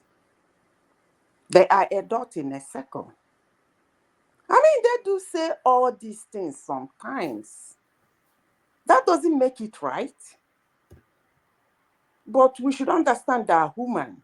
They're just saying the way they feel. That's why I used to tell people I like elections, and they think I'm talking about the result and who won. I like the rallies, what they say, the campaigns, their media shots, their tweets. Because you know why? It makes me feel very intelligent. Because most of the things they say, if I'm contesting for such an exalted position or holding such an exalted position, I wouldn't say it anyway. But they do. And still they have supporters. So they do say that. What the man said is disheartening. But anyway, he said it. And I even heard he's not doubling down. Yeah, he doubled down. He did double down. He said there are existential threats to Yoruba space. That's what I'm saying. Mm. He just won. He lost some states. They lost Lagos State. What about the person that won overwhelmingly? Countries were celebrating. People were happy. Everybody was dancing. Oh, this is the first time this thing happened. So we're even having tears of joy. And what did he say? Hey, there is consequences after election. You're going to punish people for daring to compete with you? Or you're going to punish people for not voting for you? But he said it anyway. So, woman, it is what it is. He might not get punished. But that doesn't mean what they said was right. They do say it. They say things like that. So, I don't know. Even when somebody is winning, I don't get that. Next space, please. How widely held a sentiment would you say that is? Do you think that echoes what the Yoruba tribe thinks? Do you think it's putting words to the sentiments of the Yoruba tribe? What Bayo Ononuga tweeted. You see, one man, when I came into this platform, I said some certain things, and my people were not, I don't think they understood the angle I was coming from, but the day I had an Igbo 30-second or 1 minute chat with Uptown, I think it was Uptown or Dest. After 1 week, that's why I said my language is my name. When they said that Igbo girl, that was why when this boy was contesting in Lagos and they said he cannot speak Yoruba, I said, no, my language is my name. You will not tell me to throw it away. That Yoruba man, that Igbo man, that's a story I will tell you people for another day. How your language is your first name. Now, the guy, what's his name? I said that thing, I argued, we had a little chat with Uptown. Another day, after 1 week, there was one thing that we are saying. I overheard this, saying, what is this woman even talking about? Is she saying we should just keep quiet? I say, that's it. He's beginning to understand the angle I'm going. Even though he might not accept it, but at least I'm not making sense to him. He's understanding the angle I am going. You see, you shouldn't be loud. You can vote anybody you want to vote. Gingering and fighting, you are sending a wrong signal. The way another person is understanding it might not actually be what you meant. Maybe probably you just want to be there, you just want to be seen, you just want to express yourself. But that's why I asked, what about the concerns? You cannot be in an environment and you don't care about the concerns of your neighbors concerning you. Then who are you? You can get hurt. You can get killed if you don't put those concerns. Either you upgrade or you downgrade in whatever you are doing.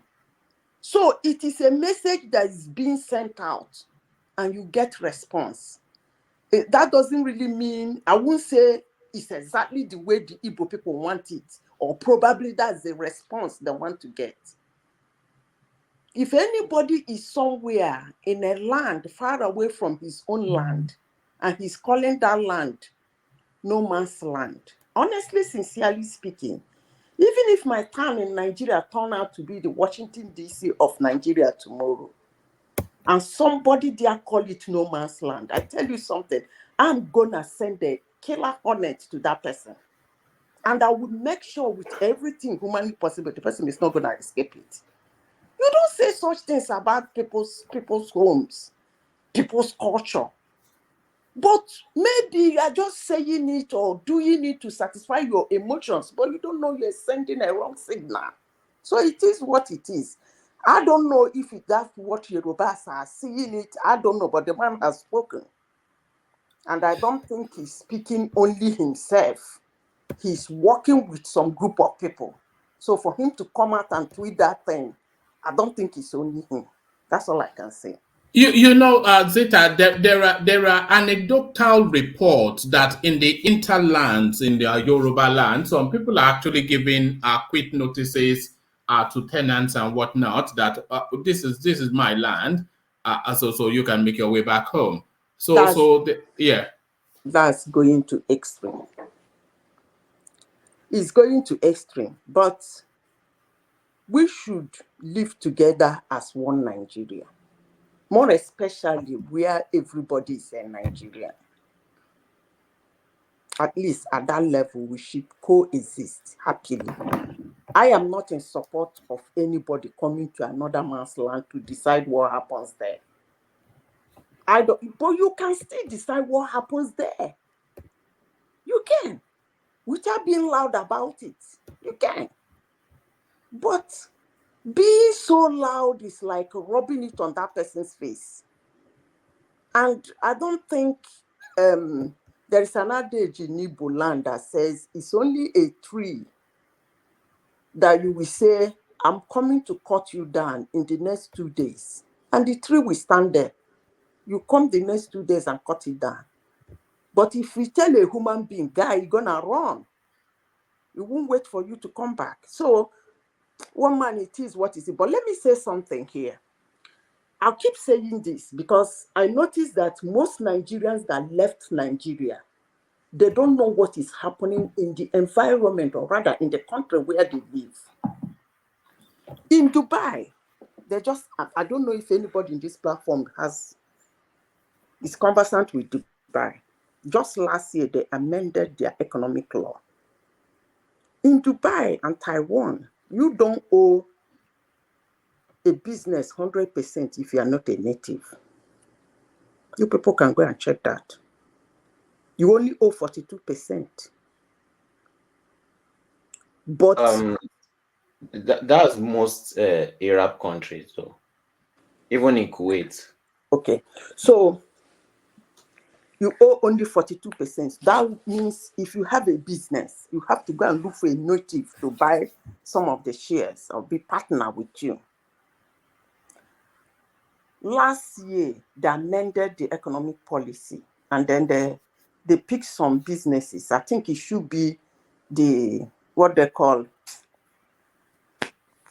about 1,000, close to a little below 1,200 companies or businesses. They gave them this thing to own it for 100%.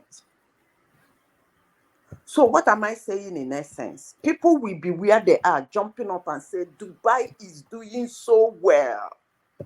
Have you ever sit down to find out what makes them tick?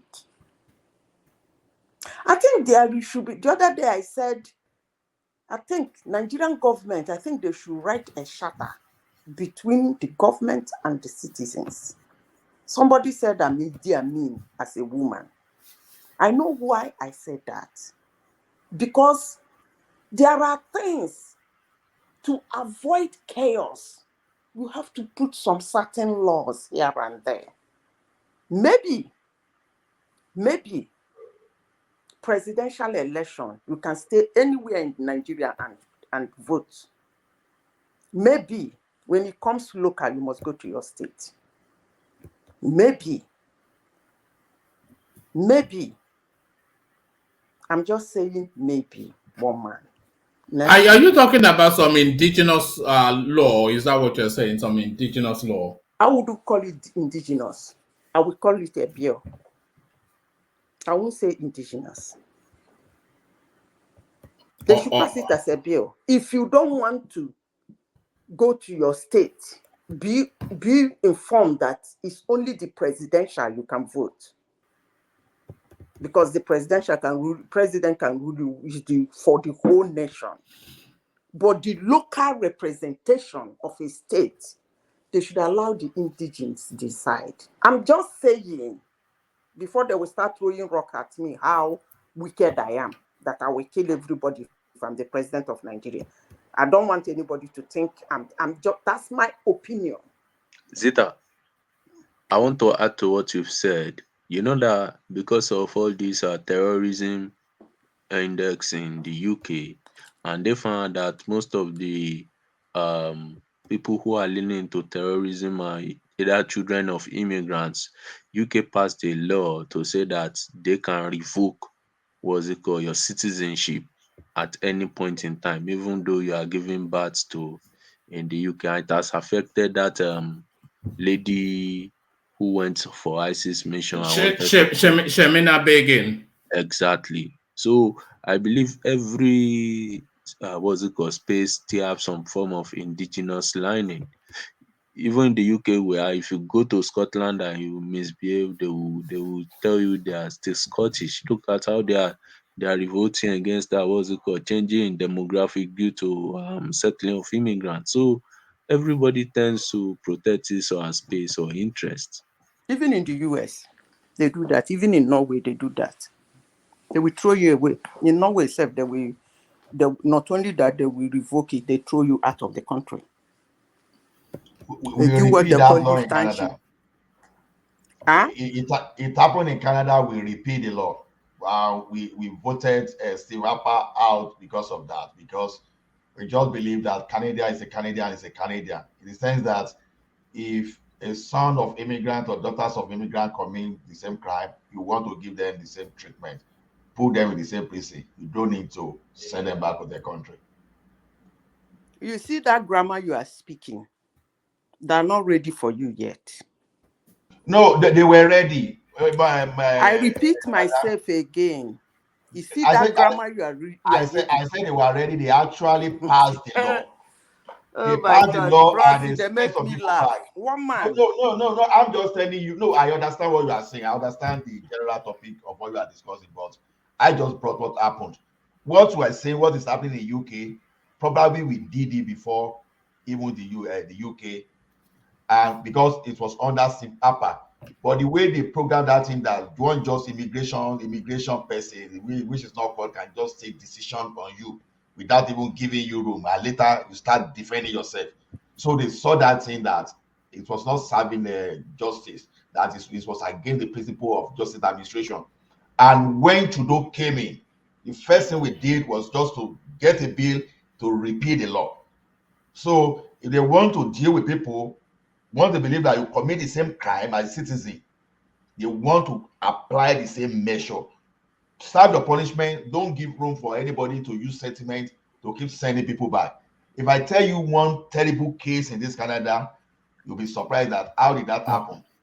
So that's one of those things they are trying to guide against. I understand what you are talking about. How Thomas is on the platform. I will ask him if he's monitoring Australia space. And I will ask him about the Aborigines. There are things I would have said. As I said before, they're never ready. That's the truth. The day they go ready, you go hear me. Zita, let me even add this. Do you know that in the UK, before you can be accepted into the Royal Submarine, you must have your generation, I think up to third generation, before you can be asked, third generation who don't have affiliation with the country of birth again. So it's not as if your father comes here, you become a UK citizen, then you expect to be admitted to the Royal Submarine. So there is always an indigenous lining in places. Yeah, because people need to protect their land. Because somebody, even a family, do have a scapegoat, not to talk of strangers. So I think that the West try to open the space for a global coexistence, but the response and the feedback they are getting is not favorable. So in the next 5 years, I bet you a lot is going to change. One man, take me to the next. What else do you want? All right, let me play you this clip, Zita. Watch this.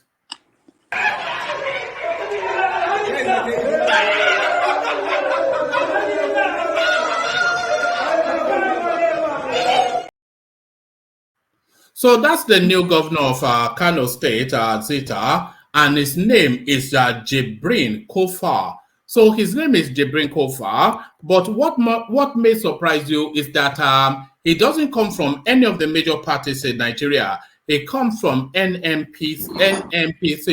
So that is Kwakwanso's surrogate there taking Kano State.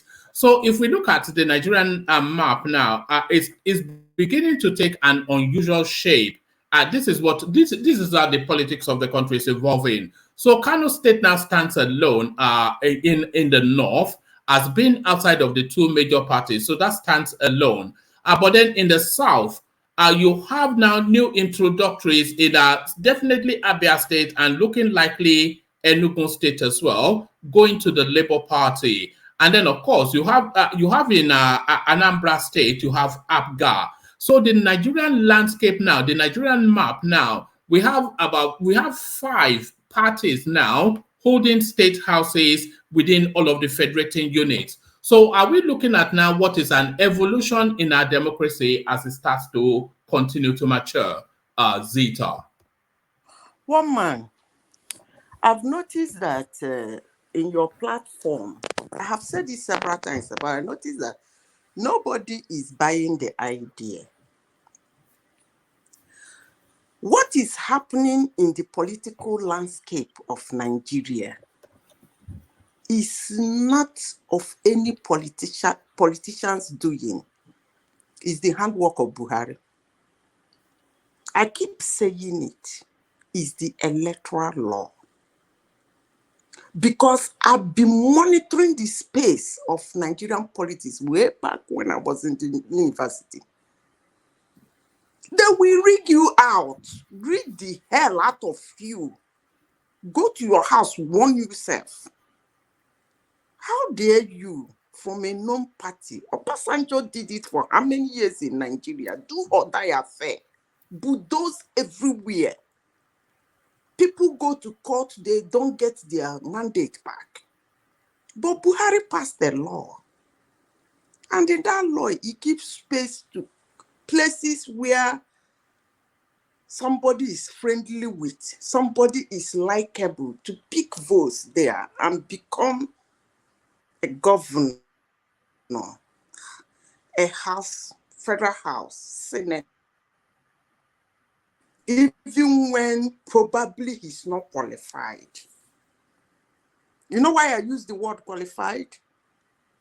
Maybe most of the people living in the United States don't know the brain behind the electoral college. They don't know. Their forefathers saw it coming. They didn't trust the voters.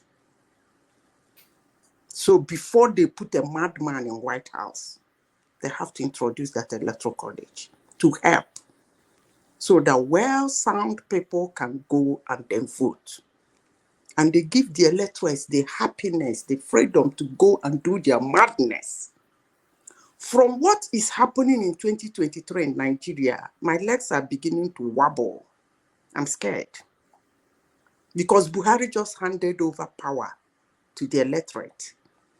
In as much as nobody is trying to give him that accolade, unfortunately, but he did that. And people are winning election here and there. Can you imagine somebody like Sowolu panicking that he might lose an election? Even when he was doing well as a governor. That is that lack of trust the forefathers of the United States had with the electorate. And they say, the voters. They say, before they mess the whole thing up for us. The way Nigeria is going because of this little electoral law, I won't be surprised if I see a man on posters in Aso Rock one day. There should be a little clauses. Do you think we are getting past the era of big parties? Because this Obi phenomenon, it will boil down, but it's not going to fade away. And Kwakwanso's stranglehold on Kano is going to leverage it and expand. So those eras of one party sweeping up the whole country, are we getting past that phase? Let me tell you something. As I said before, I am not going to attribute what is happening now in Nigeria to any politician. I've said that, and I know why I'm saying it. I still bench it on the electoral law. After now, let's see who is going to annex what he got, expand on it, move it forward. Then, inshallah, we come back to your platform and discuss it. But for now, I'm going to give it to the electoral law. But if you ask me, what do I see in future? I will say, just like in the United States, primaries is going to be very, very tight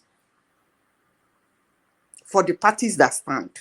In the primaries, they're going to vote a reasonable person. Because in a good democracy, in most cases, when you win the primaries, you're as good as winning the election. If a party, they know in that area, their party is good at that area, and they fight, and you win that primaries, you are almost close to winning the election. I'm seeing Nigeria going to that level. Not a lot of multiple party system. I don't really see that. But let's wait.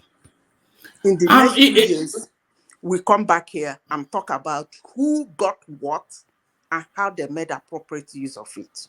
Both PDP, APC, LP, and everything. Then we take it from there. But now, what is happening in Nigeria is the electoral law.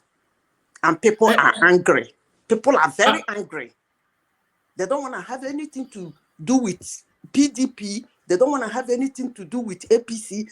And just as I said last time, I am an advocate of free speech. The only thing that can get me very angry is when you tell me, how dare you say that? Shut up. I don't really like it. But from what I saw in 2023 in my beautiful country, Nigeria, I'm beginning to see why there should be a little censorship. Because the propaganda, the lie, oh my God, and people run with it. No investigation, no verification. It was just going, just like that. So I still repeat, Nigerians were very angry. They don't want to have anything to do with PDP. They don't want to have anything to do with APC. And they believe that another name is another person. Zita, let me ask you this question. Do you think what we are seeing now is going to push the Nigerian politician in government, is going to push them into performance? Because what we are seeing now is that now is now looking as though the electorates now have the power of decision. Is what's transpired in this particular electoral cycle, is it going to translate into performance by the Nigerian politician as they now feel under threat? Woman, I said, in the next 2 years, we come back by the special grace of God to discuss this thing you just said. Somebody signed an electoral law. That electoral law is not comprehensive. A lot of things might be added to it. And in the process of adding a lot might be removed. So many clauses might come in. The person is leaving. Let's see what the new person is going to do. That's why I said in the next 2 years, Are they going to thwart it? Are they going to harness it? Are they going to make it stronger to come to that thing you are saying that will lead them to performance? So for now, I don't think I am seeing anything until it kicks off. The electoral law just kicked off at the voting level. We are yet to enter the functional level. Let's see what they're going to do. So until then, we can now say, yes, this thing is going to, because unless you are not monitoring, most of them are extremely angry because of what the electoral law is doing them. Do you know how many of them that have been kicked out? You know how many of them, because of the electoral law? A sitting governor cannot pick Senate ticket. He cannot, even if he struggles in the primaries to get it, he won't win it. You think they're happy? Maybe in the next 2 years, we find out. All right. Zita, give a very brief response to this super chat by Prince, and then I'm going to play you a clip afterwards. But Prince super chats to ask, restructure is the answer. Can Tinubu do it? So that question, restructure. So give us just a very brief understanding of what you feel restructuring is, which is an ambiguous term. Oh, hold on. Which is an ambiguous term within the Nigerian space. And then answer Prince's question. So a brief response to that. I think he can. It has already started. I don't even really understand what people think is restructuring. Like telling state you can build your own railways. Signing that electricity, any state can generate it. That's a restructuring. It's like, let me just say it in where, like a primary school student. Restructuring is just like making the federal government, making sure that the federal government is no longer a businessman. It's just an administrator. That's the way I would tell a primary school student. The government, let them administer, check on what is happening. They should not go into business. Leave the business for the state and the people to do and pay them their tax. That's what I was. Buhari has already done it. He's handing over everything to them. Now, you know those constitutional amendments that just went quietly through. Those are very big things that just happened. They are huge, but it just went quietly under the politics and whatnot. But those are huge moves. It's giving Tinubu a soft landing. I said, one man, you should pick your phone and call Aso Rock. They need to send you Buhari's legacy. As I said before, we will fact check it in your platform. I want a lot of people, up to 1.something million people, to listen the day we will do it. Because from the information I had with me, the man is living plug and play. Easy ride, soft landing. He did a lot of job. A lot. So bring it in, let's fast check it. Because anybody that goes in there will like, as if he has a magic word. Yes, I think I think you're right. Buhari is living a soft land. It's a soft landing. It's a lot of people, a lot of things will come on stream just very quickly after Tinubu takes over, and then he will look like some magician. Dangote will come off stream. All those as deep sea ports, they will come. A lot of by the end of this year and the first quarter of next year, so many things will come on stream that Tinubu will look like some magician. Can I interject for a minute?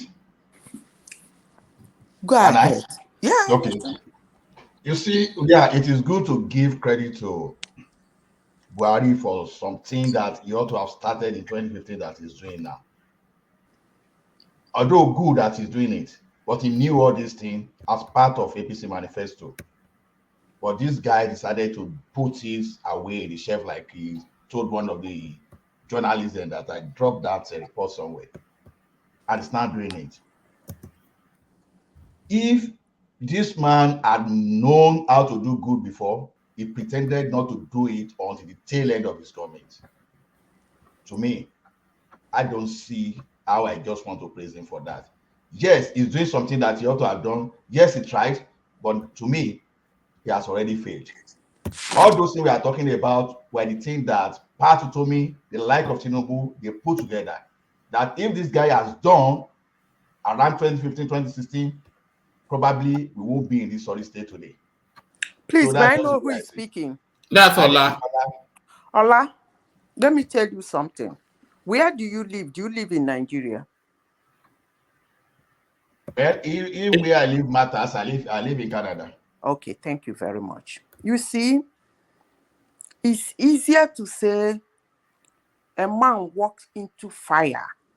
Why didn't he put it out immediately? That's exactly what we are doing. And I tell you, that means you've not been monitoring the Nigerian space in terms of administration. I did a lot. Okay, if you did, you wouldn't be saying this thing you are just saying. You wouldn't. Because no, I wouldn't. I will say it because I'm one of the critics. So I'm one of the critics that I fight. You know, I wrestle against APC guys and pro PNB. You know, so because you are right in your own opinion. You are very right in your open opinion, and you can be his critic forever. It doesn't really matter. But what I'm saying, and I will say it, is that he is living plug and play.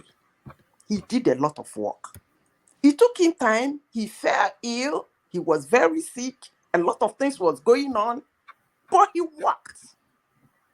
And that we are here today calling YPP took this thing, took this thing. Oh no, I don't want to talk. One man stealing Tinubu and Pat Utomi. Please, can you call Att&Ck and get the man's legacy from 2015 to date? We need to fast check it in your platform. People will listen. Let's deal with it decisively.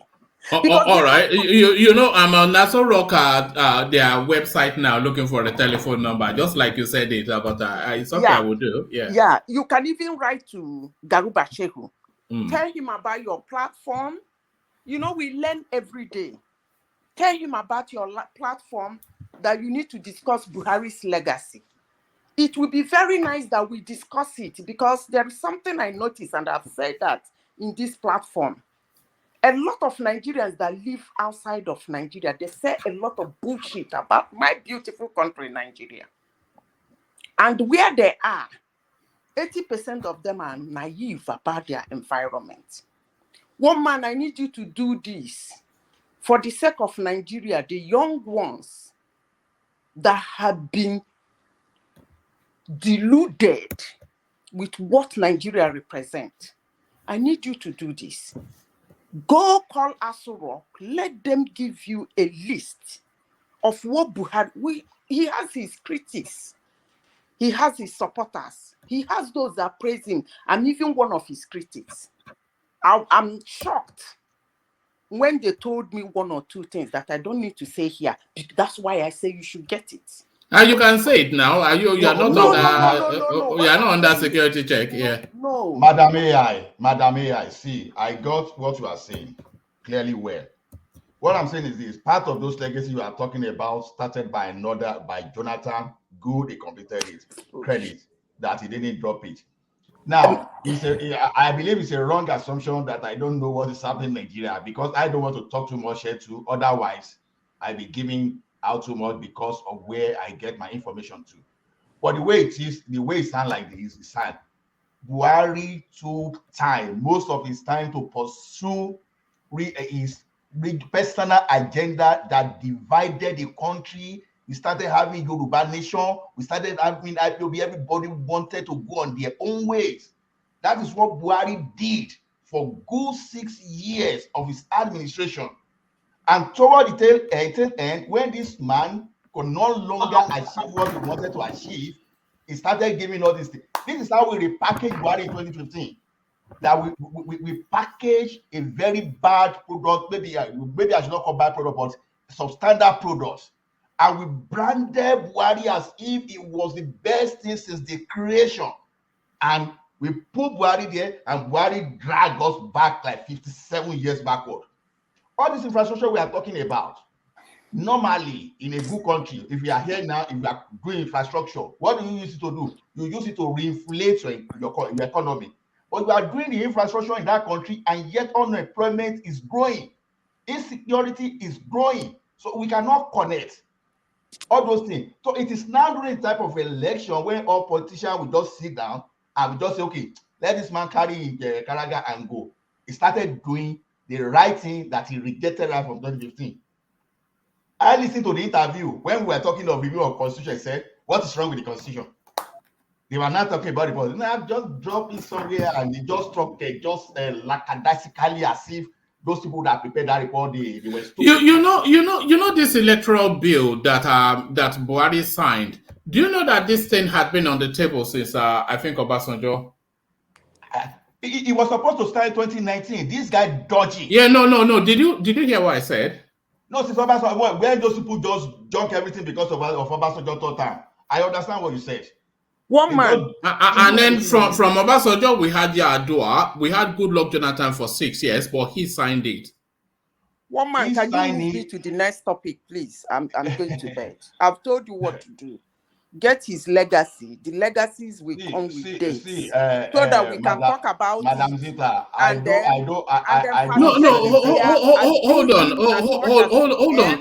Hold on, Zita. As much as we can. Hold on, Zita. From the example that I just cited now, Ola, do you not see what Zita is saying? Because that electoral bill had been on that presidential table for 4 administrations, but he signed it. And it's a quantum leap in our electoral process. No, this restructuring thing been on the table for 4 administrations, but he signed it. The question I had, he signed it. That's what you said, right? At what time? At what time did he sign it? You may say the timing. Did you even hear what I said? Okay, so address it. So, how long did Obasanjo serve in government? Why didn't he sign it? How long did Yar'Adua spend? Why didn't he sign it? How long did Goodluck Jonathan send? Why didn't he sign all these bills that this guy is now signing? And you are saying it took him so long. I heard what you said clearly. Third time was the reason for throwing Obasanjo's bill out. You know, politicians, they played bad politics. All right. So Obasanjo did not sign it, right? Yar'Adua, he did not sign it. At least we can understand the situation under Obasanjo, why they didn't sign it, right? What do you mean you can understand? The electoral bill moves the country forward. He did not sign it. See, the constitutional amendments that Buhari signed, it moved the country forward. Obasanjo did not sign it. One man, I'm not buying this. That's just me. In 2019, you can't buy it, but what do you mean? Forget 2019. Start from 1999. Were these things on the table since 1999? The question that we ask now: what were the consequences of this man not signing this thing earlier? What are the consequences? Okay, what were the consequences of it for Obasanjo not signing it? What were the consequences? Obasanjo had his own consequences. I'm not saying it doesn't. What was the consequences for the Nigerian state for Obasanjo not signing it? It wasn't. One man sleep. All right. Like you said, let's just move on. But this guy had a very good opportunity. Forget this guy. You only have that point if these things came into play under Buhari administration. If the opportunities came into play only under Buhari's administration. That's where you have a point. But if the opportunities were there since Obasanjo's administration, and we have 4 successive administrations since to land on this one, and none of them signed it till him, and you are saying it took him too long. Let me tell you what you want, man. If Buhari had not signed this, that would have been first set of things that Tinubu would have signed. How do you know? How did I know? Because that's what they presented. That's what they presented to us in 2015. I know. All right, I'm not sure. I'm not sure that there's any coherence in that. That's how we repackage Buhari a product for us in 2015. Is that no? That's where you really wanted to land. That's where you wanted to land, ignoring all the build up to it. You just want to say it's been repackaged. No. How come you know how to do good things for 8 years? You waited till the tail end of your regime before you do, because you know the next person will sign. That's just it. You just say, okay, you want to claim the glory. You don't want those people. Okay, But the glory was there for 3 previous administrations. Why did they claim it? About 3 previous one man. Let me interject. Let me interject.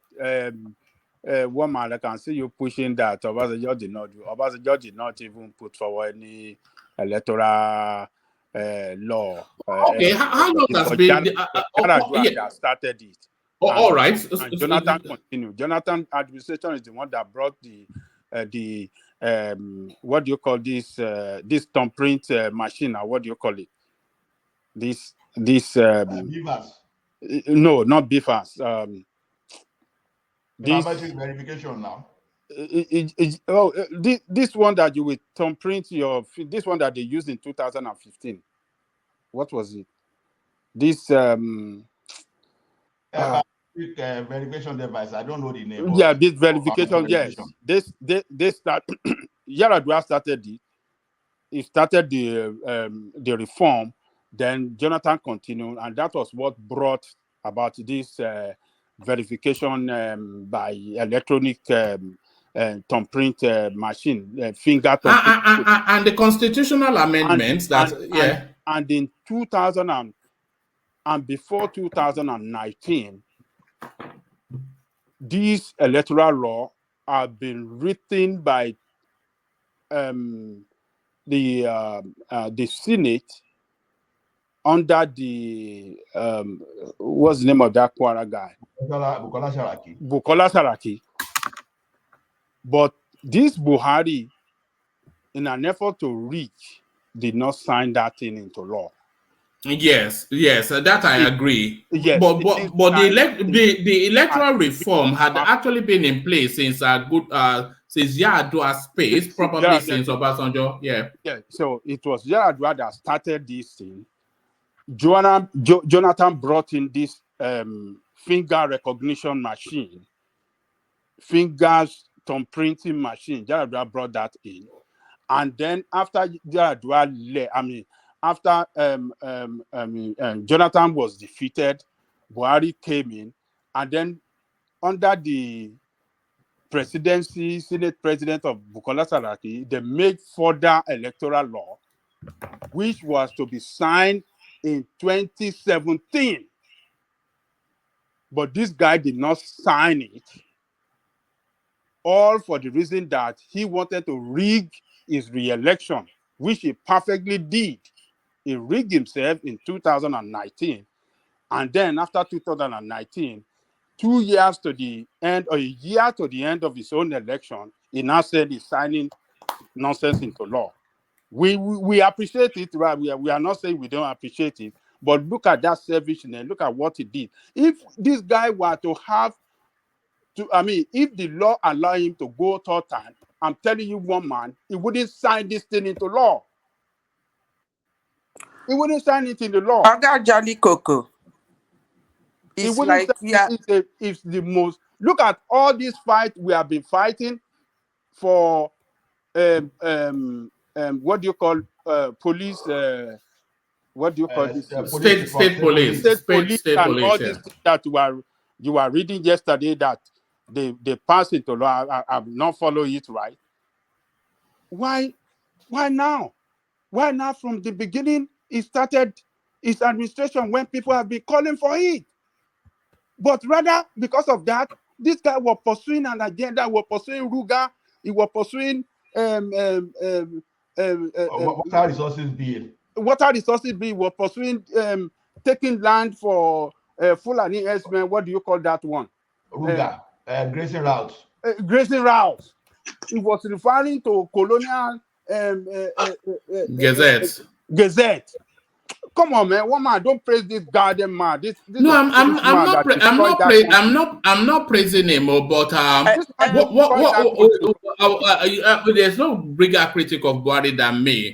But these bills that he has signed, there are quantum leaps in the Nigerian journey. We should pay the Senate, the National Assembly, and to be given that credit. Not Buhari. This National Assembly, the National Assembly signed it into law. Why no resource control? But at least he's done his. The next guy can do that. Okay, Johnny Coco. Yes, you just said something very impressive. No, hold on, Ajale Coco. Are you saying him removing the electricity from the concurrent list and vesting the ability to do railways at the local level and all of these things? I'll look out for the list again if you want me to. Are you saying that those are not laudable things?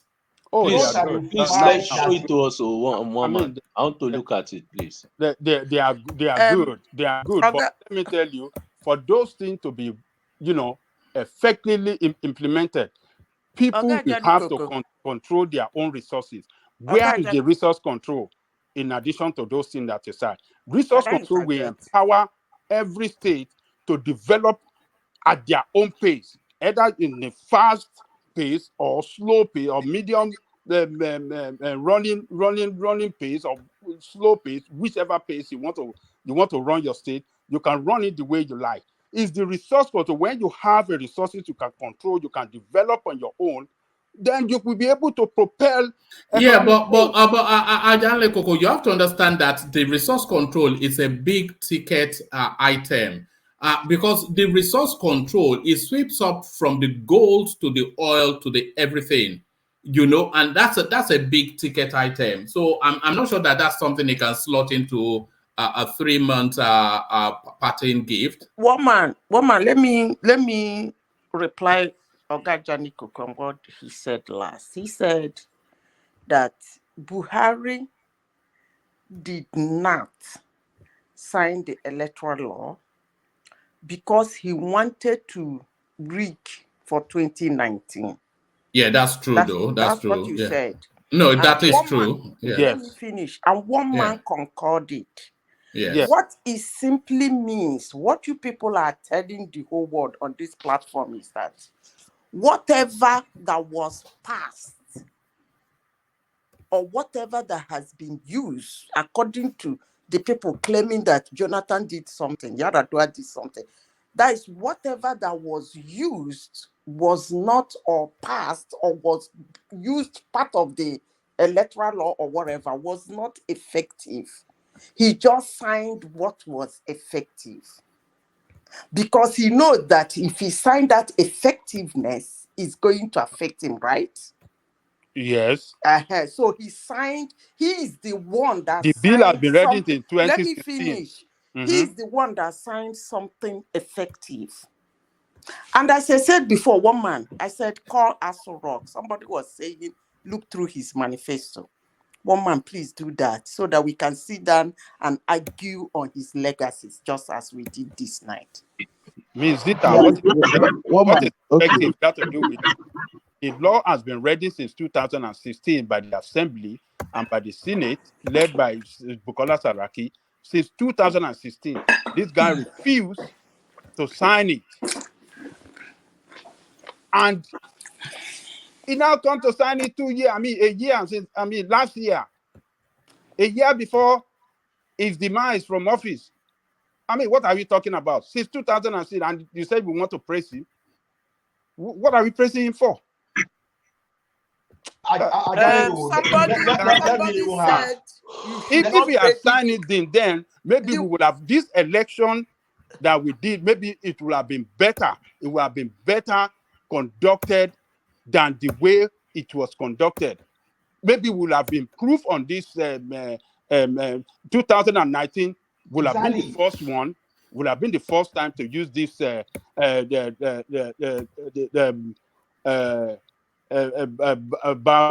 you call it?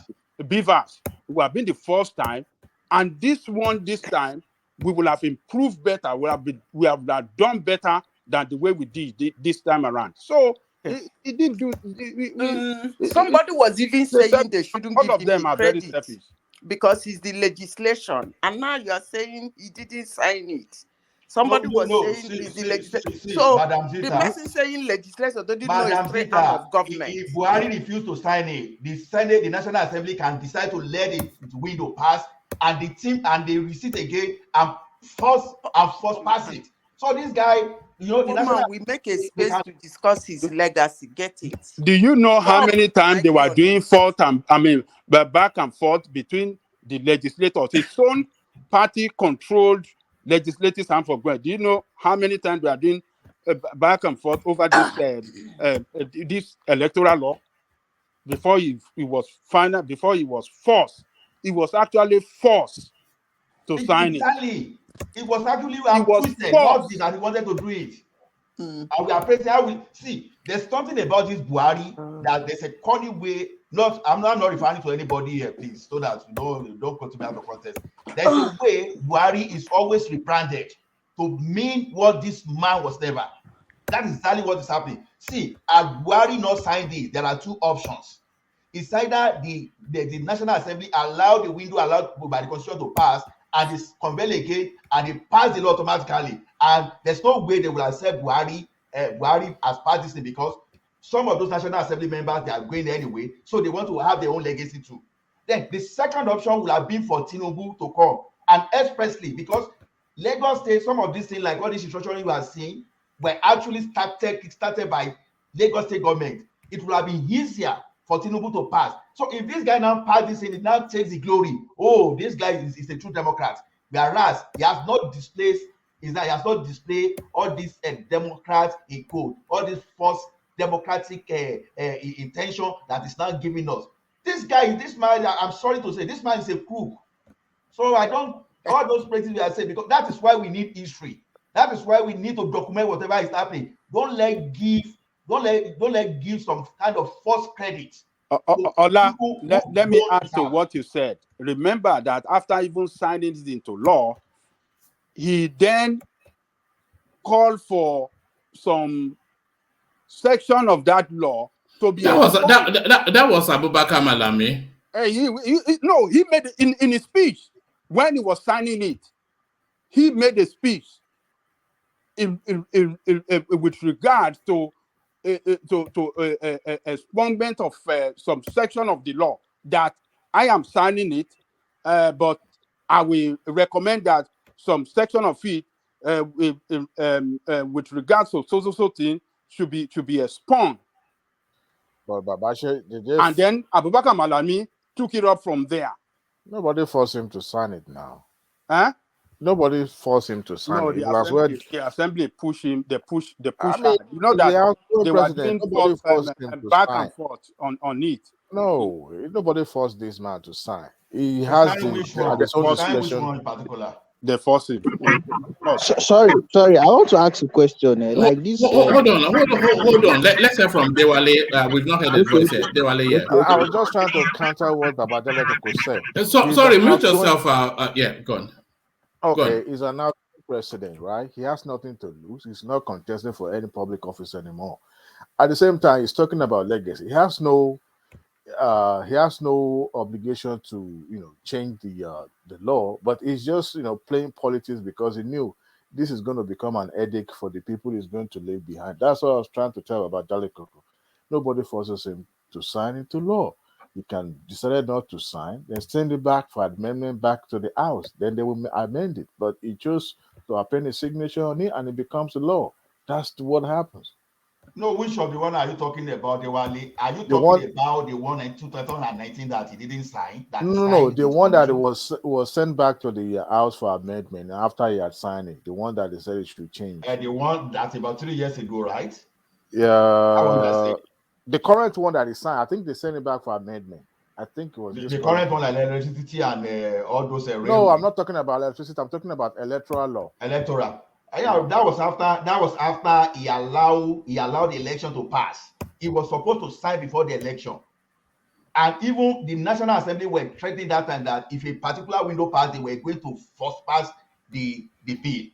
That it was a serious battle. But I think they played the politics. So that's what I'm saying, that if Buhari not signed now, the one that we are trying to give him credit for, the National Assembly has some windows that after the thing elapsed, they can now reconvene and pass it without the president's signature. Pass into law. So the best thing for him to do is to claim the glory and quickly put the pen. Oh, Buhari has done this. He didn't want to sign it. He didn't want to sign it. He didn't want to sign it. One man. Yeah, Zita.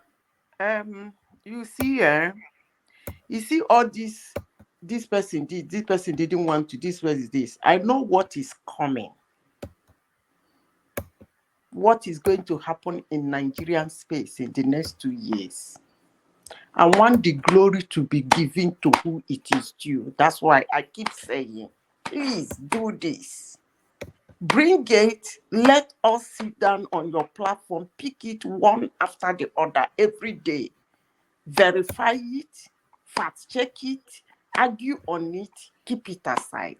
Let it be in public domain that Buhari touched that one. So that when Tinubu comes, we will see him as a man with the Waji card. One man, take me to the next topic, please. All right, let me take you to the next topic. But the next topic, I'm going to preface it with a couple of video clips. So hold on. Sorry. Sorry, I was off the screen, wall piece, so I didn't see you there. And thank you for this for the super chat prints. We generated a lot of conversation. But let me take you to this space. I'll preface it with this video clip. Watch this.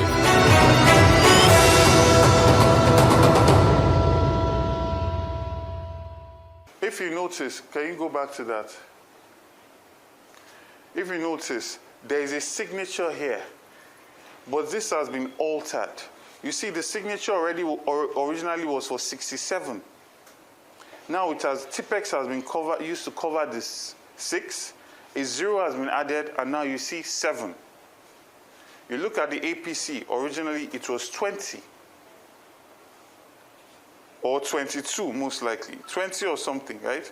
And then now you see the Tipex here, a 1 has been added, and now it's 120. So the signatures are there, but these results have been tampered with and then uploaded. And there's so many instances of this.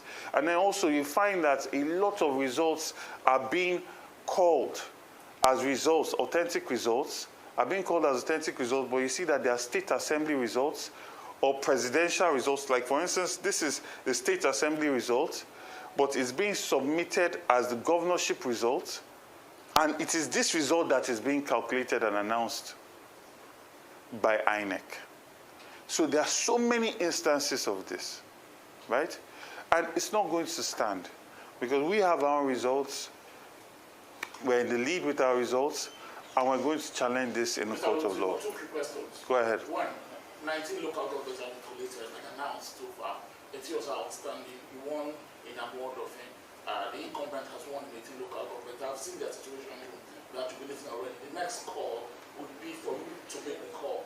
If you do not make the call, you will issue with a certificate of return. Are you rejecting the results? I completely condemn the entirety of this election in every clear term. This was a sham of an election. It was a compromise. It was an illegality that has not been perpetrated in Lagos since I've been born. This was an election where entire agents of a party were chased away from their polling units. This was an election where people were standing, and if you came to vote and you were not Labour Party, they were beating you. I've had to pay the bill for over 12 people. One was in concussion, he just woke up today. One's leg is completely broken, he has to go into surgery. And I've been doing this entire morning. I cannot even transfer money again because I'm done transferring just on hospital bills.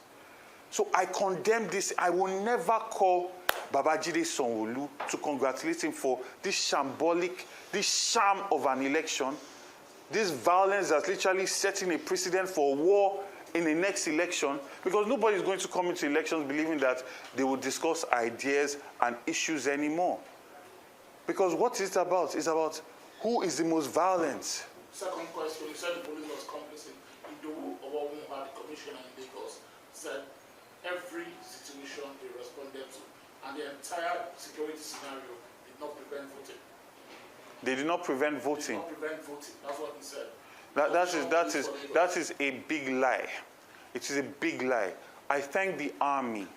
I thank the DSS. I thank the Navy. I thank the neighborhood watch that came. If these people did not get involved, what you see, what all the videos you have seen will be child's play compared to what the reality would have been. In Ikorodu, people died. In Apapa, someone died. In Shomolu, someone died. So how are you saying that people will be aware that a person has been killed and they will come out and vote? In Ajero Felodu, people were sitting down in their house because they were literally threatening them that if they come out, they will kill them. And they were following people and going to their houses. After you vote, they will follow you to your houses to go and threaten to harm your family. This Lagos deserves so much more. Look at Oyo State. Shey Makinde won. Oh, all right, Zita. So that is what's his name? That is Gbadebo Rhodes Vivo. Given all of the reasons why he's going to reject the elections because he feels this one. So hold on, there's still a few more information to give you. So that's Gbadebo Rhodes Vivo positioning himself on the elections. Pretty much following the theme that we heard from Peter Obi at the presidential space. So just to give you some figures, Sanwo-Olu scored over 736,000 votes. Sanwo-Olu scored over 736,000 votes. Rhodes Vivo, who did impressively because he actually beat the PDP candidate to second position, but he scored 292,000 votes approximately. So Sanwo-Olu 736,000. Rhodes Vivo 292,000 approximately. So that's over double and extra, but he insists that he's won and he said he's going to set Lagos ablaze. So Sanwo-Olu responds, but his response very short but pungent.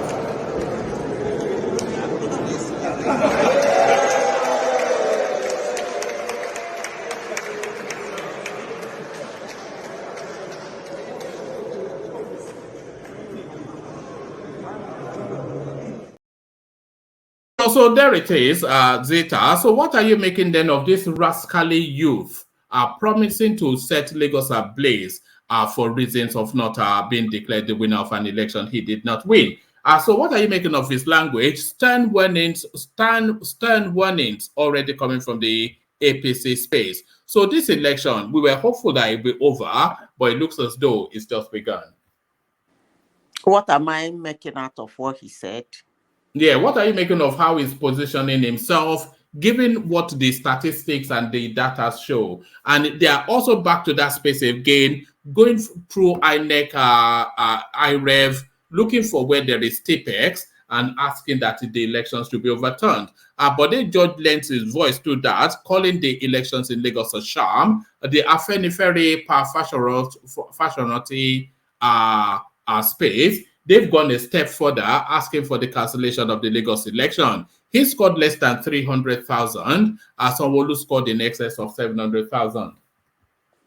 He's the LP guy. His principal is inside the INEC server doing some verification. So he's not going to burn down any Lagos. He will join his principal inside the INEC server where they will be checking the beavers and he explained it yesterday. To take he said they didn't give him, they gave him appetizer, they take the main dish, so he's in the server. Rose Viva will join him there. That's all. Nothing is going to happen. All right, brilliant. Let me take you to this place then. I have fulfilled promise of ensuring credible elections to Nigerians. So this is Buhari now making some of his parting remarks to the Nigerian state. He's insisting that he has fulfilled his promise of ensuring a credible election. Let me give you the opening paragraph just to give you the flesh of what he's saying. It says that President Buhari has expressed satisfaction with Saturday's governorship and state houses of assembly elections, saying he was glad he had fulfilled the promise he made to Nigerians to ensure free and credible elections in the country. So with this pronouncement now, is that now the final bow tied around this electoral space? Because with this pronouncement, a lot of people anticipate that nothing is going to be upturned. What says you about Buhari's comments? But I said he should be given credit even before he said it. It's not 100% good. It's not perfect, but it's a very good step to the right direction. The result says it all. The outcome, the result says it all. YPP, LP, PDP, APC, people are being thrown out, people are being brought in, even people who did not even campaign, people just, so the result is saying it all. So he's not 100% correct, but he's correct. And then anybody that think is not, it's either you join Vadibo with his principal inside Att&Ck server, or you go to court. So that's what it is. All right, brilliant. All right, brilliant. Thank you, Zita. So Zita, 4-time. Let's go on from you to Fatai, who hopefully is still there. I suspect may not be. Fatai, are you still there? Thank you. Bye bye. Thank you, Zita. So Fatai, are you there? All right, we don't have Fatai. Dewale, do we have you? I'm here.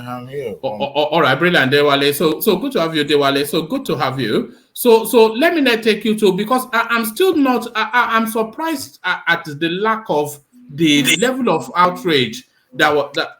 Sorry, who's that? Are you driving? Dewale, are you driving? No, I'm not driving. All right, brilliant. So I was saying, I'm surprised that I'm not hearing the level of outrage that I was anticipating around this Bayo Ononuga tweet, where he tweeted to say that the Southeast should stay out of Lagos politics, and this is their final warning. So I'm sure you've seen the tweet, but are you as tepid as everyone else in your response to it? Are you saying it's just part of our language, or do you think the punishment should be swift and fast? Do you think Tinubu should actually react to this by firing the guy? I don't think, Yoruba will always say, that means if you have a dick, you don't have to cut off your head. I don't think, fire him is the right thing, but I think internally they will be able to condemn it and also caution him. You are winning now. You are now, you've won the election, and it's just time you have to tone down the rhetoric. The message is not in position to pass that kind of message, across. You have to live above board, and I expect by now you'll be thinking, broadly, sending olive branch to other political parties. Him using his platform to send that kind of tweet is not really is beyond that. You should leave it to, just the his Portuguese or the lower people to do so. But as far as I'm concerned, him, being a crucial position in the Tinubu's campaign, doesn't need to do all that. He's a senior journalist as well. Do you find it somewhat naive that he will make such a schoolboy error to go and put it on Twitter where it stays for eternity? If he had said it somewhere, he could have denied it, but it's undeniable now. And I feel it will affect his future in politics. Oh, it won't affect any future. when the campaign was on really ongoing, they've said the worst to each other. I mean, across party lines and all that. But it's just that he was living in the moment. Hasn't seen himself as, no longer in a party mode. I mean, in a campaign mode, but uh, I expect that by now he will be thinking, nationally instead of still thinking and occupying that position of campaign or spokesperson to Tinubu's campaign and all that. But I don't think there will be any uh, punitive measure applied that will be so huge that he will be fired, or he's probably gonna issue an apology or some type of, or not even issuing any apology, but just move on. But trust, it's a television station, media houses will latch on to that and trying to. But what is the gain? The election is over with. But he should leave about. But he is more than that kind of rhetoric. It shouldn't be passing such. If FFK is the one doing that, of course we know FFK as Agbirubo, we all denominate. But someone like Donuga is just a journalist, not a politician per se. So that's the way I said it. They should leave about, but it's condemnable. All right, brilliant. And to the space, the resistance being the language that we're hearing rather from Rhodes Vivo regarding these elections. What are you making of it? All these threats that he's making all over the place that is going to burn Lagos down. He scored less than half what this guy got, and now he's giving us printouts of our INEC server and calling for hell to be unleashed. So what are you then making then of this sore loser narrative that has now become the template of Labour Party? I'm of opinion that if this level of harassment and beatings and all that went on during the election hasn't taken place, somebody will still beat him hands down. But I guess the APC didn't want to, leave any chances, and they decided to take law into their hand. However, it has happened and it has happened. I expect him. Of course, he's not a seasoned politician, so he's still talking from that, useful exuberance. And some things, you don't have to say. You say you're not going to call him. Yeah, except if you're going to challenge the election in the court, there's no point calling Sanwo-Olu in the first place. But then, going online and issuing, statement about, burning down or this entire state will go up in flame. Uh, I think this is his baptism. Let's just put it that way. This is his first foray into uh, politics in the open, not a party politics. So I think it's a learning process for him. No matter what, there's nothing he's going to do. Even if he call upon his followers to go out in the street tomorrow to protest or to start burning things down, I bet half of them would not even bother to do that because they don't even see him as a potential governor of the state at this moment. But politics is politics. Of course, I believe it's a learning process for him, and he's still growing. Party, how old was Sanwo-Olu and the Raji Fashola when they became governor? First time, I think Fashola was in his early 40s as well. So he need to learn quickly. Sometimes there's some things you don't say publicly. Look at Obi. Obi was cautioned at some right? It was measured the outcome of the election they favor him. And you could see him at a point, his outburst. He started crying. That tells you somebody who really pained by the outcome.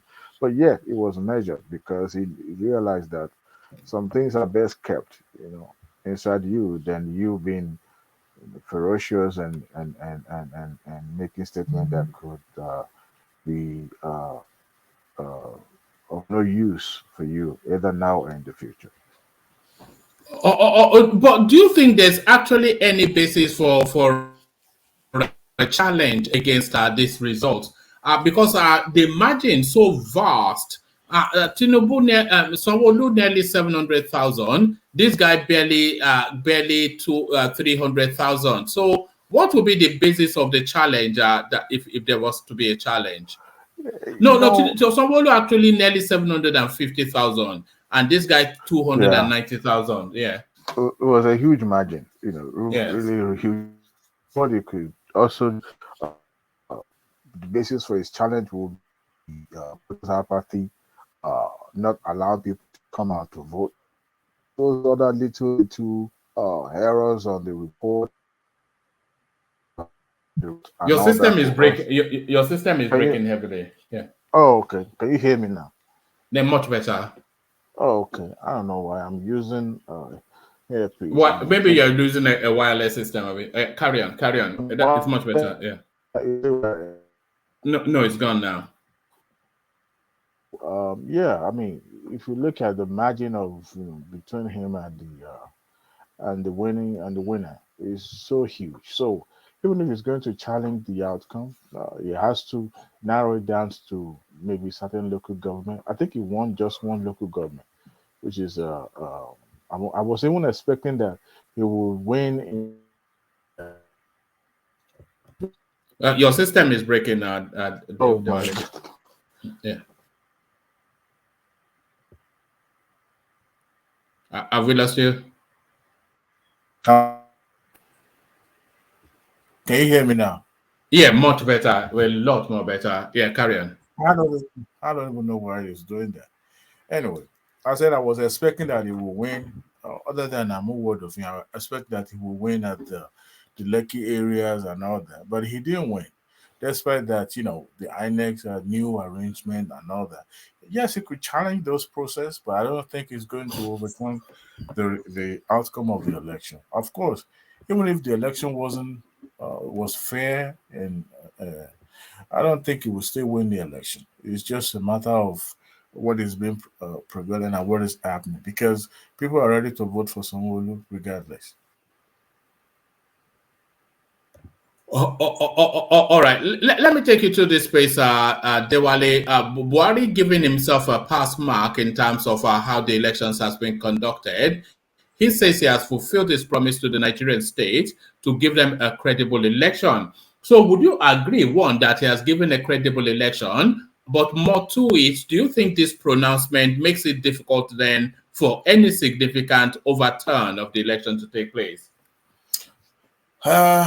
Would the tribunal summon Buhari to give testimony for conducting an election? I doubt it. That would be interesting if they did, though.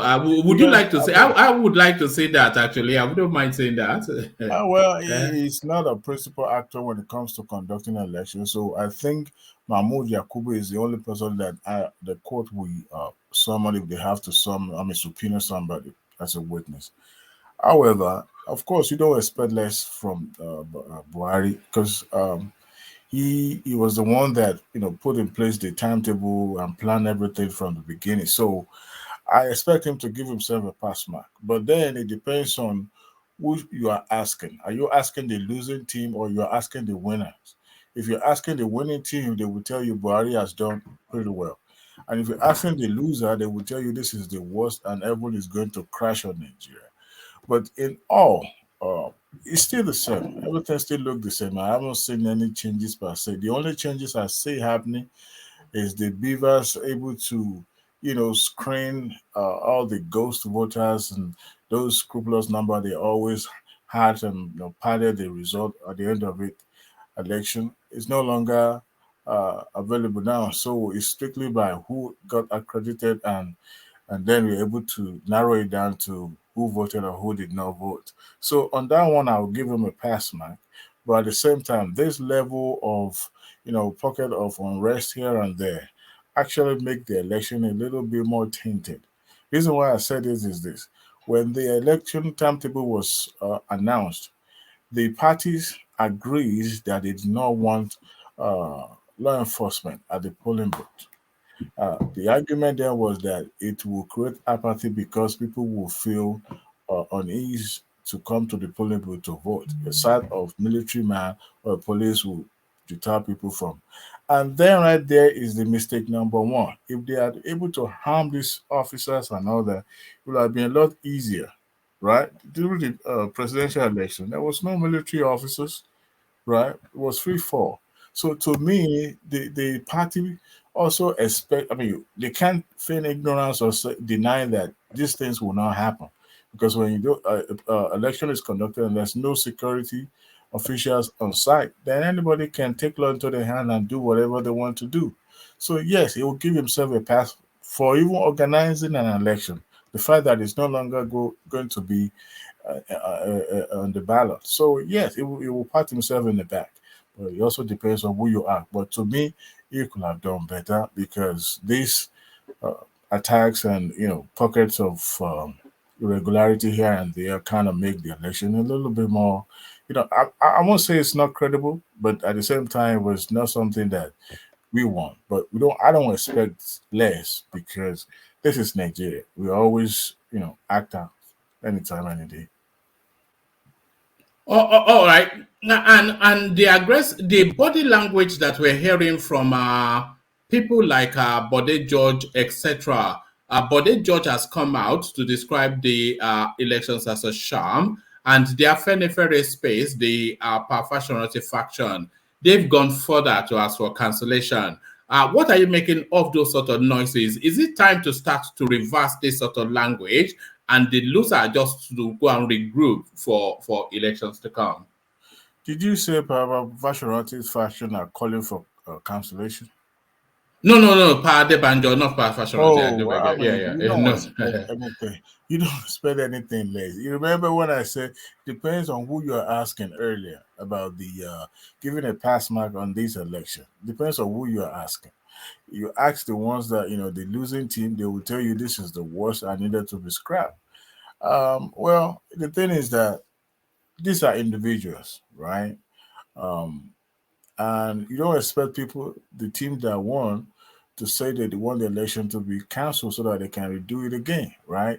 So I don't expect anything less from them. But the judge, this is not his first rodeo. Unfortunately, he couldn't. The vacuum that he wanted to step into, it didn't happen, because I expect that the Labour Party will take Lagos so that he will be the godfather. He will be able to step into that role. But unfortunately, he didn't happen, and that's a disappointment to him. He lost on both fronts, from both presidential and the local, governorship elections. So I don't expect him to come out and say and try to sing praises on INEC or the Sanwo-Olu camp and all that. But then Baba Banjo is those are some things that he tried. He was able to, publicly identify with his choice candidates. But I think there's a level you get in life. There are some things you don't have to, be in the front pages at 90 something years old. You don't really have to do that.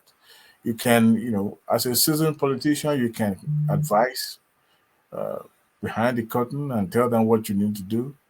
But then he chose to be partisan, and officially his candidate did not win. So I don't expect anything less from him. I don't expect him to praise Buhari or praise INEC, or to me, he's just expected. That's what I'll say.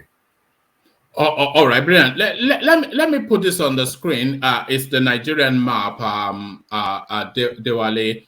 So let me put this on the screen. So here is the Nigerian map as it's mapped out electorally in terms of who controls which state house. So the blue sections are the APC, the red ones are the PDP, but now we are seeing other colors show through. So these grayed out colors, these are states that are not in contention at the moment. So these are off-cycle states. But curiously, there's a darkish purplish color there in Kano State, which is the NMPC or PP, whatever they're called, so Kwakwanso's party, taking Kano State. But then if you come down here, these green colors, these are the Labour parties taking what now looks like two state houses in the southeast. So what we're seeing now is the reconfiguring of the Nigerian political landscape.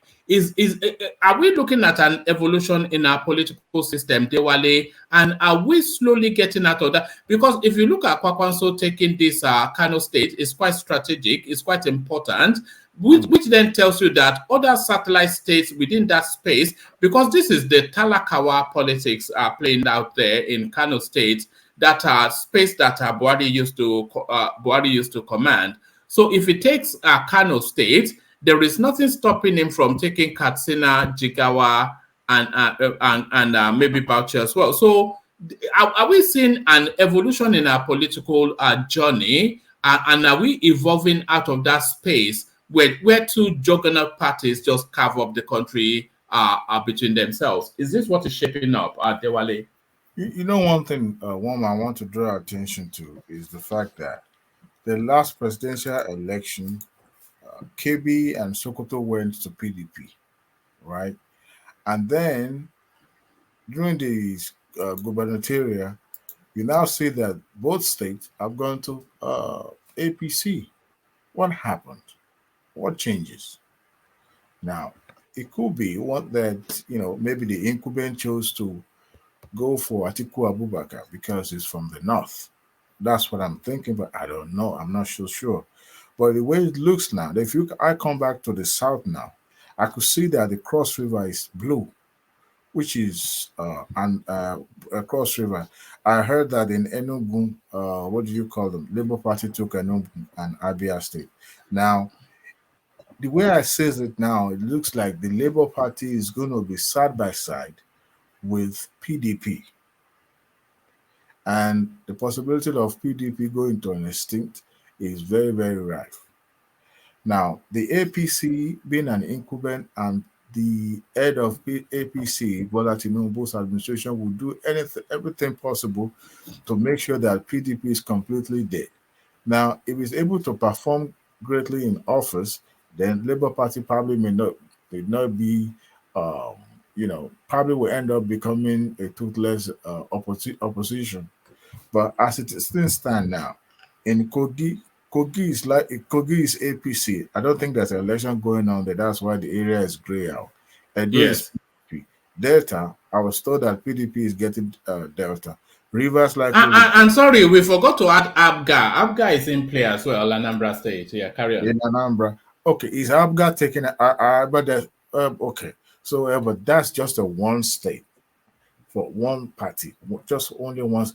And that permutation about Soludo in 2027 is what I'm not even sure. But let's see what happens. And then the Anambra is not contesting an election. Edo is still PDP. But I think the way I look at it in the north is where the big deal is. And in as much as APC still control some of those major states, such as Sokoto, Kaduna, Yobe, even come to the northeast, it still shows that APC is still in control of the north. Now, the Kano issue is the one the same machinery that was working when Kwankwaso was in place. Seems that they are, not satisfied with the Gandrijes and his cohort. So it seems that that's the reason why. Remember, they took the state during the presidential election, right? So yes. It's well expected that they would do well during the gubernatorial election. But then if they're able to capitalize on that, maybe they will have more spread. I don't know. But it seems that with this incumbent in place, I'm talking about incoming now, it will be a hard fight because Tinubu is not like Buhari, who sit back and let things go down, or Jonathan. This is a practicing politician. So we'll see how it ends, but the map is already, of course, completely reshaped, and it's a different map, especially here in the south. It's completely a reshaped map, so to say. How do you explain that El Rufai was not able to deliver his state at the presidential level, but quite a reasonable victory at the state level? That is what I'm still trying to wrap my head around. What actually took place during that presidential election? Could it be that some voters did not believe in the candidacy of Tinubu and Shettima in the north? Or could it be because of the Muslim ticket thing, there was what played out in a place like Kaduna. That's the question I'm trying to wrap my head around, because I mean, it seems that if apart from Kaduna, which other state in the north, Yobe, Gombe, uh, Bauchi, they were all PDP, right? But I'm also, it looks to me, it also looks that some of those incumbent perhaps maybe they work for Atiku behind the closed door that you and I do not know, right? It's all about alliance, it's all about making deals and all that. So it could be it's one of them. I mean, look at Oyo. I'm expecting what is this called, Makinde, to cross carpet to APC very soon. I'm expecting that because it's a very handsome win for Makinde. Very handsome win. Of course. If you look at that, 65 to 29, so it's a flogging. You remember when the Kulata brought his? But that guy performed very well in your state. He that was what they said. Very well. Everybody saw what he did. I mean, came in. Yeah, go ahead. Paying school fees. This guy canceled it. All the salary arrears they were owing, he paid off everything, and every civil servant in that state get paid on 25th, every 25th of the month. That was what he promised before elected into office, and he fulfilled it. The school fees they were paying in secondary school, he said they will not pay school fees anymore. He stopped it, and he increased salary workers. He built ultra-modern bus terminal in Challenge. He just built a fuel at their airport. The airport doesn't have a fuel refueling station. He just built at the airport. Government job. He did it. At the airport of Yeah, at the airport. Wow. Fuel refueling station. He just built that, and the road to the airport, he expanded it, and he named it after the governor, the former governor, Olun Loyo. And that man was there the day that they commissioned that road. He honored him in the public, and everybody was, there are a lot of projects, he built some road linking between there to maybe Oshogbo, one major road like this, federal government road. This guy built it and expanded. So the people can see what he did. So people are convinced in his leadership that, yes, this is the man that is really working. So I'm not surprised by this, the outcome of the election in his favor. So just to chip in that, he really worked hard. People saw what he did. So just to contribute. I marvel at the way the governor of Oyo State was able to manage the electoral process during the presidential election, because that was a gamble. Remember when Kuleta brought that spreadsheet, we always find it hard to place him somewhere. It's like his second coming will be uncertain, because we were always trying to wrap our head around, the formula that is going to use. Remember, Fulani was doing very well, he galvanized, it was right there in the street, even way before Tinubu even went to Ibadan. So, and then the day I saw his deputy in Akure, I was thinking maybe he was going to cross to APC, but then he still remained. He remained in the PDP, but it worked well for him, because I think the Oyos people believe in him, and they listened to him, and they did his bidding, and they reward him by voting him handsomely for the second time. Yeah, and increase the IGR from maybe 1.something billion per month to like maybe almost 4 billion, 3.something billion. So, I mean, the guy, and he doesn't make too much noise. He doesn't brag. He's an easygoing. He's an Ibadan accent spoken guy. He doesn't make too much noise. He doesn't brag. He's just a silent achiever. But people can see what everything, all the infrastructure he was building. He's a fantastic guy. And mark it, that guy might be one of our top contender for president in the future, between him and that governor of Lagos State, that Sanwo-Olu. I'm saying those two guys that's in the future they might be very well ready. Well, being in next 16, 17, where they're in their 60s. No, that guy of your state is 40. You know, he's 44 years old. Yeah, but the someone will be in his 60s then. That's what we be. Yes. So yeah, but that's a good age now. That's a good age. Yes. No, why not now when in his 50s? Why not? That one would be close to about 70. I mean, look, no, that would be about 70 something years. So this guy, this Oyo State guy, because Sanwo-Olu is 57 now. Mm-hmm. So if you had another 16 to him, that's gonna be it's gonna be 70 something years. Yeah. But this guy, this Oyo State guy, is 44.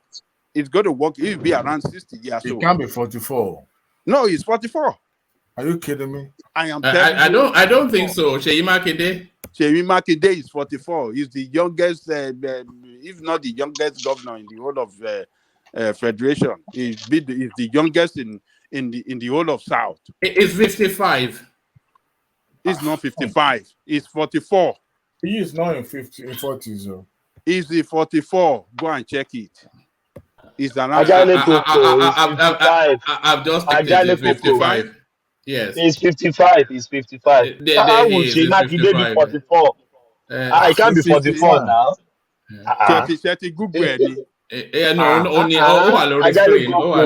It's 55. It's 55. We are 54 in Professor. I'm sorry. Yeah. So it will be in his 60s as well, 60 something then. You know? But I mean, it's still a young chap, he'll do pretty well. But the thing is, I want to draw your attention to Enugu and Abia, where we have the Labour Party holding it down. Now we will see how long they will be able to hold it down. Do you anticipate that they will carpet cross these characters? I mean, if you look at the state that surrounds them, they are all PDP. I'm even surprised that Cross River is taking. I mean, APC is taking Cross River. But if you look at the neighboring state of these states, is it Anambra, Abga, Imo, probably PDP, Rivers PDP? What I see is that there's a possibility because how these states need the federal government presence. They need to form an alliance with the federal government, right? So, and they all belong to not just an opposition, but a very, very strong opposition to APC. I see them collapsing to PDP in the future, not APC. That's what I'm saying. And if they decided to hold it down, just like Africa, because they are traditionally of that politics, if they're going to hold it down like Africa, that means that region will be having a multi-party in that region. It won't speak well, or it probably won't work well in their favor in the next 4 years, because we will now have region that is more, divided. In the Southwest, we only have APC and PDP. It's even recently that the PDP took Osun State. So, and you still have the Big Apple himself, Lagos. You still have Ekiti, Ondo, combined.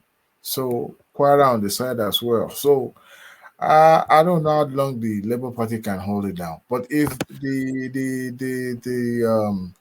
chairman of the party and the OB and the governors of this state can work together to galvanize, because their performance will be the only reason why people will flock to it. After that, if they don't, that party will go into an oblivion straight up.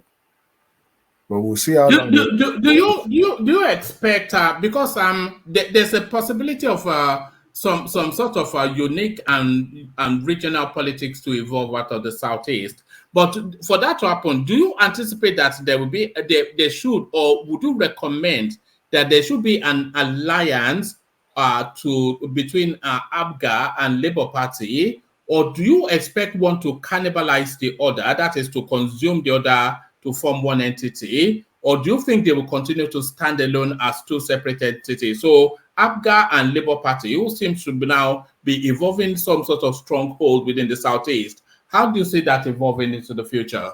I mean, APGA has been like a snail all this while, and it hasn't transformed into that big party. But Labour Party has the potential to spread and to become formidable. So, like I said, if they're able to manage it well, it's possible that they will consume APGA. But I don't see that happening because it seems that region, enjoy having multi-party, multi-dimensional political platform instead of just concentrating and build a platform that is more stronger that to use as, because when you have different platform like this, different parties, across the region, he won't give you the leverage when you want to form an alliance at the national level. Remember, you see, when you are trying to promote certain individual, they will consider the party that's coming from and consider the voting blocks and all that. So with Labour Party now are challenging APGA and it's a formidable party in the Southeast, I don't see how that happening, but I foresee Labour Party, if well managed, becoming a strong, formidable party in the Southeast. But we'll see how it spread, because if they're unable in the next election, if they're unable to capture a state like Anambra, which is the home of APGA itself, then that means the party is doomed to rise. That's where I says it, one man. Hello, one man. Anybody there? Maybe No. Sorry. I was on the phone. Yeah. So I want to play you a clip, and then take you to Kano State. Dewale, what race? Gentlemen, my name is Ayo Fayoshe. You know me, and I know you. I'm so excited tonight, celebrating the victory of the PDP, and my friends in the APC. All of you has won your elections. Congratulations. We wish you very happy tenure. But let me quickly say this. I'm so excited, particularly by the loss of Governor Tambuwa's candidate in Sokoto. You see, when a man is treacherous, there's a payback time. He betrayed the party in 2015. He ran back. He betrayed the Ashwadu he went to meet in APC. He betrayed Wiki, that sponsored. All right. So that's Fayoshe, as you know, Dewale, speaking to the elections that's just gone. But the space I really wanted to get to was when he said Tambuwal, he lost Sokoto State. So Tambuwal, of course, he has completed his 2 terms, but he had a candidate that he was really pushing hard, but not over the line. By Nigerian elections, a fairly decent victory by the APC in that space. So 52% to 47%. So taking it completely away from him. So Sokoto falls to APC, and Tambuwal loses out again. So Fayoshe glorying in the nemesis of treachery being vested upon Tambuwal. So that's one. But really the thing is the real loser in this election, has it been Att&Ck Abubakar, who has lost the whole of the Southeast for Labour Party, for PDP. He has lost a good percentage of the South for the PDP. Also now lost Sokoto State for the PDP, all out of that act of treachery that he did. So is the real loser of this election, has it been Att&Ck Abubakar, Dewale? Thank you, one man. Let me answer it as you asked. Are you Fayoshe? Somebody said it earlier on the platform that it's probably not contesting for election again in Nigeria. I don't see really why it would glorify the loss of Tambuwal in Sokoto State. But of course, it seems that Tambuwal, being the Judas Iscariot of PDP, is really glossing over it because he seems to be happy. But then you begin to wonder, I like telling you, what is mine? Why are you? LAB. Why are you? See, you romance APC, you romance PDP, you romance. Who else were you? In fact, it's just I don't know. It's kind of stupid.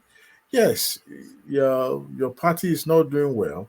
At the same time, it seems all these folks. Of course, they are friends, but I think he's happy that someone from the southwest is going to be in charge, and the fact that the principal actor, the person that betrayed Wiki, is the one that is really happy about, shows that he really. But the election will go. I mean, come and go, right? A time will come. Now, PDP is going to have. Look at it. APC has really decimated PDP completely. Look at the map itself, right? So it's as if PDP is going to be known as as a matter of fact, I won't be surprised when people start cross-carpeting, because it seems now that it's going to be in the next 16 years, APPC will be ruling this country. And look at the map of PDP, for crying out loud, my brother. This is terrible. But he's blowing because I don't think he has any future ambition in terms of public office. But then, what he's doing to me, I will amount it to Att&Ck because of what he's going to gain, or what is the point? Retire and go home, or go to the Abule and be, settling a dispute instead of just, hugging camera, hugging just like Fani Kayode and the rest of the Dino. He has gradually becoming like Dinos, Yes, that's where he's falling into. Within the Nigerian space, he's falling into that Dino Fani Kayode sort of area. It's really shameful. Now leave my governor alone now. I never liked the guy for a second.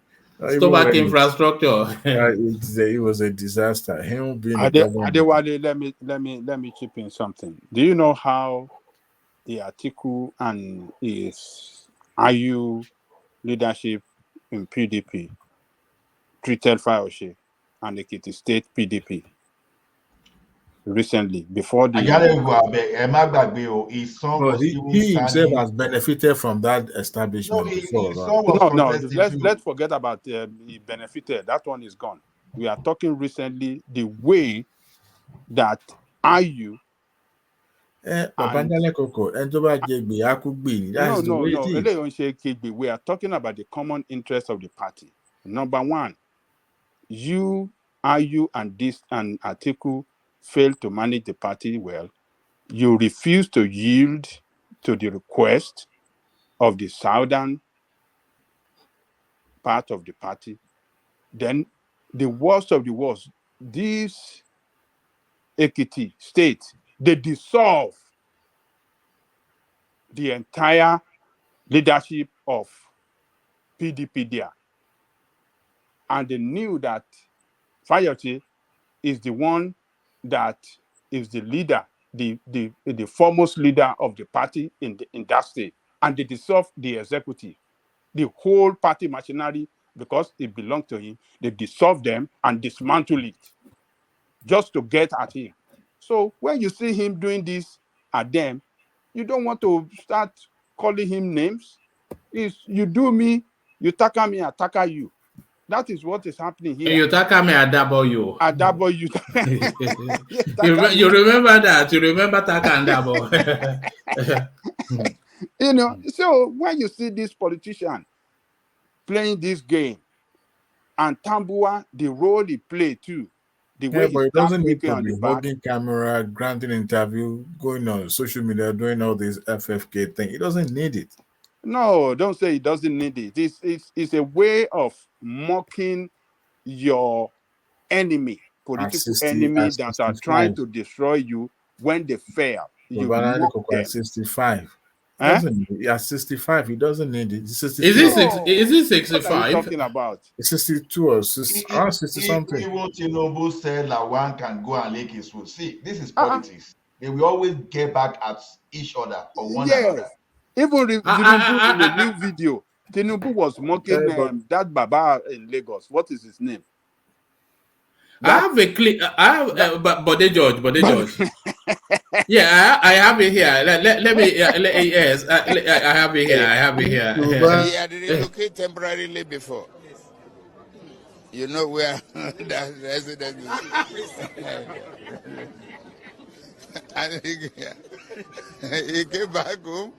Nobody bothers him. If he decides to relocate again, to where? Maybe to Baeza, it might be to Rivers. So there it is. Oh, you guys are Tani Baba, oh god, oh god, oh god. ready. Even on the primary election day, he was even doing it to what is it called? Buhari himself. Buhari was looking up like this. He was like, "Let me, I'm intoxicated with winning. Let me enjoy my time. Let me enjoy my moment." This man is a real Agbero man. But then, for how long? I understand you want to do something, but someone need to tell Do you think they will be able to polish Tinubu, or do you think they should leave him in the manner that they left Trump? That it is who he is that makes who will punish Tinubu?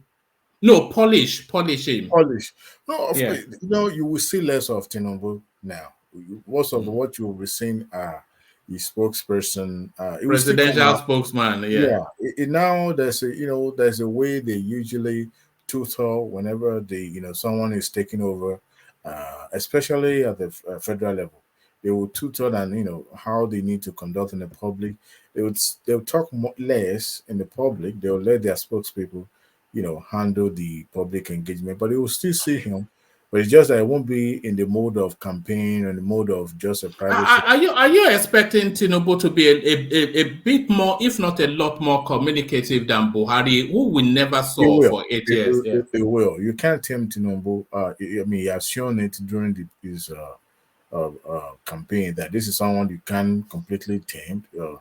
He's still going to say what is in his mind, whether it's in Yoruba or in the new way of communicating now. It's still going to talk, but of course, it won't be like Buhari that will just keep mute and stay back in Asoro. But going to your last question, one man, you actually put it certainly. The biggest loser of this, not just this election, throughout this electoral process, is Atiku Abubakar. He lost out. He completely lost out. Now, this is his last card. This man is not coming back again to contest for election, except if the Court of Appeal awarded the winning to him and said he's the winner, maybe. But if not, he's the biggest loser. This is a wound. To me, he's going to be nursing it for a very, very long time. And you see all those his family that were waiting to cash out. I don't know what it's probably going to need to go and started writing his will and put it in place now, because it seems those kids they are going to be out for war with each other. But it shows the desperation. I mean, you can tell he was desperate, fully desperate. Of course, they are all desperate, but he has shown it time to time that he's really desperate to become the president of this country. And unfortunately, he couldn't get it. So, to me, he's the biggest loser because it shows that the people didn't want you.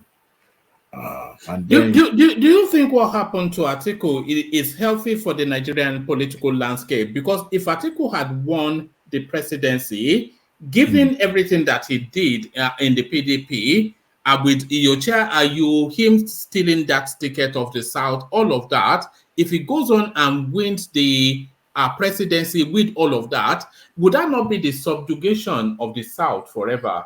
No, the only cardinal sin they had committed was the fact that his Fulani is going out and he wants to replace the Fulani.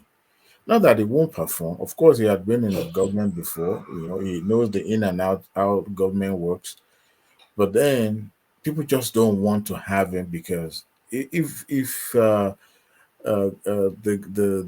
government is changing and southwestern person is the one relinquishing the position, I would have been a different ballgame. But it was coming out at the wrong time. That is the only sin he committed. Not that he's not capable, not that he's not, he doesn't know how to run the country. But people don't trust him. Number one, number two, You don't expect one Fulani man to do, and you expect another Fulani man to, be the president. It's just one word. Despite that, it's not even written in the constitution. There's no way it will happen. So yes, he's the biggest loser because all the resources spent just to clinch the tick. I mean, just to become, and all this game plan that he had to become president, none of them materialized. So yes, he's the biggest loser. But B is not losing. B is not a big loser because I bet you the man didn't even spend his own money. But the fact that he was able to be at least accepted among some section in the country shows that he gained. Now, if after 4 years he comes back and they say he wants to contest again, people will still embrace him. The momentum may not be like it is now, but of course, it's still plausible. However, as you put it, Atiku is the biggest loser. He is the biggest loser. Not even Showore, not even Adewale, not even Kashiku, not even Kwakanzo. Atiku is the biggest loser. And quite rightly too. Let me acknowledge Ayo's coffee, which I don't think I have done. He did it just as soon as the session started. As you know, he always does. I did one day before yesterday. I didn't see it showing. I was like, maybe I did something wrong. No. Here you are, Dewale. You did do it. I think you did it after. Because only Ayo does it. Once I've acknowledged Ayo, I don't check it again. It was only later that I saw it because So this is Dewale. There was something I wanted to push out there, but I was kind of like, wait a minute, did I do something wrong? Because the first time I tried it, my bank kind of stopped the transaction. So no, I think what it is you have to have money in the account before you're able to. Oh, there's money. They're always is a community bank kind of, so they're always overly protective. They want to make sure nothing goes out without them knowing. So they send me like a automated email. I didn't have enough time to be responding back and forth with them. I just pushed it aside. But that night I wanted to push one particular response out. That was the reason why I did it, and I'll be doing it. Don't worry, I'll be doing it from time to time. So let me acknowledge this. So Dewale did do it. That was yesterday, wasn't it? It was, I think, on the 18th. That was yesterday. Yeah, actually. Yes, because they said a day ago. It's showing me a day ago. So that's Dewale joining now. You're there. You know what it is? It's not that people don't want to do it. I think they think it's too involved the process. They say, oh, I don't want to go through the palaver of having to. Yeah. So that's Dewale joining. And I think DOG did it some time ago as well. But it's almost as though Ayo's exclusive preserve is now being So thank you, Dewale and Ayo, of course, who are still the landlord of that space. So thank you. So let me take you to this space, Dewale. So this Rose Vivo guy, I wouldn't mind him fading out of the landscape anytime soon, because there is there's a British politician, rather, a British politician. This is going back. Maybe I can find the clip. There's a British politician called Anne Widdecombe, and then there was one phrase that she said about another MP, that off the back of that phrase, that guy's political career just ended. It was just a simple little word, a simple little phrase, but when she said it, it resonated so much with people that, yes, I can see that. And off the back of that phrase, that guy's political career ended. Do you know what she said, Dewale? She said, there is something of the night about that guy. There is something of the night about him. And when she said it, you could see. So she said it to an opponent, right? Yeah, she said it to an opponent that there is something of the night about him. And whenever I see this Rose Vivo guy, it just takes me to that and Widdecombe put down. There is something of the night about this element called Rose Vivo. So he's still preening and peacocking, threatening fire and brimstone, 750,000 approximate votes for Sanwo-Olu. 290,000 approximate votes for him. But he, like Peter Obi, insists that it's the winner. APC are telling him to caution himself that if he sets Lagos aflame, he will spend the rest of his life in Kirikiri. So what are you then making of this wayward guy of unknown heritage, Dewale? Well, but you're such a kid. The sin. I would say the only sin this guy committed is the fact that if that I said it at the Dr. Damaji show today. I said, look, you never can tell who will hear something and they will run with it. And that momentum shifted the moment this video clip came out. And and the person that was talking in that video says they're going to capture Lagos, that is the next. And the platform they're using to capture Lagos is Labour Party. And who is the governorship candidate of Labour Party in Lagos? Madibo. So right there and then, it's already been written off. Now, and that fit and his rhetorics and all that also fitting into that narrative as well. That yes, it becomes the puppet or something like that. I don't know. It may be genuine. You may have a genuine interest to turn the state around. I don't know, but it's just that it to some is fit into that narratives, and that is the reason why you're having all this thing. But it's not helping issue as well. Yes, it is obvious that the APC sympathizers and thugs came out, to disenfranchise people that are not voting for APC. So, to me, I will excuse his outburst, number one, for because this is his first rodeo. But at the same time, it cannot be adding gas into the fire. Lagos is volatile, and you don't expect that is when you are contesting election that Lagos will go up in flame, because of you. There's still plenty time ahead of him. But the APC also should accommodate him. They shouldn't, there's a word you put out there that it won't sound like a threat, but at the same time, you are trying to calm the nerves of everybody. Tomorrow comes now. I know this is already Monday in Nigeria. In Lagos, people will be going about their businesses, right? So they'll put the election behind them. So it's both ways. But I think it can be excused.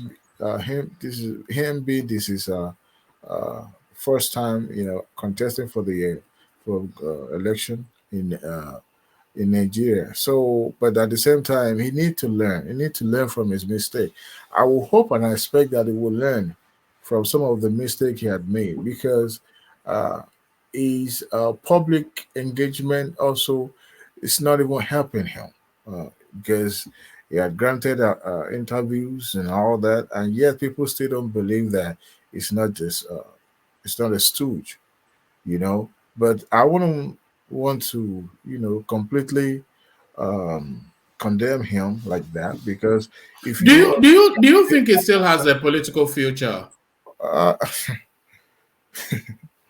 Rose Vivo. It's going to be tough, but I believe he does. But it's going to be tough in the sense that time heals. People do forget things. I mean, they don't forget, but they move on. Let me put it. People don't forget things, but they move on. So time also heals. So it's possible that he will have a political future, but then that is if he's no longer in Labour Party. If he moved to maybe APC or PDP, or there's another party in town that that are trying to capture the power, but then people will overlook what happens. I believe so, because this is his first time. I want to believe so, but it depends on which side of the party he belongs. If he belongs to the wrong party, they will rub it off on in his face. But if he's in the right party, I'm talking about the party that has the potential of taking the state. Yes, he will have a political future. But I wouldn't criticize him, because look, you've spent your money, resources, time, right, and yet people are not allowed to come vote for you. Of course, you will lash out. You will say whatever you want to say just to get it out there. That's the reason why I said probably you will be excused for that, because you can actually practically go into their house and drag them out because they are not allowed. In some part of the state, they were not Labour Party voters were not allowed to come out. Not even Labour. Some people they don't care as long as you look like an Igbo person, they are coming after you. So I mean, if you are him too, you will react, and and him be the first time. So yeah, that's why I said his outburst will be excused to some level. All right, Dewale. I want you to speak on this space next. I have fulfilled my promise of ensuring credible elections to Nigerians. This is Buhari. But before you speak to that space, I want to play you a video clip that speaks to that what you were speaking to earlier on. That Fayoshe is fast turning into a comical figure. So I'll play you that clip, and then after that, then respond to then or give us your reaction to Buhari claiming that he had fulfilled his promises to Nigerians regarding the election. But as you do all that, I'm going to ease myself off and hand over to Thomas. But I'll play you the clip, get your reaction, and then Thomas takes over. Well, Isaac, it's time to wish Makinde the best. Yes, Makinde, tomorrow na your day. By the God's grace. Wole. By God's grace. Ẹ̀yin ará Ọ̀yọ́, kò sẹ́lómi o. Kò sí. Mákindé ni o. Ó ní o. Ẹ̀yin ará Èkó, Sanwó-Olú ni o. Tẹ̀tìrì. Ẹ dìbò yẹn o. Ẹ má ṣiṣẹ́ o. Àwọn tẹ̀ ní ṣiṣẹ́. Wọ́n ní sàtìwá. The great Oṣogbo. A ti sọ. Godfather, you don't know. Ó lè ti sọ fún yín. Bẹ́ẹ̀ni. Pé Mákindé lọ́yọ̀. Lọ́yọ̀. Ẹ má ṣiṣẹ́ o. Sanwó-Olú l'Ékòó. Bó ṣe wù ú. Straight ni o. Bó ṣe wọ Ọlọ́run nìyẹn. Sọ kán jẹ́ kán gbọ́ ọ̀gọ̀tẹ́. Bó ṣe wọ Ọlọ́run nìyẹn. The both of them, both Isaac and Ayo Fayoshe, there's something else. He's always featured on I think Instagram as well. But then he's getting older. I guess he's no longer, maybe he's not contesting for public office anymore. So now he's a private citizen. He can do whatever he likes. But the way I see someone like Ayo Fayoshe, I don't think he's be able to stay long in the private sector without having any. Him staying in the private sector for too long. These are the people that I won't say can survive, but they like to be in power. They like to be connected to power, to the authority. So I will see how long it will take before retrace his step back to partisan politics. It seems that right now his party would no longer accommodate in him. So, and that is why he seems to be. He said he was taking sabbatical from partisan politics. So maybe that's the reason, the excuse why he's doing all these comical videos and granting interview up and down. But then I don't see him, last long in this role. If PDP are the one winning, would he have come out to, making jest and having this video stuff out there? I doubt it. Probably going to be kowtowing and pleading with what is it called, Att&Ck, to take him back and try to make amend with the party. But it's just having fun. But then his son, I think his son he was trying to impose his son to become House of Assembly members I'm a member in Ekiti State. I don't think he won. He didn't win. So, but then it speaks about who Ayo Fayoshe is, and Buhari is saying that he has fulfilled the promises to the Nigeria. Depends on which promises he was talking about. Is it the election promises or security or infrastructure or education or health? Now we can take them one by one and see if he has a pass mark.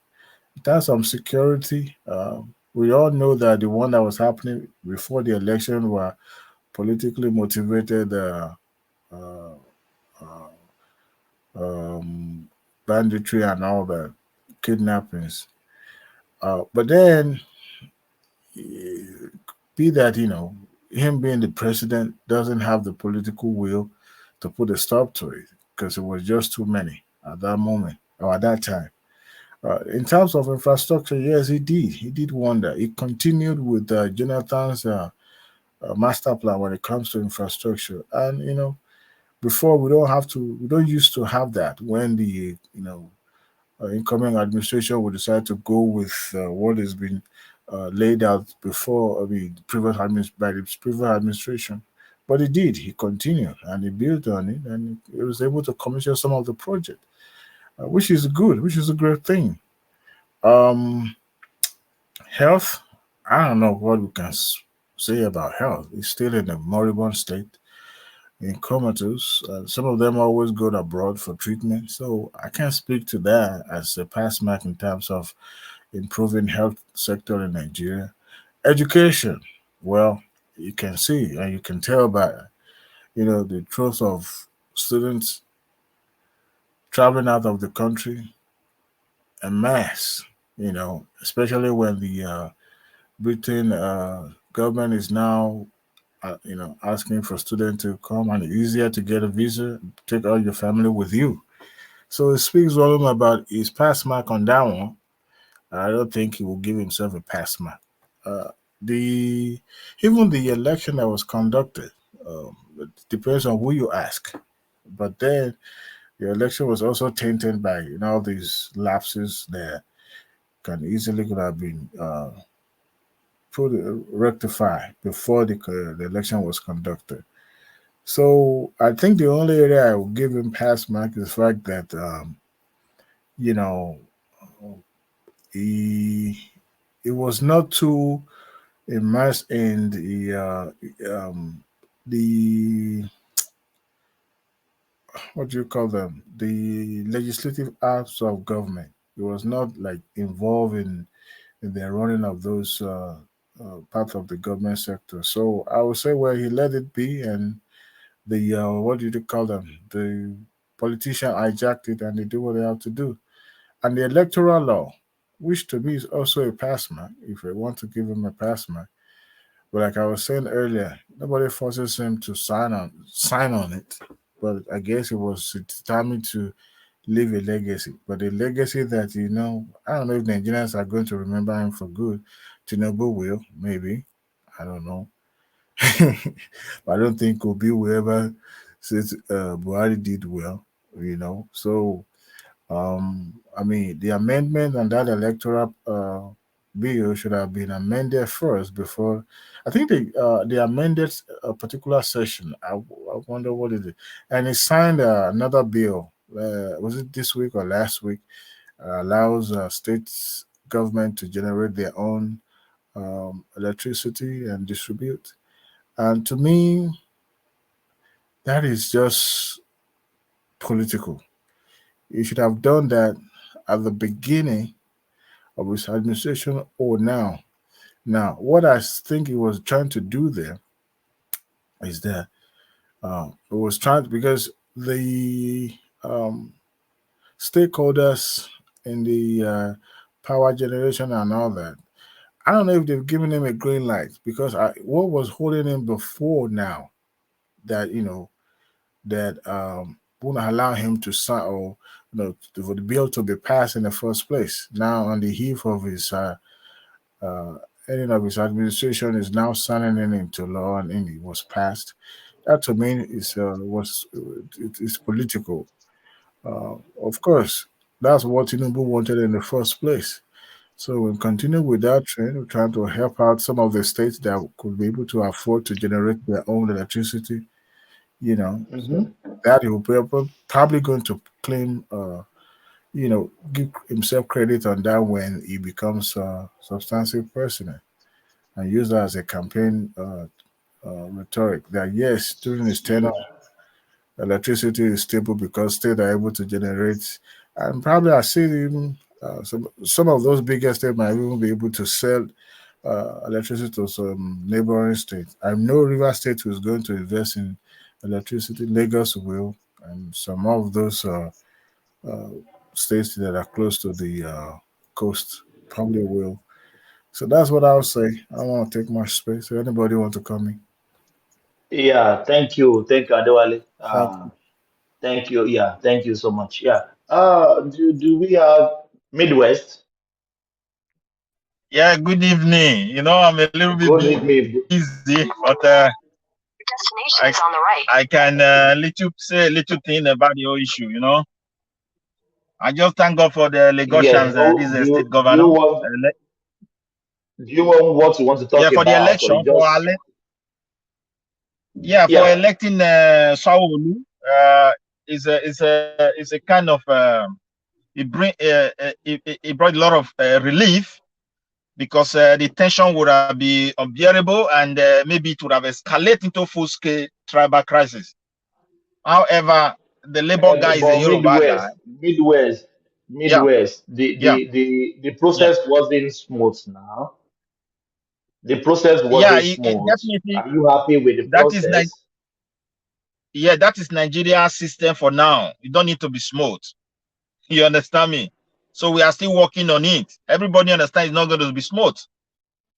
So that is just the reality. Yeah. So I am with somebody. I will call you back. I will talk like give me like 3 minutes, please. No worries. Yeah, Yeah. I'll come back to you. Yes. No worries. Yeah. Okay. Do we have Ola? Uh,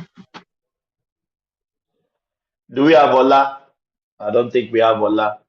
Ola Tilowo Fridge. Do we have Solly? Solly is not in the house. I think everybody has gone to sleep. Maybe we just shut down. Ajale Koko. Do we have Ajale Koko? Ah, everybody has gone. Can everybody hear me? Yes, Adewale, I can hear you. you can hear me. Oh, yes. Yeah. Fatai, do we have Fatai? We've Ah, all gone to bed. I think Maybe everybody has went to we bed. should call it a day then. Yeah, Or maybe we just call it a day then. yeah. Yeah. But I want to hear from Midwest. That Okay, is just you I can want continue with him. I will join you very soon I then. want to quickly contribute something to I will something. join you. I want to I will, talk to I will, my friend. One moment. I will join you What I briefly, want to okay? say is me. yeah, Midwest. Yeah, go on. Yeah. Yeah, what I want to say is that I thank Lagosians for doing the rifle thing at the rifle time and saving our little Lagos because the campaign was based on a very bad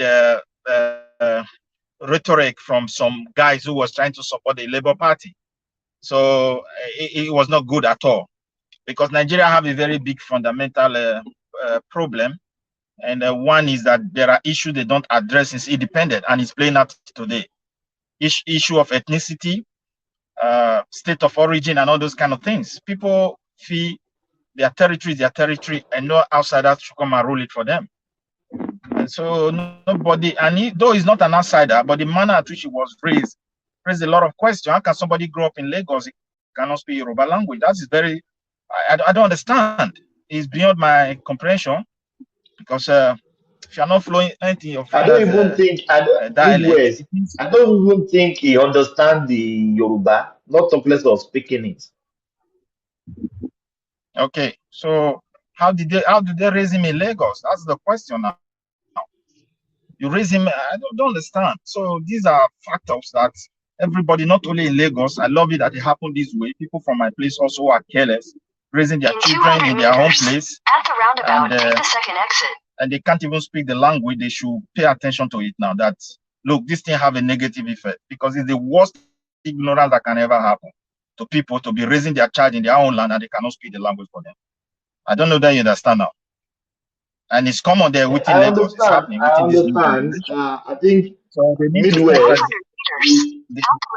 take the fourth exit. Yeah, they need to address It's it. sending some And it's sending some indication to all of us in the diaspora that we have to start teaching our children how to speak our language because it may be their turn I tomorrow. told one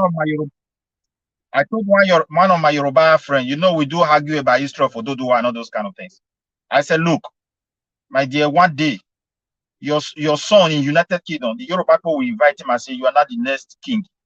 So you will see the reality of so all this kind of how can somebody come from He's not born in a place, and now he cannot speak the language. So it is time we start teaching our children the language. I just go into the language here, so that we don't create serious problem for them to not be good. We should spend time. Thank you. That's what I want to contribute. Oh, thank you so much. Thank you so much. Adewale want to say something. I think everybody has spoken. No worries. Yeah. Yeah, I think maybe we just Because yeah. Thank you. I think everybody has spoken. I think we just call it a day. We don't have Ola, we don't have Soli, we don't have Fatai, we don't have almost everybody. We don't have everybody. Thank you, everyone. I think we will join from the next section. To our super chatters, to the happy clappers, to the everyone that has contributed today, the people in the comment section, everybody. We love you. Thank you so much. Peace. I'm out. Thank you so much. Thank you, guys. Yeah, thank you.